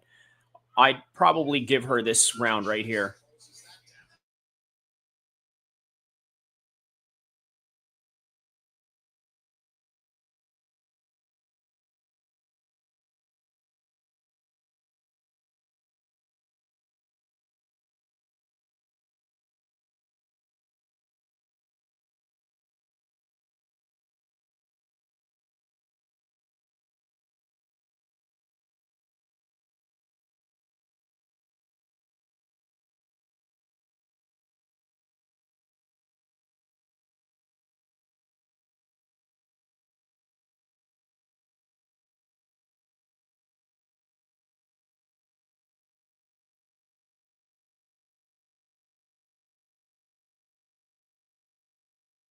All right, so 2 rounds down. I'm gonna give this one to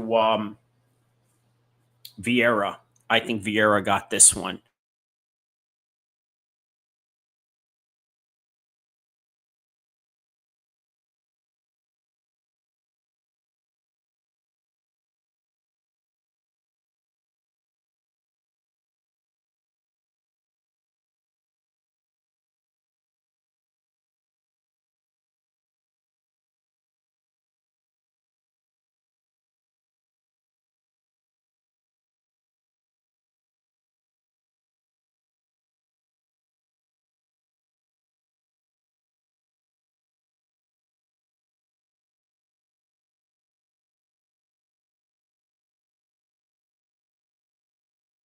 All right, so round number 3.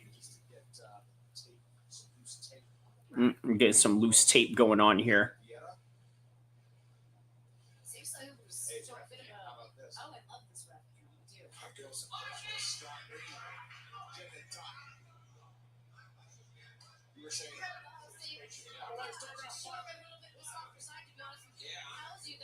All right, so we're in the 3rd round right now.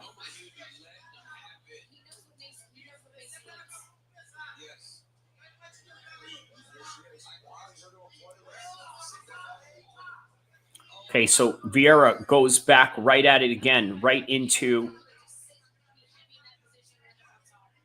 the ground position straight away.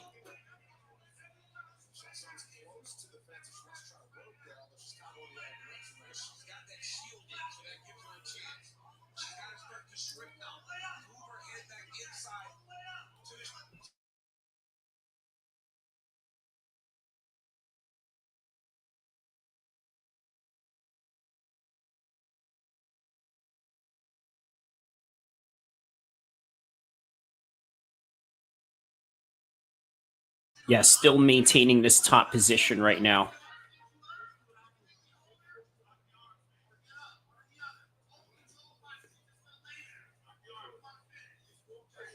Oh, nice elbows right there by Chiasson.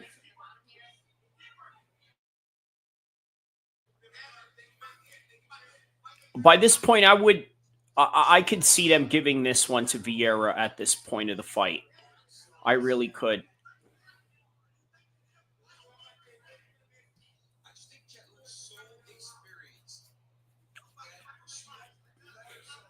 After this, we still got 4 fights left.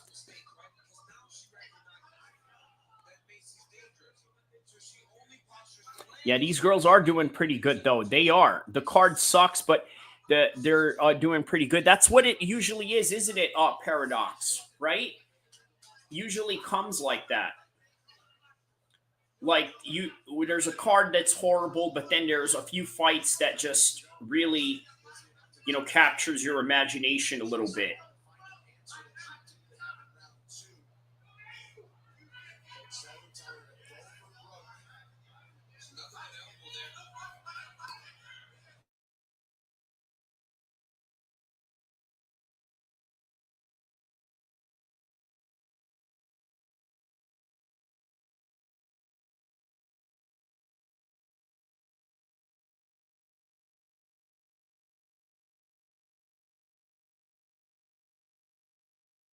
Yeah, we're just about 2 minutes. Man, this is going to a decision.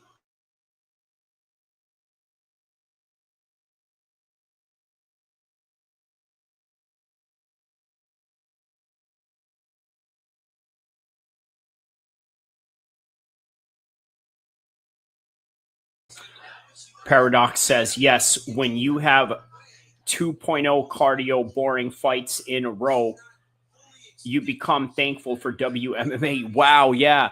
Ain't that some real stuff, man? That's so real.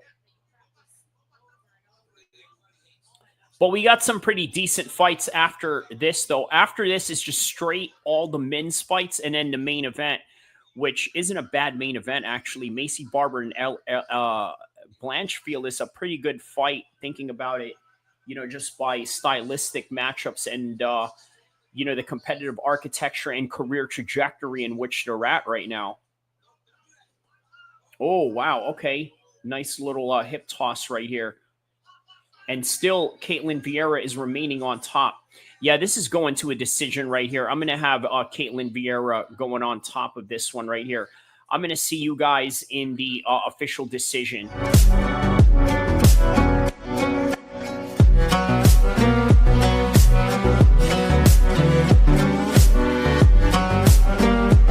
Yeah, the co-main event is absolutely awesome, Paradox MMA. That is true. The co-main event is awesome for sure. I agree with Paradox MMA on that one. It is going to be an awesome co-main event. See you guys in the decision between MAYCEE, Chiasson, and Viera. This is going to a decision. There's no finish in this one. And I'm going to make my official live prediction as the fight is going on right now. I'm going with Viera to take the decision. Who do you guys got? Let me know in the comment section below. Let's talk about it as it is being announced.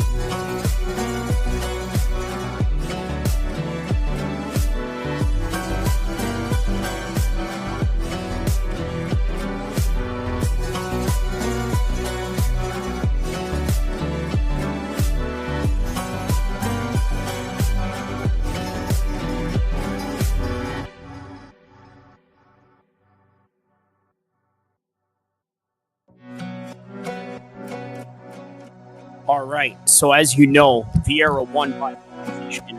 And what do I got to say about that? I told you guys that that's exactly how the fight was going to play out. Why did it play out like that? Well, obviously the wrestling, the ground control time that she had on her position, that's what won the whole entire fight. Also, let's take a look at the stats revolving that particular fight, okay? Let's take a look at the stats on this one right here. So the percentage strikes was on the side of MAYCEE Chiasson. She did a very good job. Not enough volume, not the way that Ketlen Viera was doing, especially the majority of her strikes was on the ground. Once she was able to get her down on the ground. Now, I don't know why they didn't score any of those takedowns. I think it was just one of those opportunities where she had caught her down there, and then that was it. But the significant strikes was on the side of MAYCEE Chiasson as well. But the ground control time for Ketlen Viera is ultimately what won her that fight. And as a result, on to the next one, Dustin Jacoby versus Bruno Lopes, which is starting right now. Let's go.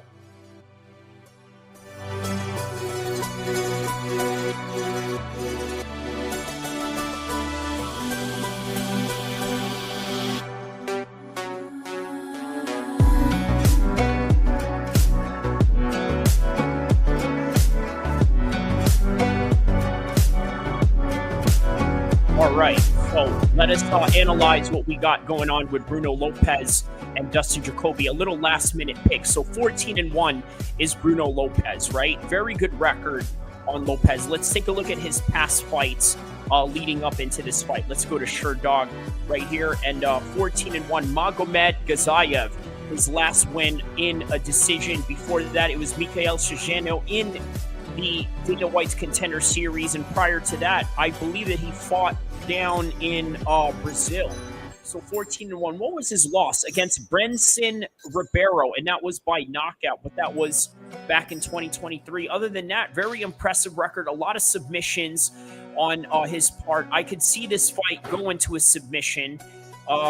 Let's take a look at Dustin Jacoby. A bit of a 50-50 journeyman at this point, right? 37 years old, 6'4" in the light heavyweight division.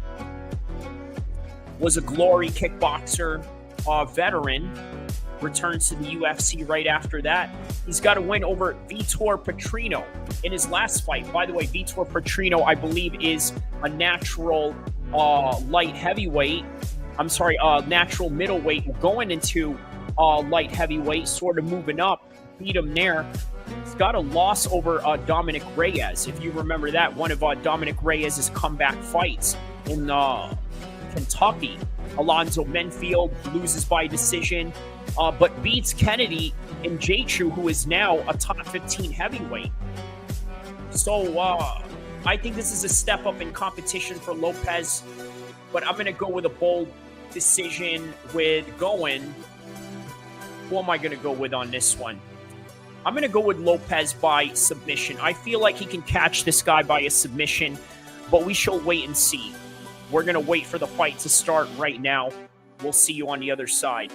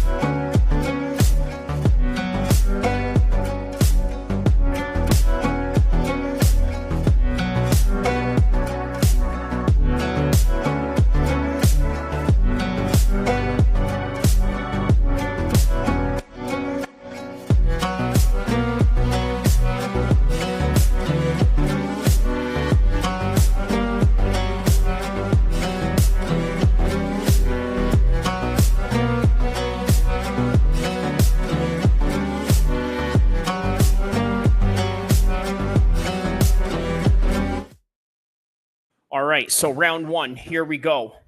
We got Jacoby versus Lopes, round number one.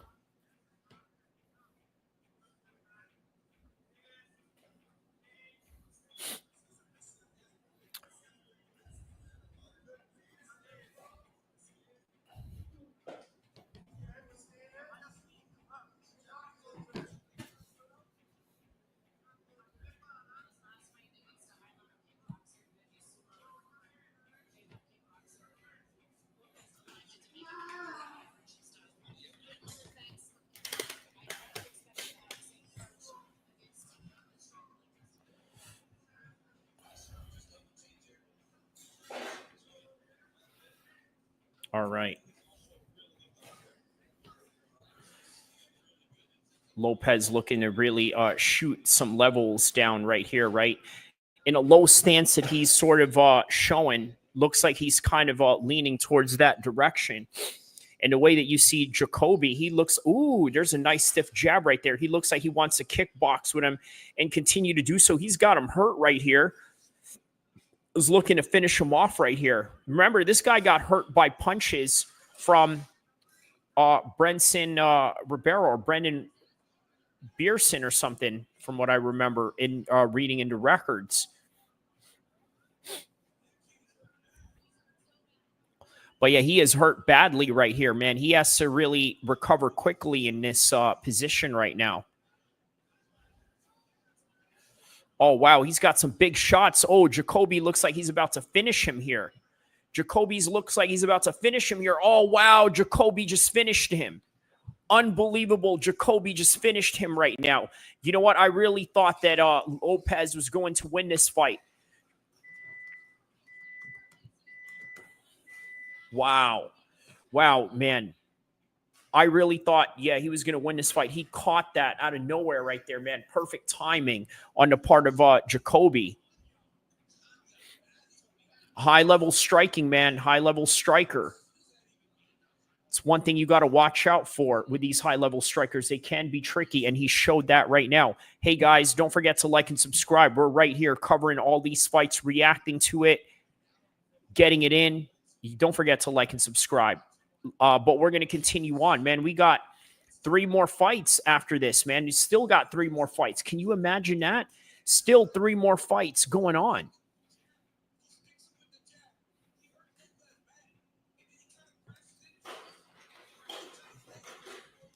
All right. Well, you know they're going to have a long, drawn-out commercial on this one. So let me leave you guys with something for just something a little bit here. Wow, yeah, great job on the part of Jacoby.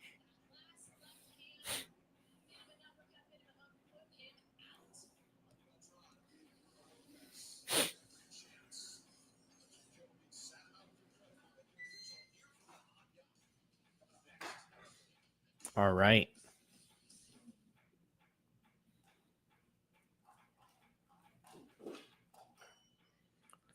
Here's one from my members stream only, right? Members only section right here. I'm going to play for you guys right here. This is about David Allan.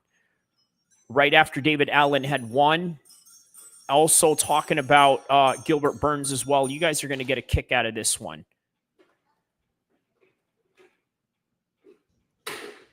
Michael Morales just defeated none other than Gilbert Burns in the 170 division in UFC's Fight Night. And we also have David Allan now defeating in a rematch Johnny Fisher. What are the significance behind this? Well, for number one, we're going to talk about the significance of how Michael Morales managed to break the gatekeeping status of Gilbert Burns. Usually, if you want to get a title shot, Gilbert Burns is a guy to go through. Literally, if you're 170 or 185, Khamzat is an example of that. He fights him at 170, he moves up to 185, then gets a title shot. JDM, the same thing. Bilal Muhammad, the same thing. Michael Morales, now the same thing. But that's not the focal point of this whole entire story, because that's always going to be the ever-growing theme of the UFC, if not most of combat sports, which is that you are always going to have changing of the guard consistently, especially at the top level. Now, sometimes that doesn't always work out. You can look at 155 as a strong example of that, whereas you see the old guards sort of still gatekeeping the entire division with the likes of Justin Gaethje, Dustin Poirier, so on and so forth. Now, in this particular instance, that is broken by Michael Morales. Now, where does Michael Morales go after this first round knockout? We don't know. What we can say is that it will put him up there in the top 10, top 5, maybe even in the championship realms, along with the other top names that have made 170 stacked altogether. So that's literally it. That all I have to say about UFC and the 170 division. I want to talk about something even more interesting, which is David Allan. Now, why is it that I want to talk about David Allan? Look, I think that David Allan presents something that is very honest, something that is very real, and something that is very genuine in his character. I'm going to give you an example, right? When David Allan mentioned in an interview, I think it was just right after this fight, he said, or just right before it, he said something to the effect where he stayed clean for 41 days, no soda, no junk food or anything like that. But he said that it was very difficult for him to do so. He also said that, you know what, Anthony Joshua lives like that all year round and he can't understand why. Well, guess what? David Allan is one of those people that is very relatable to many of the combat sports heads in the United Kingdom, and in particular, the British. Look, I'm going to be honest with you.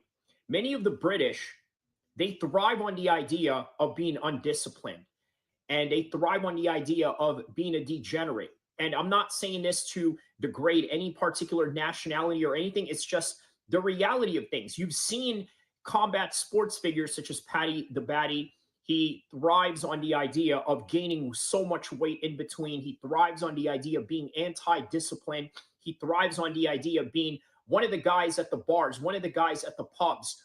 Ricky Hatton is no different in this instance, and this is the reason why it ruined his career.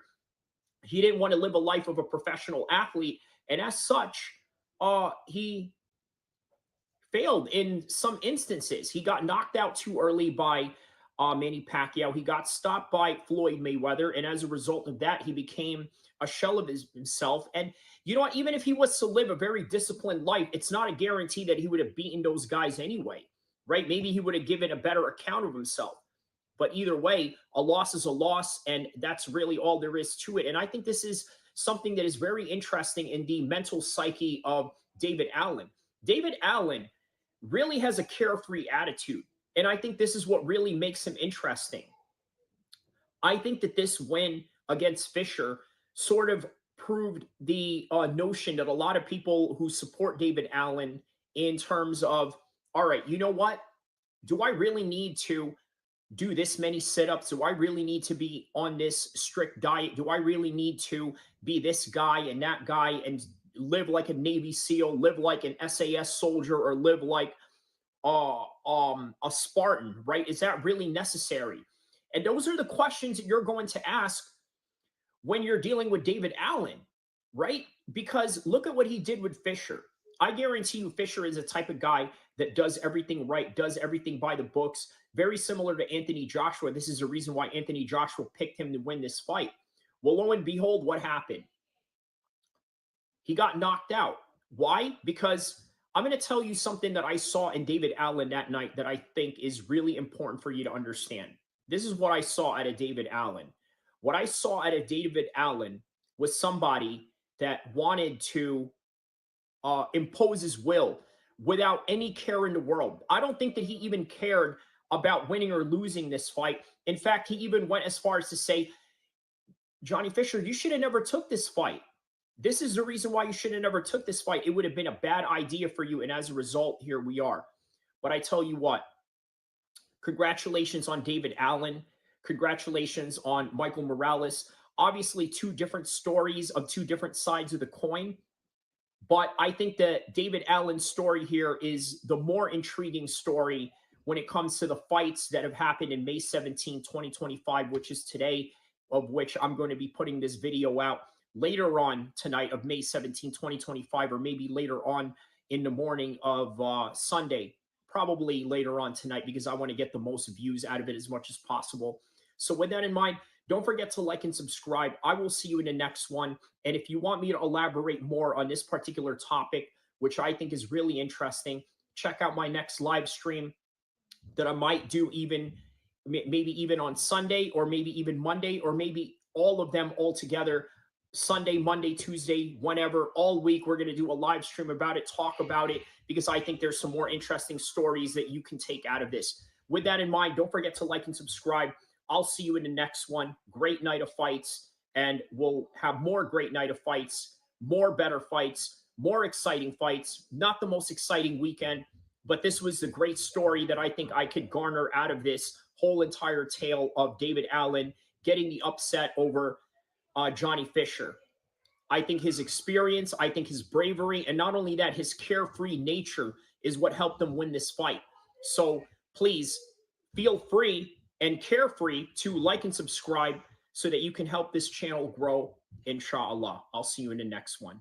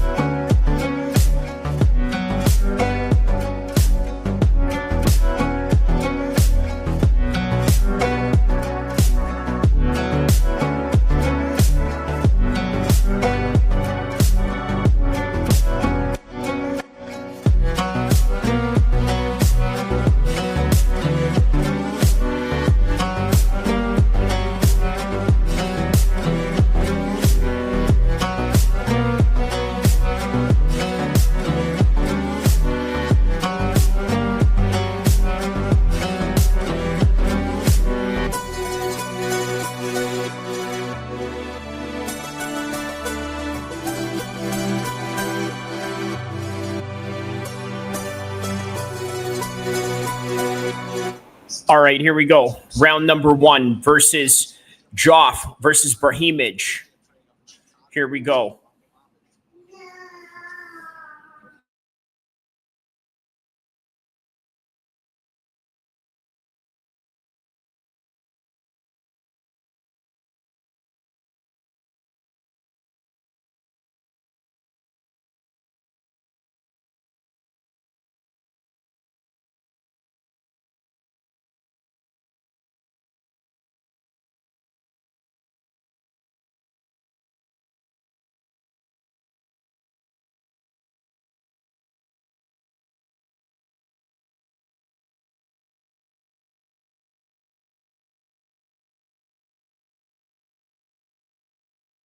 All right, so straight away, he goes for a takedown, Brahimaj, and then he gets it.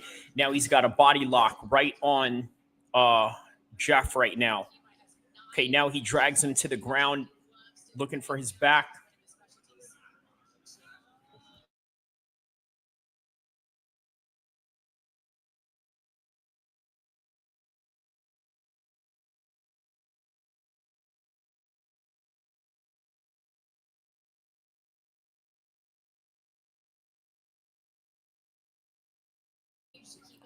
All right, so now he's looking to get him in a body lock right here, right on top of him, just making him carry all of his weight right now with 320 in the first round, 319, 318 in the first round between Brahimaj versus Goff.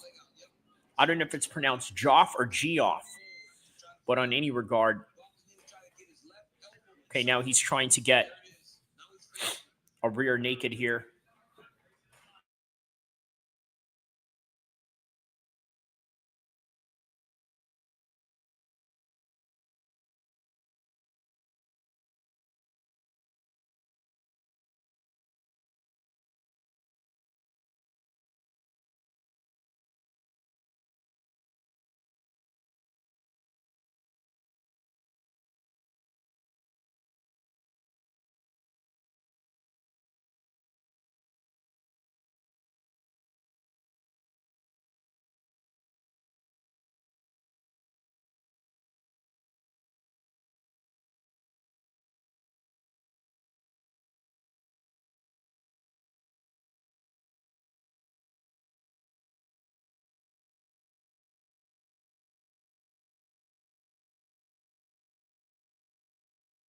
All right, so far, both guys just stuck in the clinch position throughout this whole entire round right now.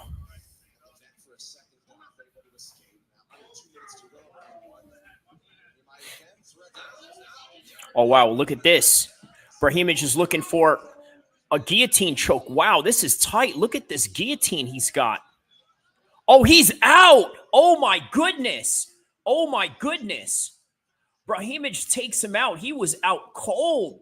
He was out cold while that was going on. He was out cold while that was going on.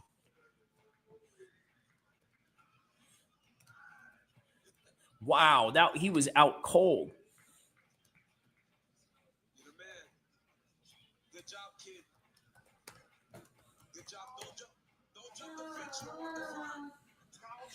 He's saying don't jump the fence. They're going to... Oh, he's giving props.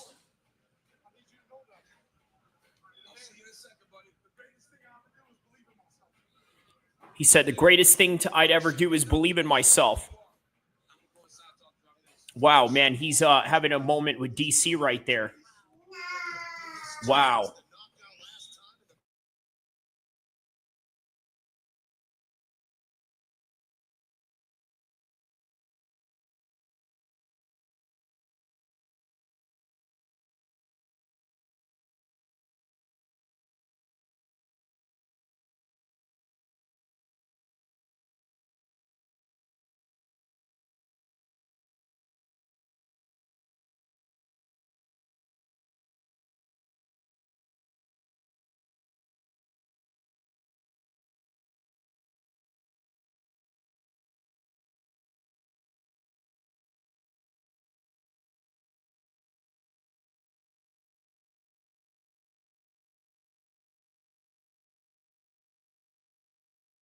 Wow, yeah, very impressive choke by Brahimaj on that one, man. Very impressive choke. And there it is, a first round submission. So you know what that means? That means we're going to have a long awaited stretch till the next one. Or maybe they'll just move on to the next fight and just have a good pacing. But either way, we're going to hear what Brahimaj has to say to DC. I think he said something like, you know, I believed in myself. You helped motivate me believe in myself. But let's check out what they have to say as we await.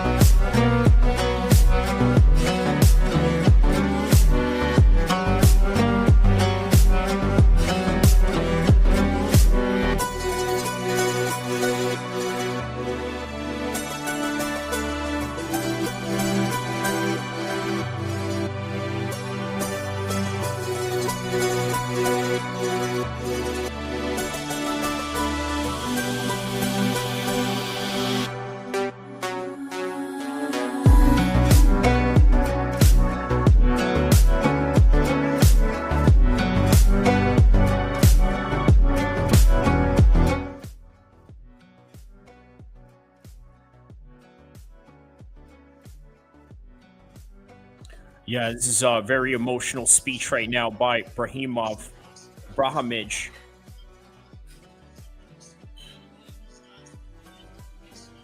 He said, Kevin Holland, that crazy bastard, all these guys that have believed in me.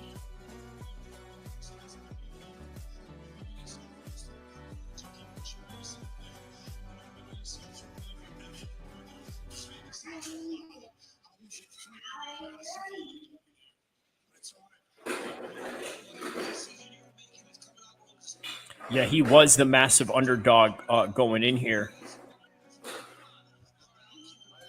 He says he wants DC to keep it. That's awesome, man. He wants DC to have that as some kind of, memorabilia for him.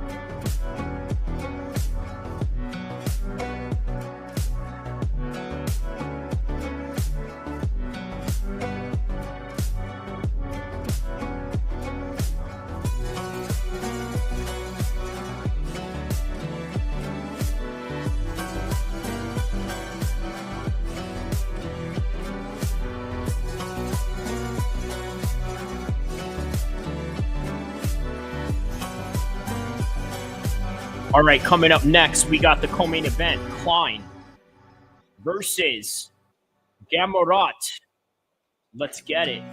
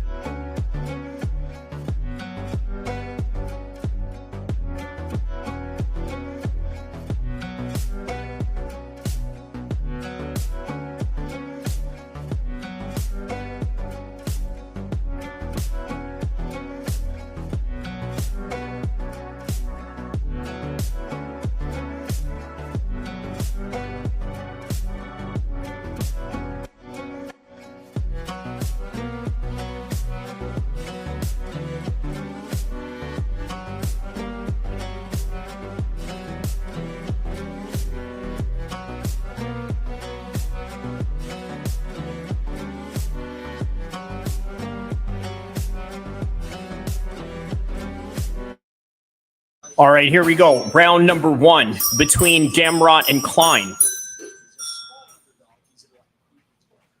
All right, we did it. We have made it to the good fight. Yes, we have. Yes, we have. Shout out to Paradox MMA on that one.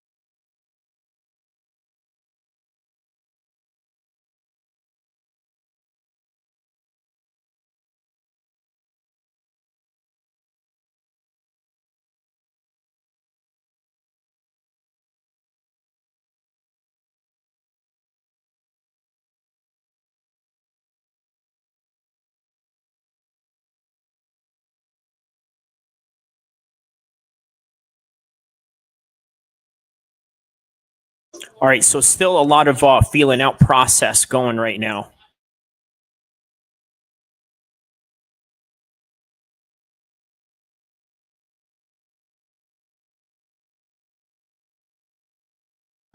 Oh, what was that? A little slip and jab right there.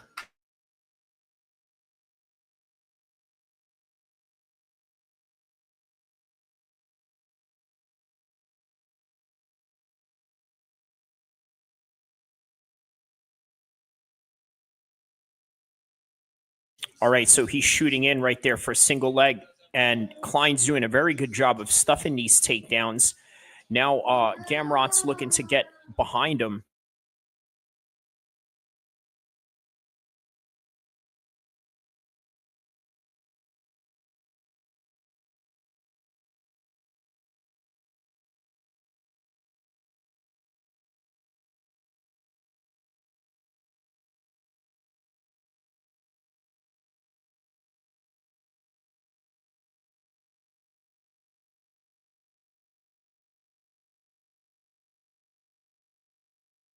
All right, some good knees from behind right there. Now continuing to maintain this body lock position.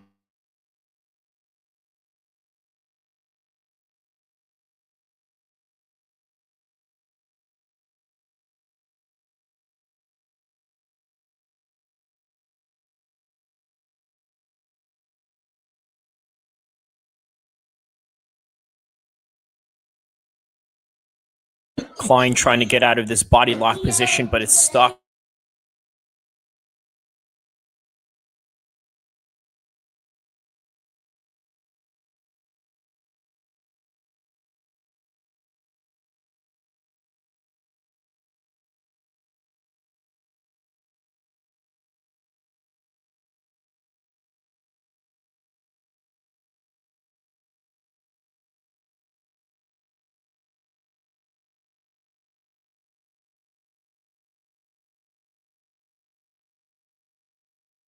So it looks like he's throwing knees in his backside, but really he's aiming to the side. And I don't know if that's necessarily legal to be throwing knees in the back like that, like literally in the back, not in the back of the head or any other part of the back, but literally the back. But yeah, no, I think he's hitting him in the sides.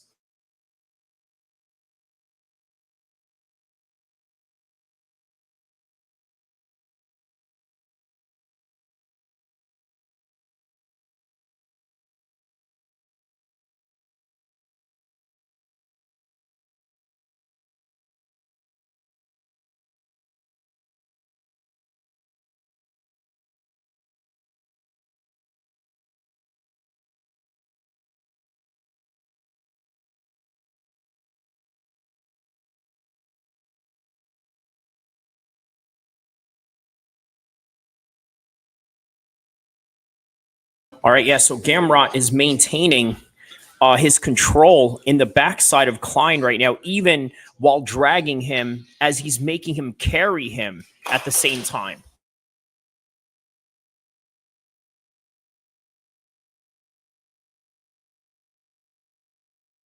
All right, so that is the end of the first round. I'm going to give that one to Gamrot all the way, and Klein needs to do something different for the second round.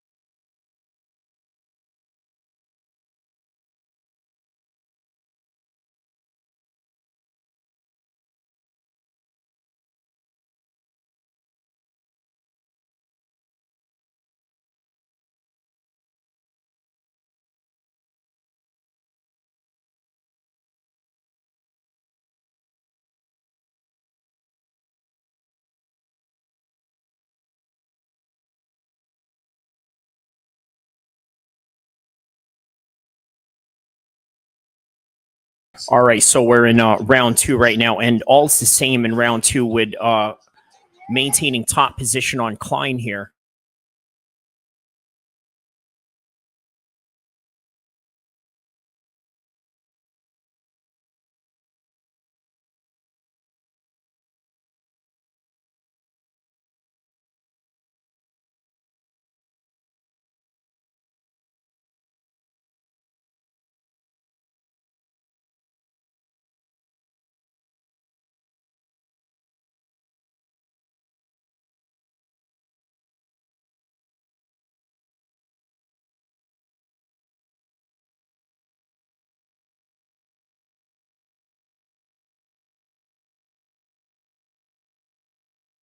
All right, so Gamrot now has the stack guard position. Klein has no answer whatsoever.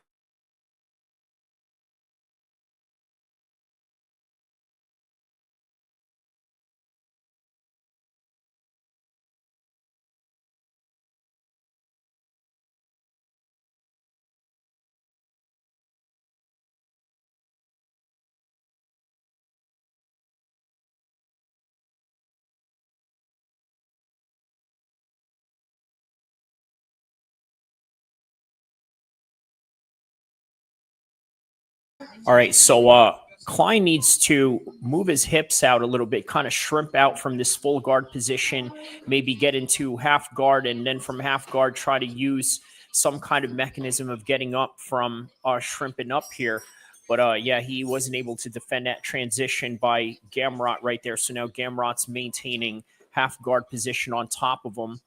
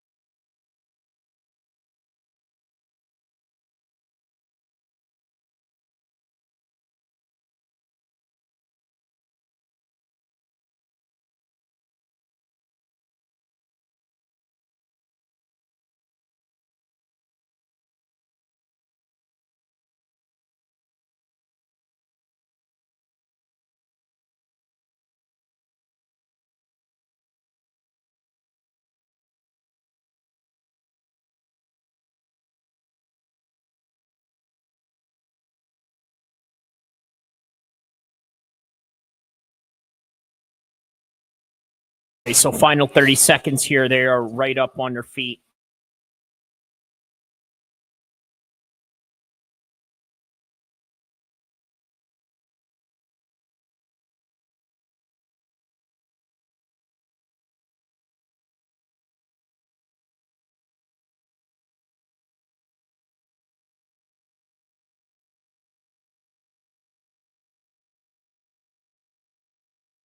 All right, so we got about 5 minutes after this fight right here. So far, man, I think it's all Gamrot here. The scrambles, the grappling, the ground control that he has going on. It's just nothing stopping him at this point.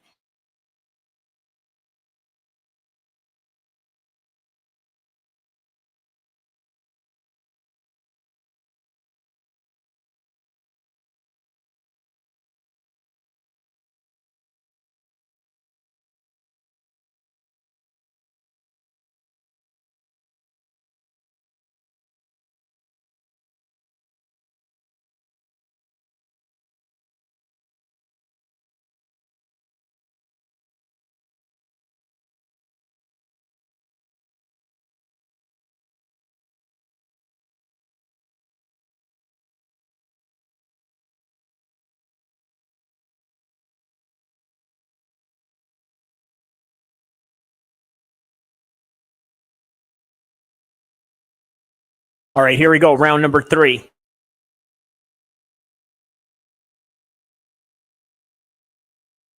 There we go. That's what Klein needs to do right there. Just open up with some jabs right there. He has to go on the offensive mode right here and try something different because otherwise, yeah, he's letting this fight slip behind him.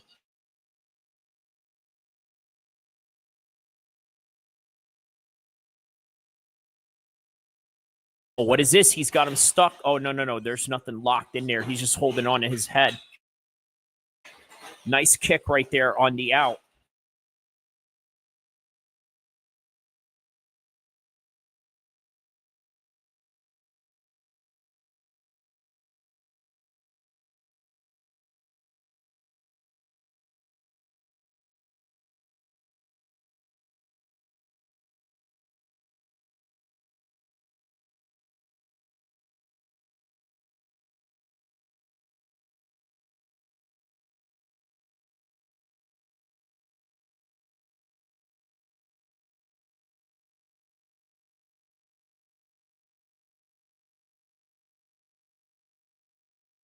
Okay, I think he rocked him right there on the way down from that scramble.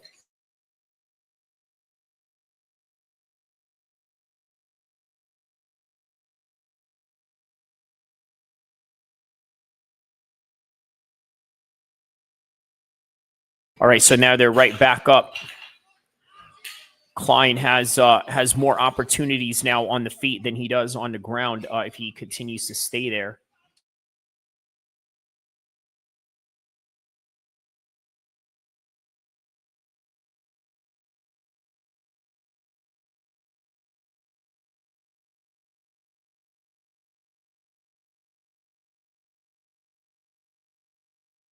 Wow, there's a nice jab and a hook right there.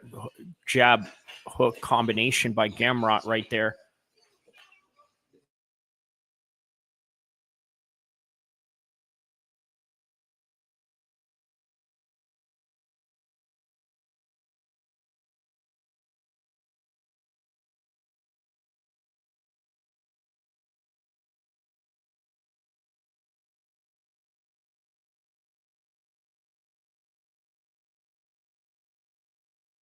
Nice uppercut attempt right there by Gamrot.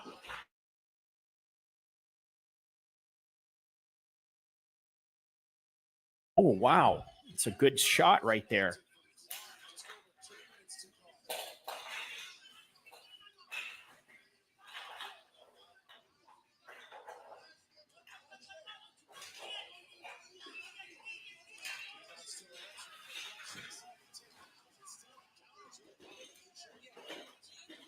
Oh, wow. This is a good combination right there. Okay, now he's maintaining that jab as Klein is moving forward towards him. But Klein at any moment of this time right now could be in absolute desperation mode right? The clock is ticking down. 130. Okay, there it is. There's a solidification of a single leg right there by Gamrot, now maintaining the top control position once again.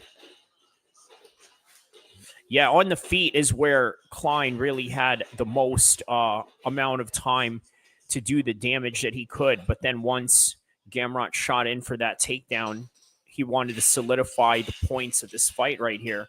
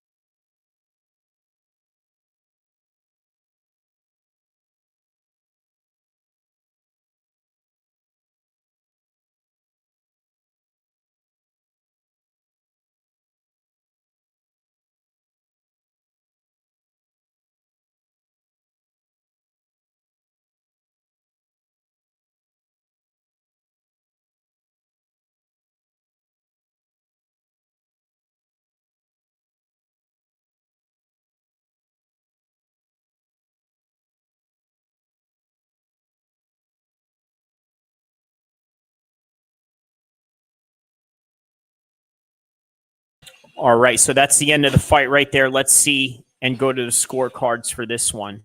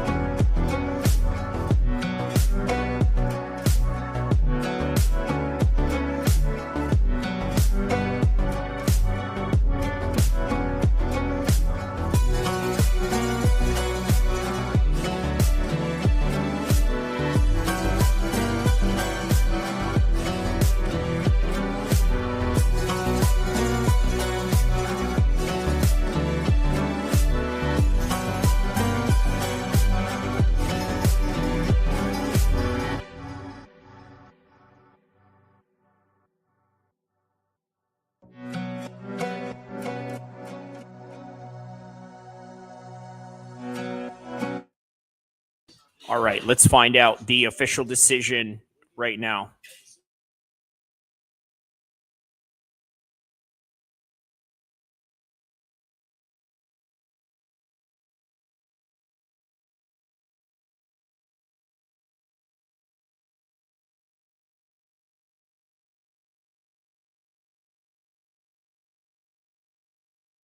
All right, well, there it is. Gamrot wins the fight. Obviously, grappling wins the fight. He had most of the control time on the ground, and there it is. That's all she wrote. Great job on Gamrot. Obviously maintains his position at number 7 in the lightweight division. Let's see what else is up next after this.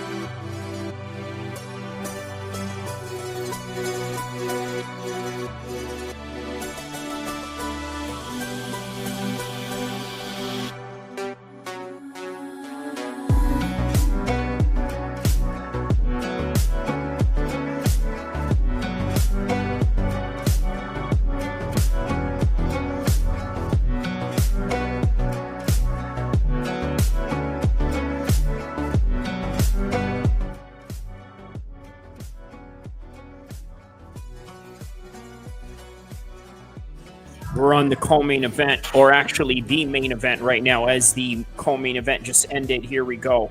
Final fight of the evening.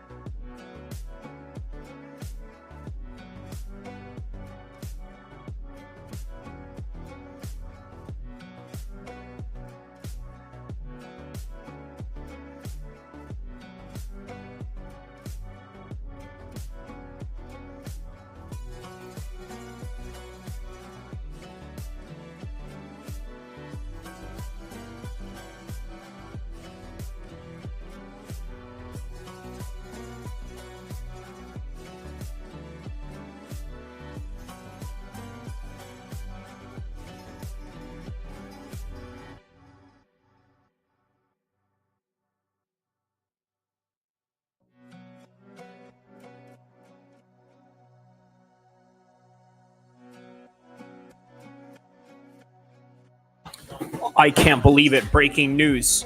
The main event is no longer going to be taking place. So that concludes tonight's event. Can you believe that? I can't believe it. The main event can't continue. MAYCEE Barber said that she can't continue for whatever reason. Let's find out what it is. Which talked about the health struggles that she's had in between. Yeah, she's probably injured. That's probably what happened here.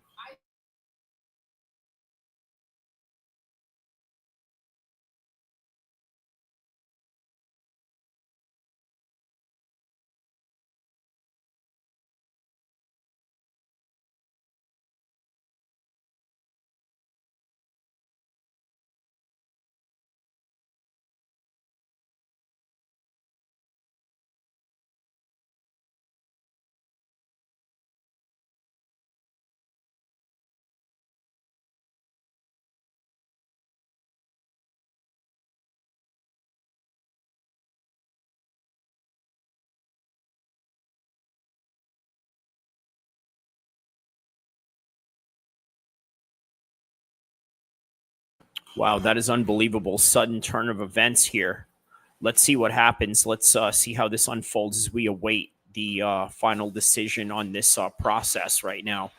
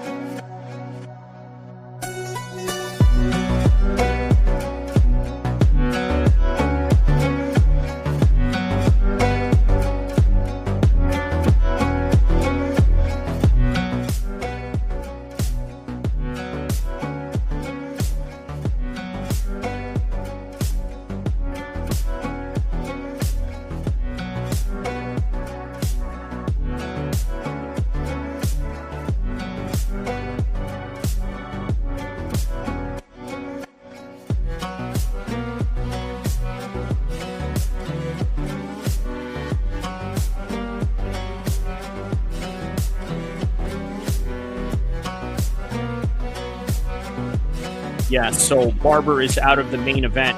We're now trying to find out what happens. I think there was a flare-up going on. I don't know if it had something to do with maybe ulcers or some sort of other underlying conditions, but we're going to find out right now. Let's see what they say.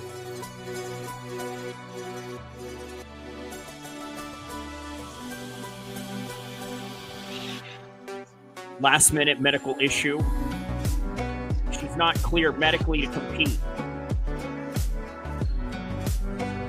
Oh, man, look at Daniel Cormier's face if you're watching right now. Daniel Cormier looks like he wants to say something. Oh, he's joking with Laura Stanko. He's like, are you ready? Go in. Like saying that she needs to go in there and replace, to fight Erin Blanchfield. But let's hear what Daniel Cormier is saying.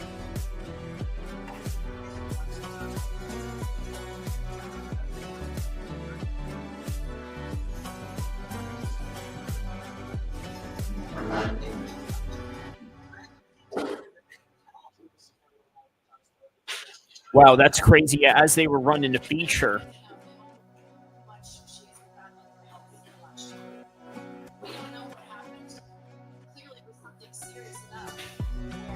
All right, so they still don't know what happened. There's not any medical statements or anything like that. They just said that she's not clear to fight due to medical issues. I told you guys this story during Darren's Hill when he fought Kelvin Gastelum in New York in the BMF card, right? He came in from the UK, literally from London to New York, flew in on a Thursday, did his own media scrum on that Thursday night, just to talk to the media because he didn't get his turn in media day and the press conference. And then he weighs in on Friday. After that, he's uncleared to fight literally on Saturday, but guess who clears him out of all people? One of Donald Trump's, medical staff that was on board from Air Force One that came in to watch the fight in New York, right? So there it is. So, we're finding out more details on this subject matter at hand.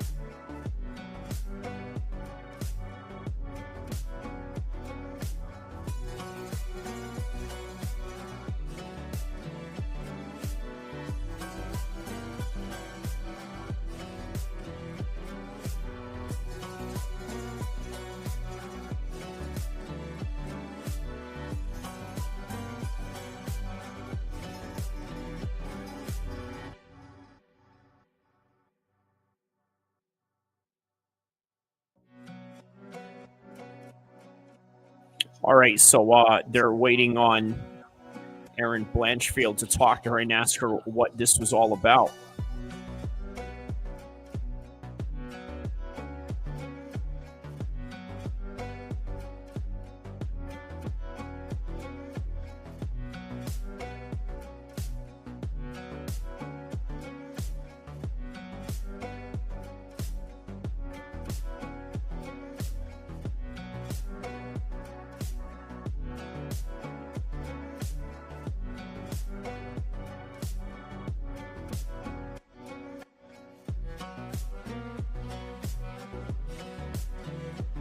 All right, so now they got Erin Blanchfield right now. They're going to ask her what's up.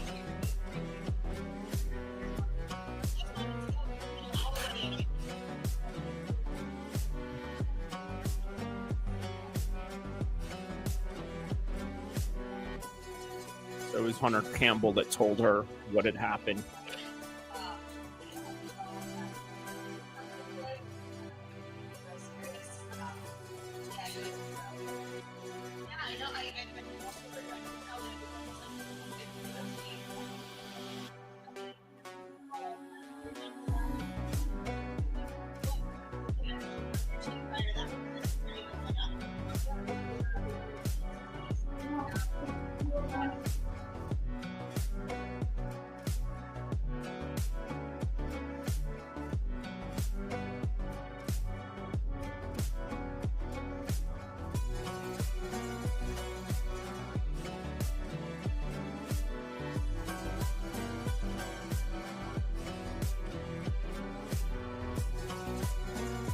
All right, so she also missed weight the day before.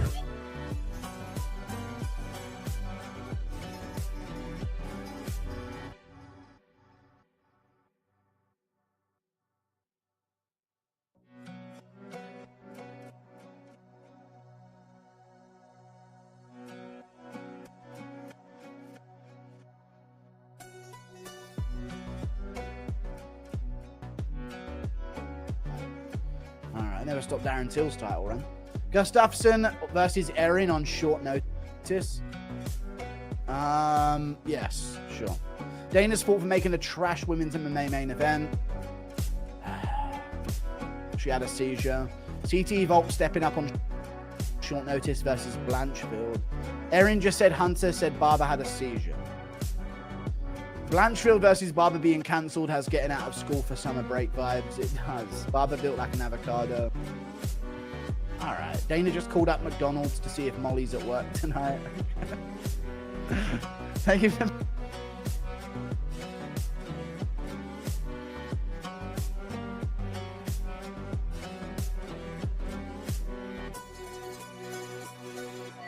All right, so apparently it was a seizure of some sort.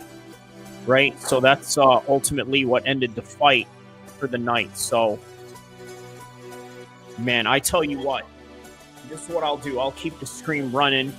We'll keep this going all the way to the boxing event, and we'll just do it like that. Stay tuned.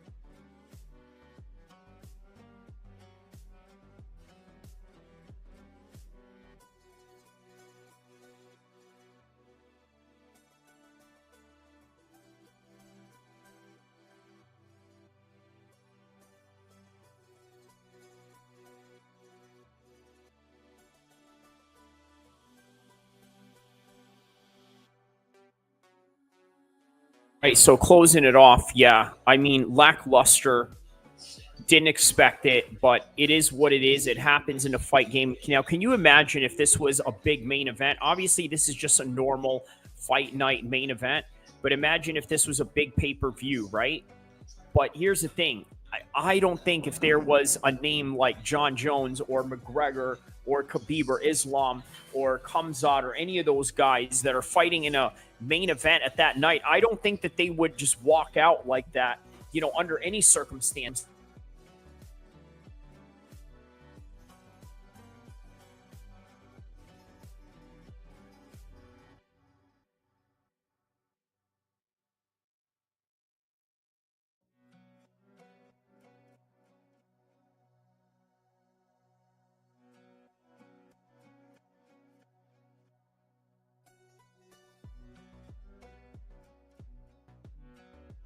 Oops. About that, I had that muted by accident. Now we don't know the extent of what this is, but that's unfortunate. But hey, listen, it's combat sports. It's on to the next one. It's on to the next fight night. On to the next pay-per-view. And unfortunately for Barber, it's on to the next fighter. That's just the name of the game.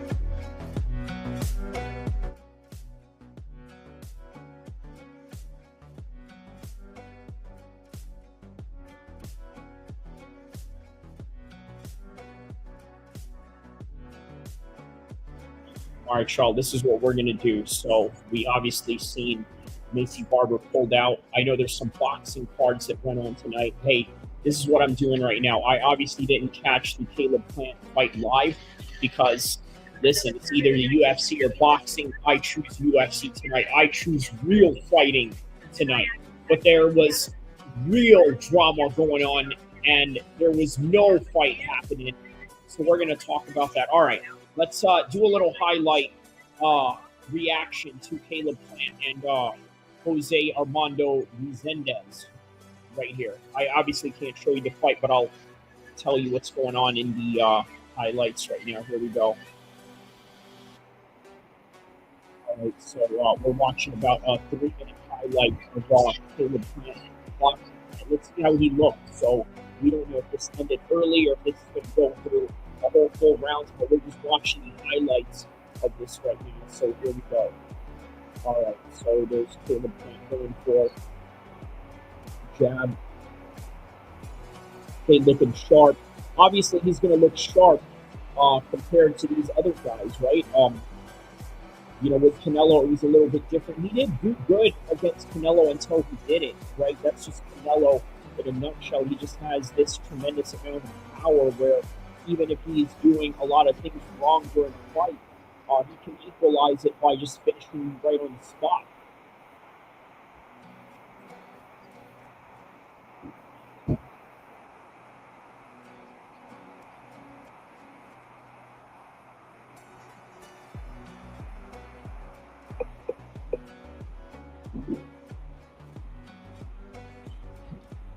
All right, so far, first round for Caleb Plant. Just a bit of a feeling out process, like most high-level, world-level boxing operators in that level. It's there looking like he's trying to win rounds, trying to score points, at least in the very beginning.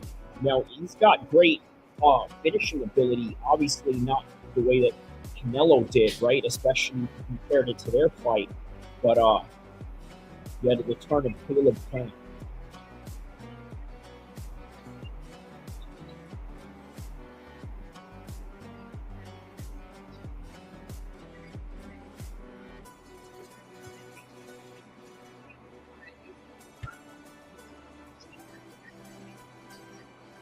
Okay, so Shevchenko was talking about some past opponents in Muay Thai that have had some medical issues as well.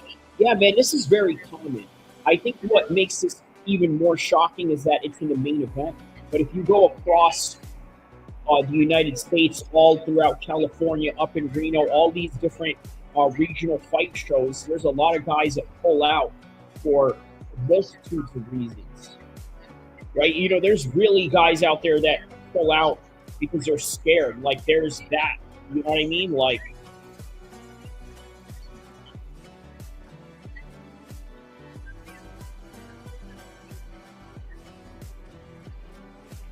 all right, not much on this highlights. Let's see what this is right here. Let's see here.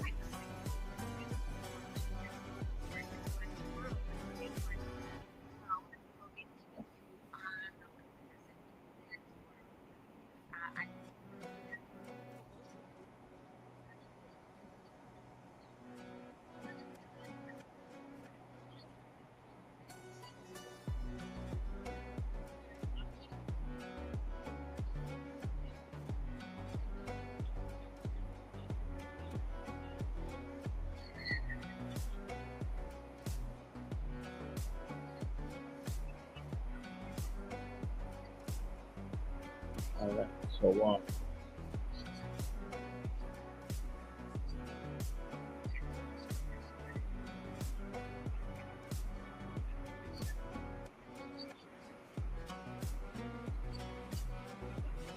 all right, so that's the end of round one right there. Looks like this may have gone the distance. I don't know. We will see.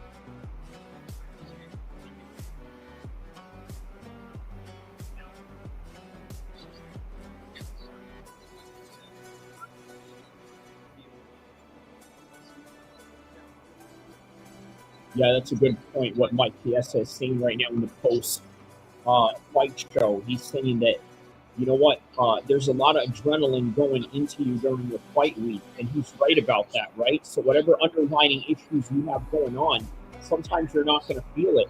There's guys that go into fights with like broken legs, you know, messed up knees, bad shoulders. I mean, you've seen it in the TJ Dillashaw fight against Aljo. In that Abu Dhabi fight, right, where TJ got that title shot against Aljo. You know, TJ knew that he was going in there with a very bad shoulder. You know, that's just standard. And then there's the other thing too, right? You know, you don't get like medical compensation until you actually walk in the cage. So some guys will just literally walk in there with an injury and then they'll just toss it up to whatever happened in the cage when it probably happened during training. So there's a lot of that going on. Meanwhile, yeah, I'm reacting to Caleb Plant right now, boxing Resendiz. Yeah, man, this was pretty big for a lot of the boxing guys tonight. But, you know, like I said, right, there's plenty of boxing shows to cover. July 19th, though, that's a stacked day, man. you got Usyk, and then Dubois, and then you also got Manny Pacquiao and Barrios on that same day, which also is on the same day as UFC 318 with Dustin Poirier and Max Holloway fighting for the final time. Well, at least on the part of Dustin Poirier, riding off into the sunset, perhaps, or maybe it's Max's time because, let's face it, it is Dustin that has accumulated more of the damage as time went on. But speaking of damage, yeah, Caleb Plant's doing a very good job of preventing himself from being damaged here.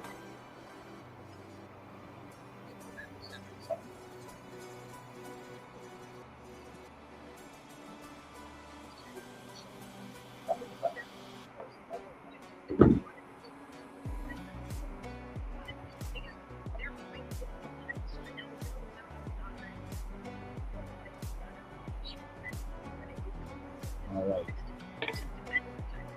Good shot by Caleb.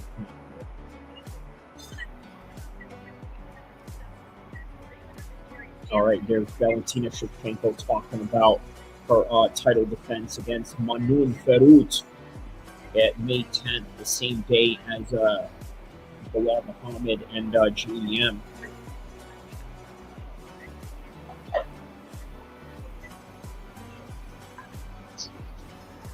Yeah, Caleb Plant has a really, really good jab. Really good jab. Like, people don't know, there's multiple ways to throw a jab. There's just, like, different angles and how to do it, too.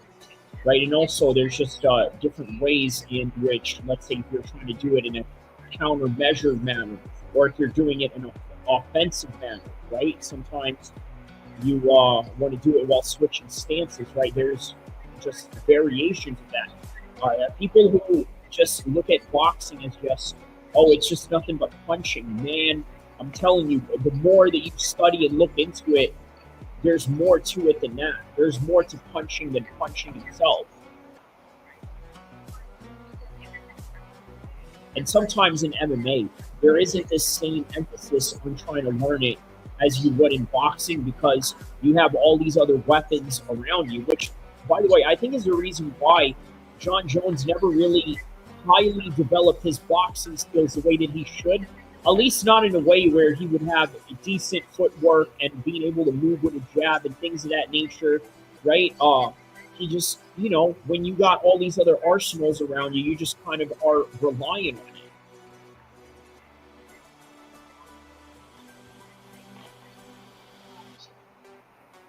So, all right, we're round number 3 right now with Plant versus Resendiz. So for those of you that are tapped in right now and that are watching this, just so you guys know. So round number 3, Resendiz versus Caleb Plant. I'm going to put this on the title right now, on the details of the title. Let me switch this up right here. Because my manager, Jennifer, said, and she was like looking at that area. She said, we hit a good 4,500 forward on the line. What did it turn it out? What are you doing that?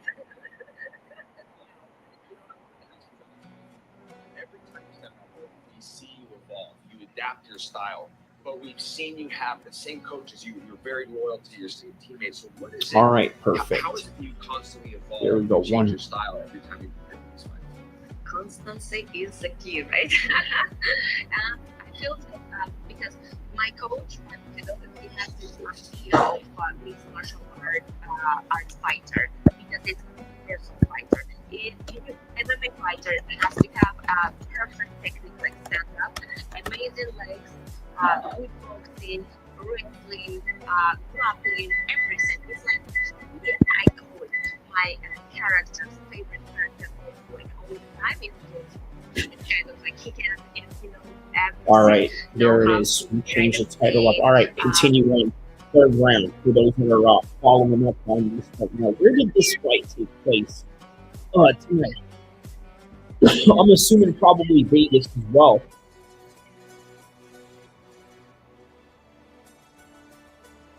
Okay, so round number 3. 30 seconds left. Ooh, that was a hard shot by Resendiz, and Caleb Plant is walking into it like, it ain't a thing.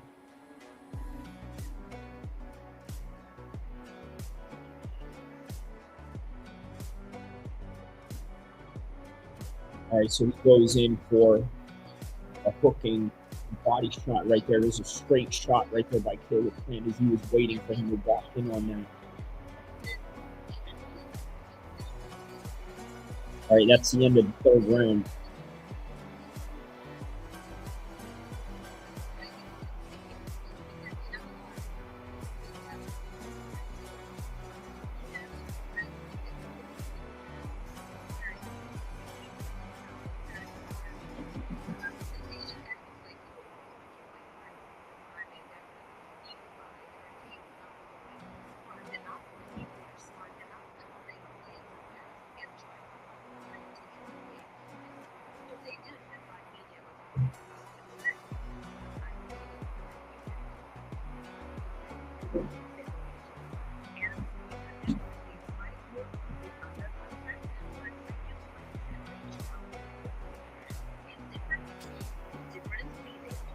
All right, that up-down jab by Resendiz right here in the fourth round.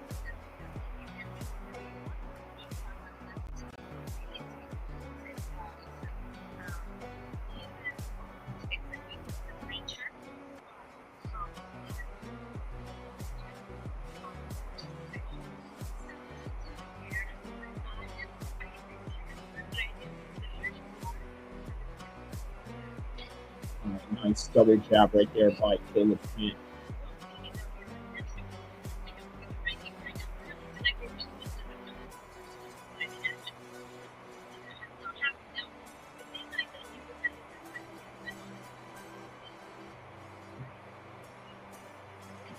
Wow, man, yeah, and Aaron Blanchfield and Maycee Barber were right there at 4 and 5 right there. So any one of them could have fought for Shevchenko's title right here. Anyways, back to boxing. Here's Caleb Plant.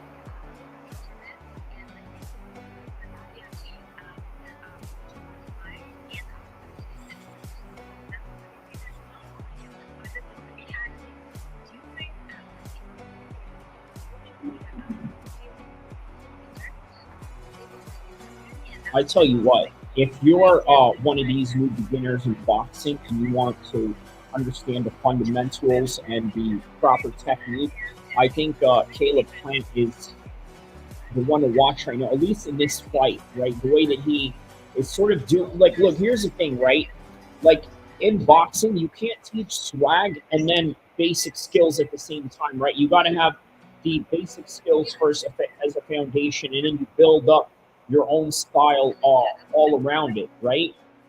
If you want to learn how to do fundamentals with swag, I think Caleb Plant, you should watch this fight right now with Jose Resendiz. Right now, it is the fourth round that we are reacting to right now, ending going into the fifth round of this 12-round fight.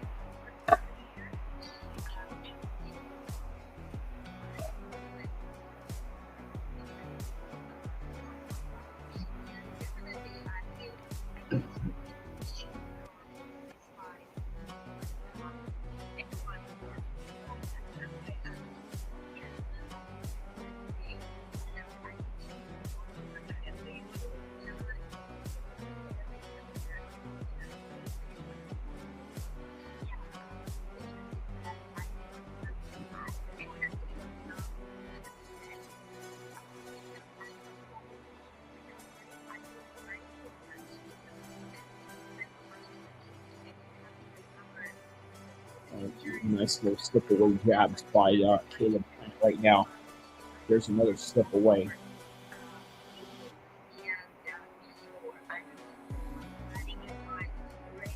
Very good defense on Caleb Plant, which, by the way, really gives more compliment towards Canelo more than anything, right? Like, how was he able to put this man down like that?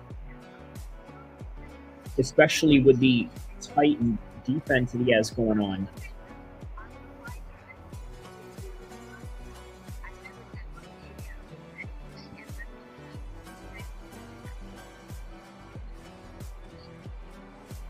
All right, 127 seconds left of this 5th round between Plant and Resendiz.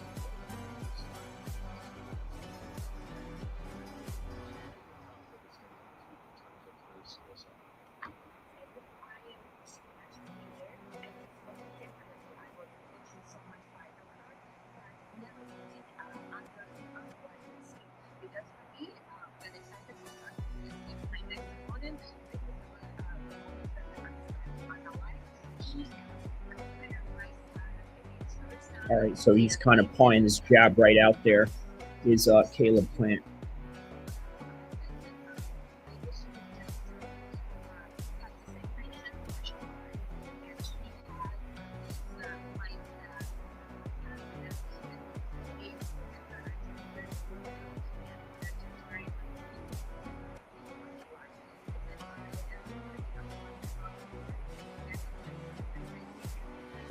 Ooh, good run.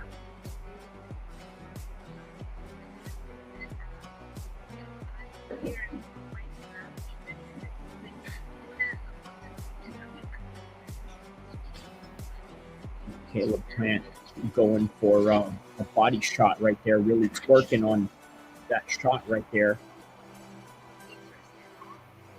All right, that's the end of the 5th round, 6th round coming up.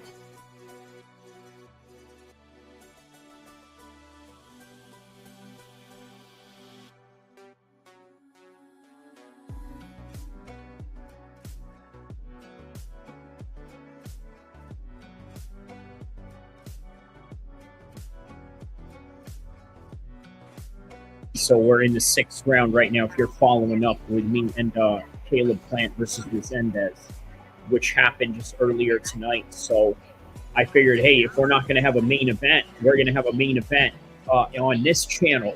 You know what I mean? So we're going to have a main event with a pre-recorded fight that just happened tonight. So, all right, and following up, we're at round number 5.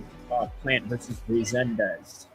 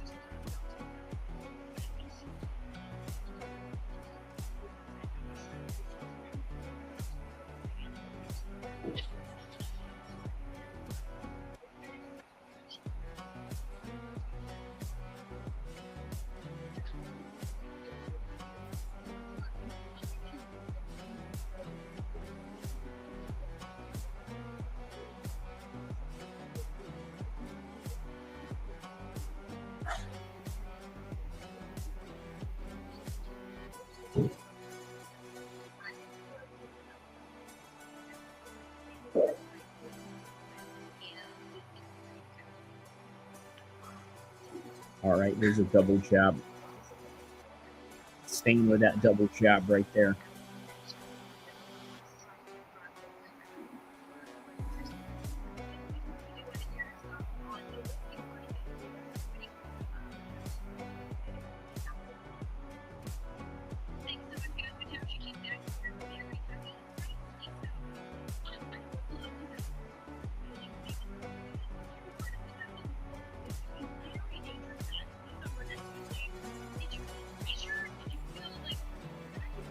They're asking Gamrot right now if he felt pressured fighting a guy that had no ranking in his number. Oh, wow. Meanwhile, here's Caleb Plant right now getting his numbers rang on him right now. Right into 6. What is this?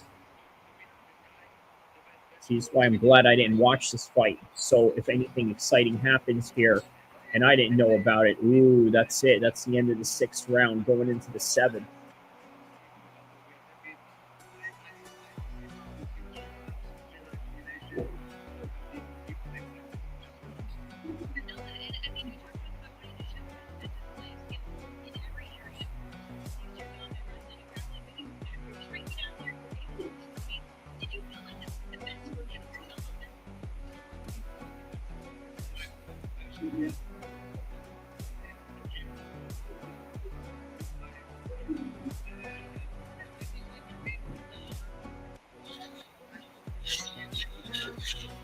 And Gamrot says, he's like, yeah, I think I'm happy with my performance because, yeah, it's good.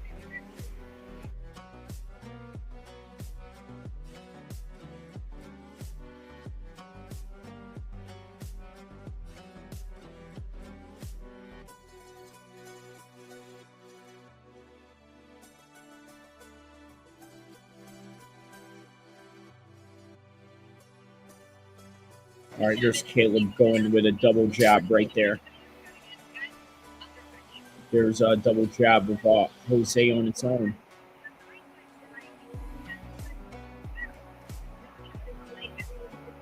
Yeah, out of 10 fights, 9 pulled through in the UFC tonight.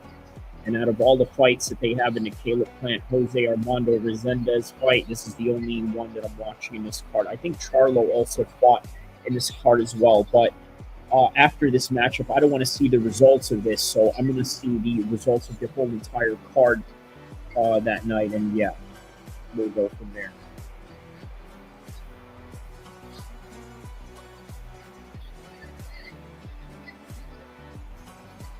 Boom, yeah, how about Dustin Jacoby with that knockout earlier?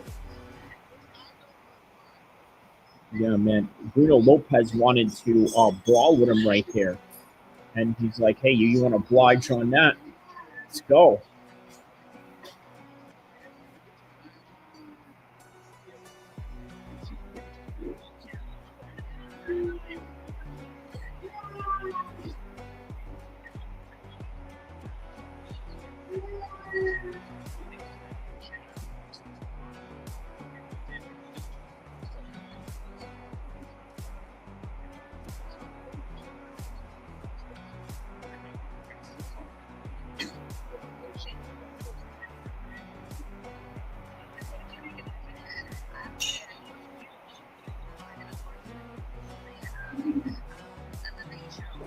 All right, so less than a minute left into the 7th round right now.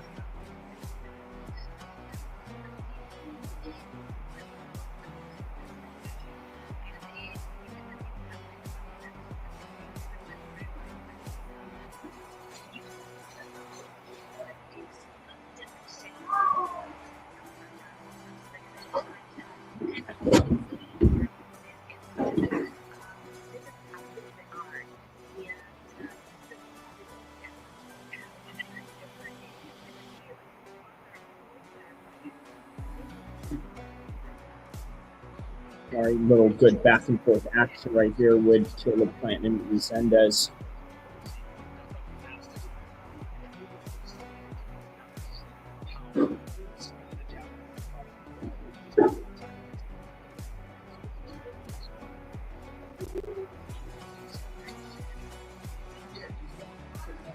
Yeah, I'm glad I didn't read any results of this fight because now I get to be surprised like everyone else. All right, round number 8 right here. Round number 8, 240, 239.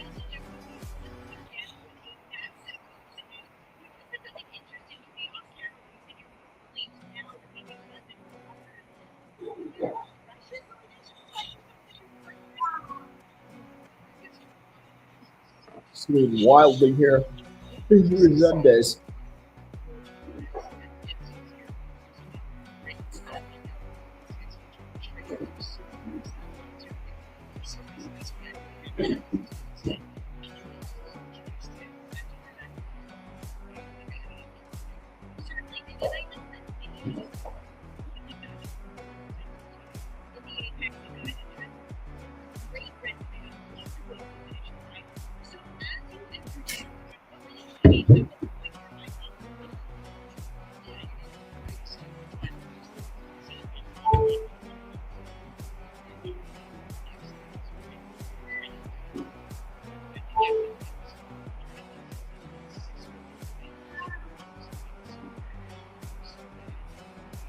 There's a double jab by Resendiz.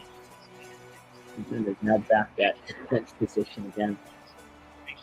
Yeah, Caleb Plant looks like he's really trying to go for these body shots right here. At least he's trying to lure him into these body shots.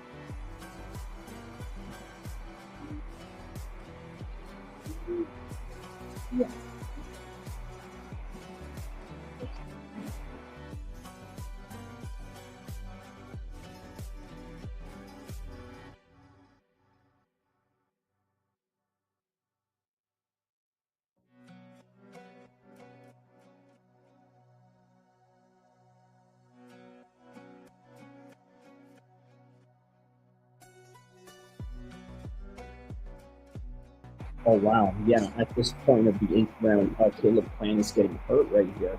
What's going on? All right, yeah. So it's getting exciting here. What's going on here? Now we're getting into round number 9. Round number 9. It's starting to wear down on Caleb Plant here.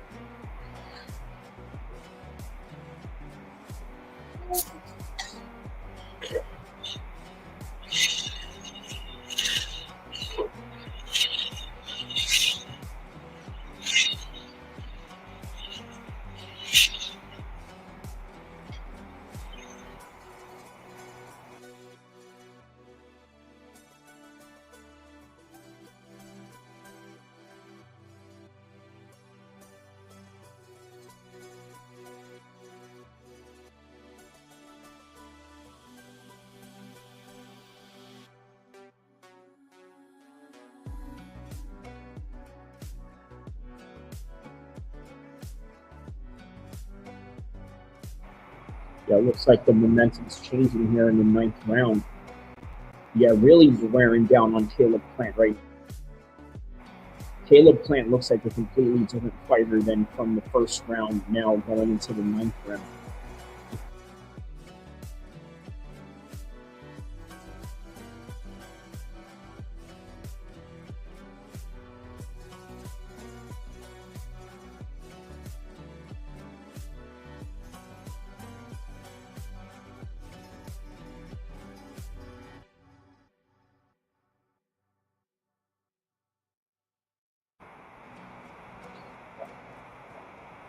Oh, what is this? Okay, little tape problem with his gloves right now.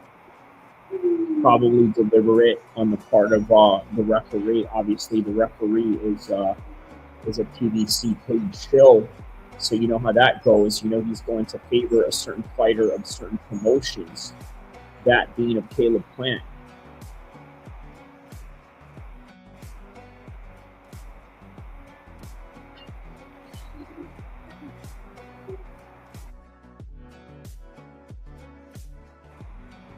Yeah, he's definitely used to fighting somebody with a pressure style like Filho right here in the 9th round with Caleb Plant.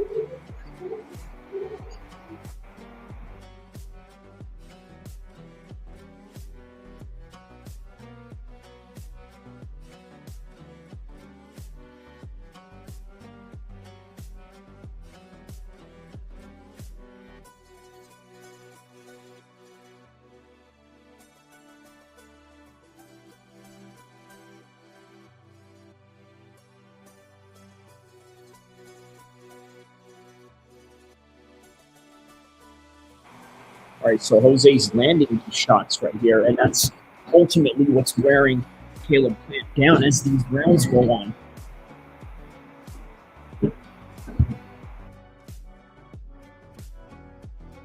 Man, looks like a bit of a changing of the guards here.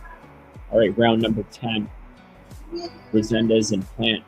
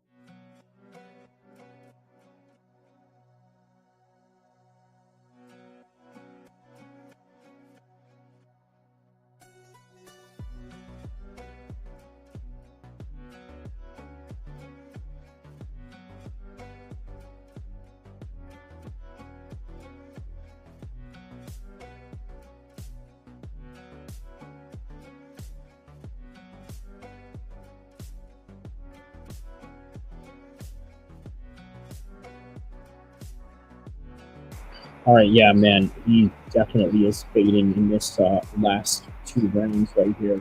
At least 3 rounds, at least. After this is 2 more.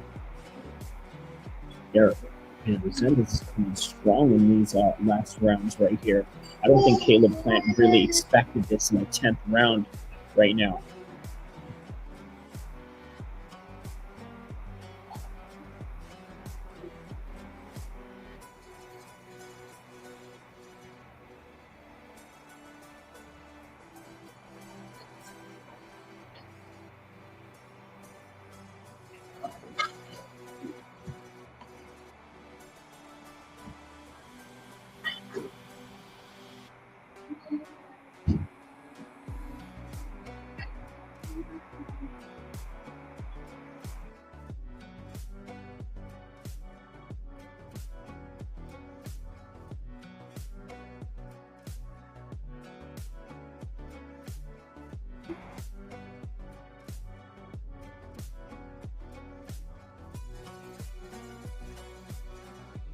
Plant, realistically, he wants to fight a long distance, jabby, rangy type of fight.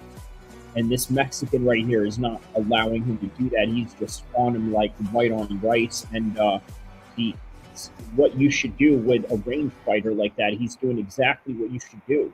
And that is the reason why he's sort of wearing him down at the end of the final stretches of this championship fight. At least championship rounds that they're going on. I don't know if this has any championship implications. But all right, round number 11. Here we go. Right into it straight away, round number 11.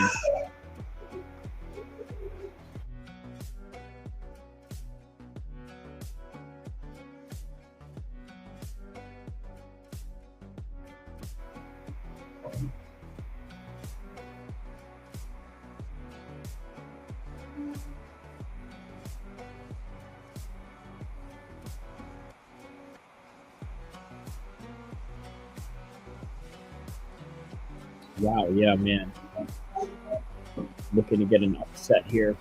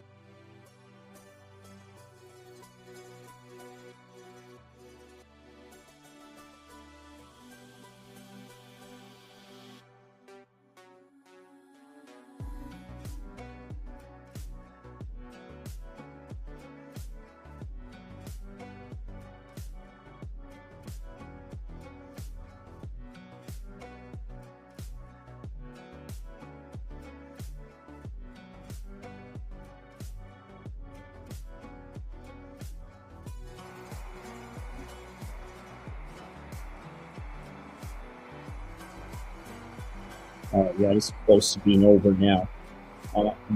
Looking like this would probably go to a decision.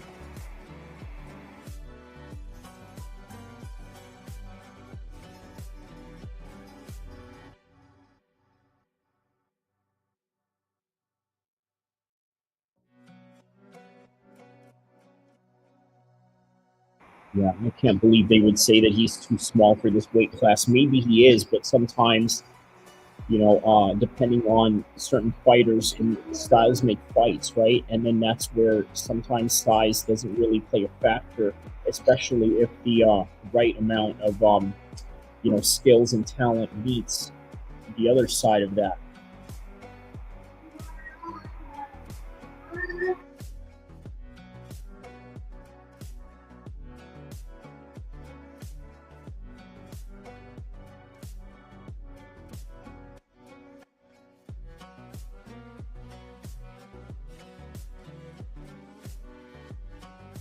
Oh, what is that? He got stunned by something there.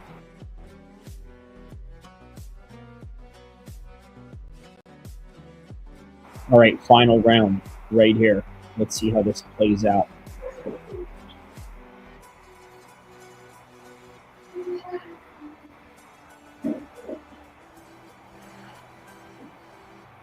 Oh, wow.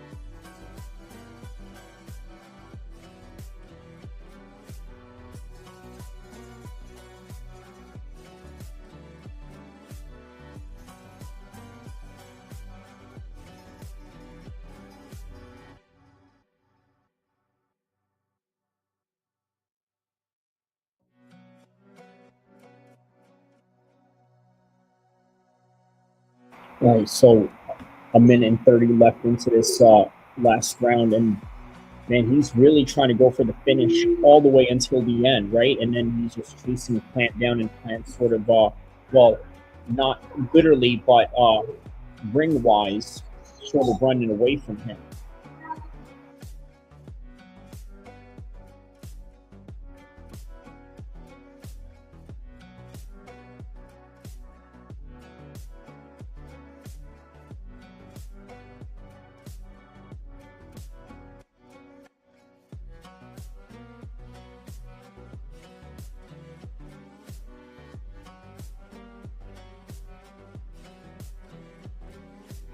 All right, so yeah, this fight is in Las Vegas, right across the street from where the Apex UFC fights are at.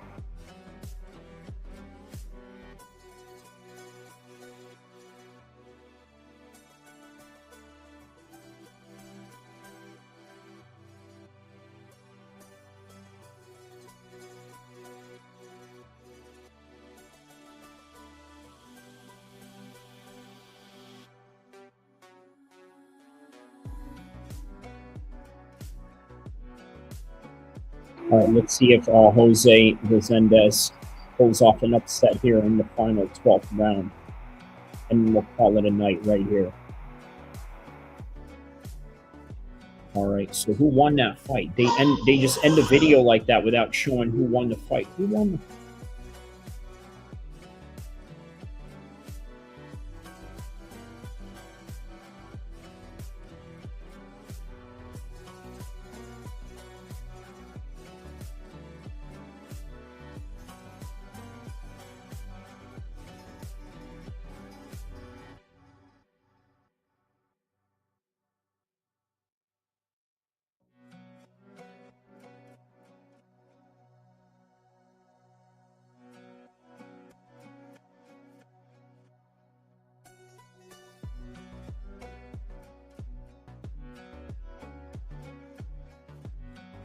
Okay, so there it is. That's the main event right there. Resendiz gets an upset win over Caleb Plant. MAYCEE Barber wasn't able to make it because of some medical issues. And then Gamrot obviously showed out in the co-main event. That's all that we got for this one. Don't forget to like and subscribe. I'll see you in the next one, inshallah.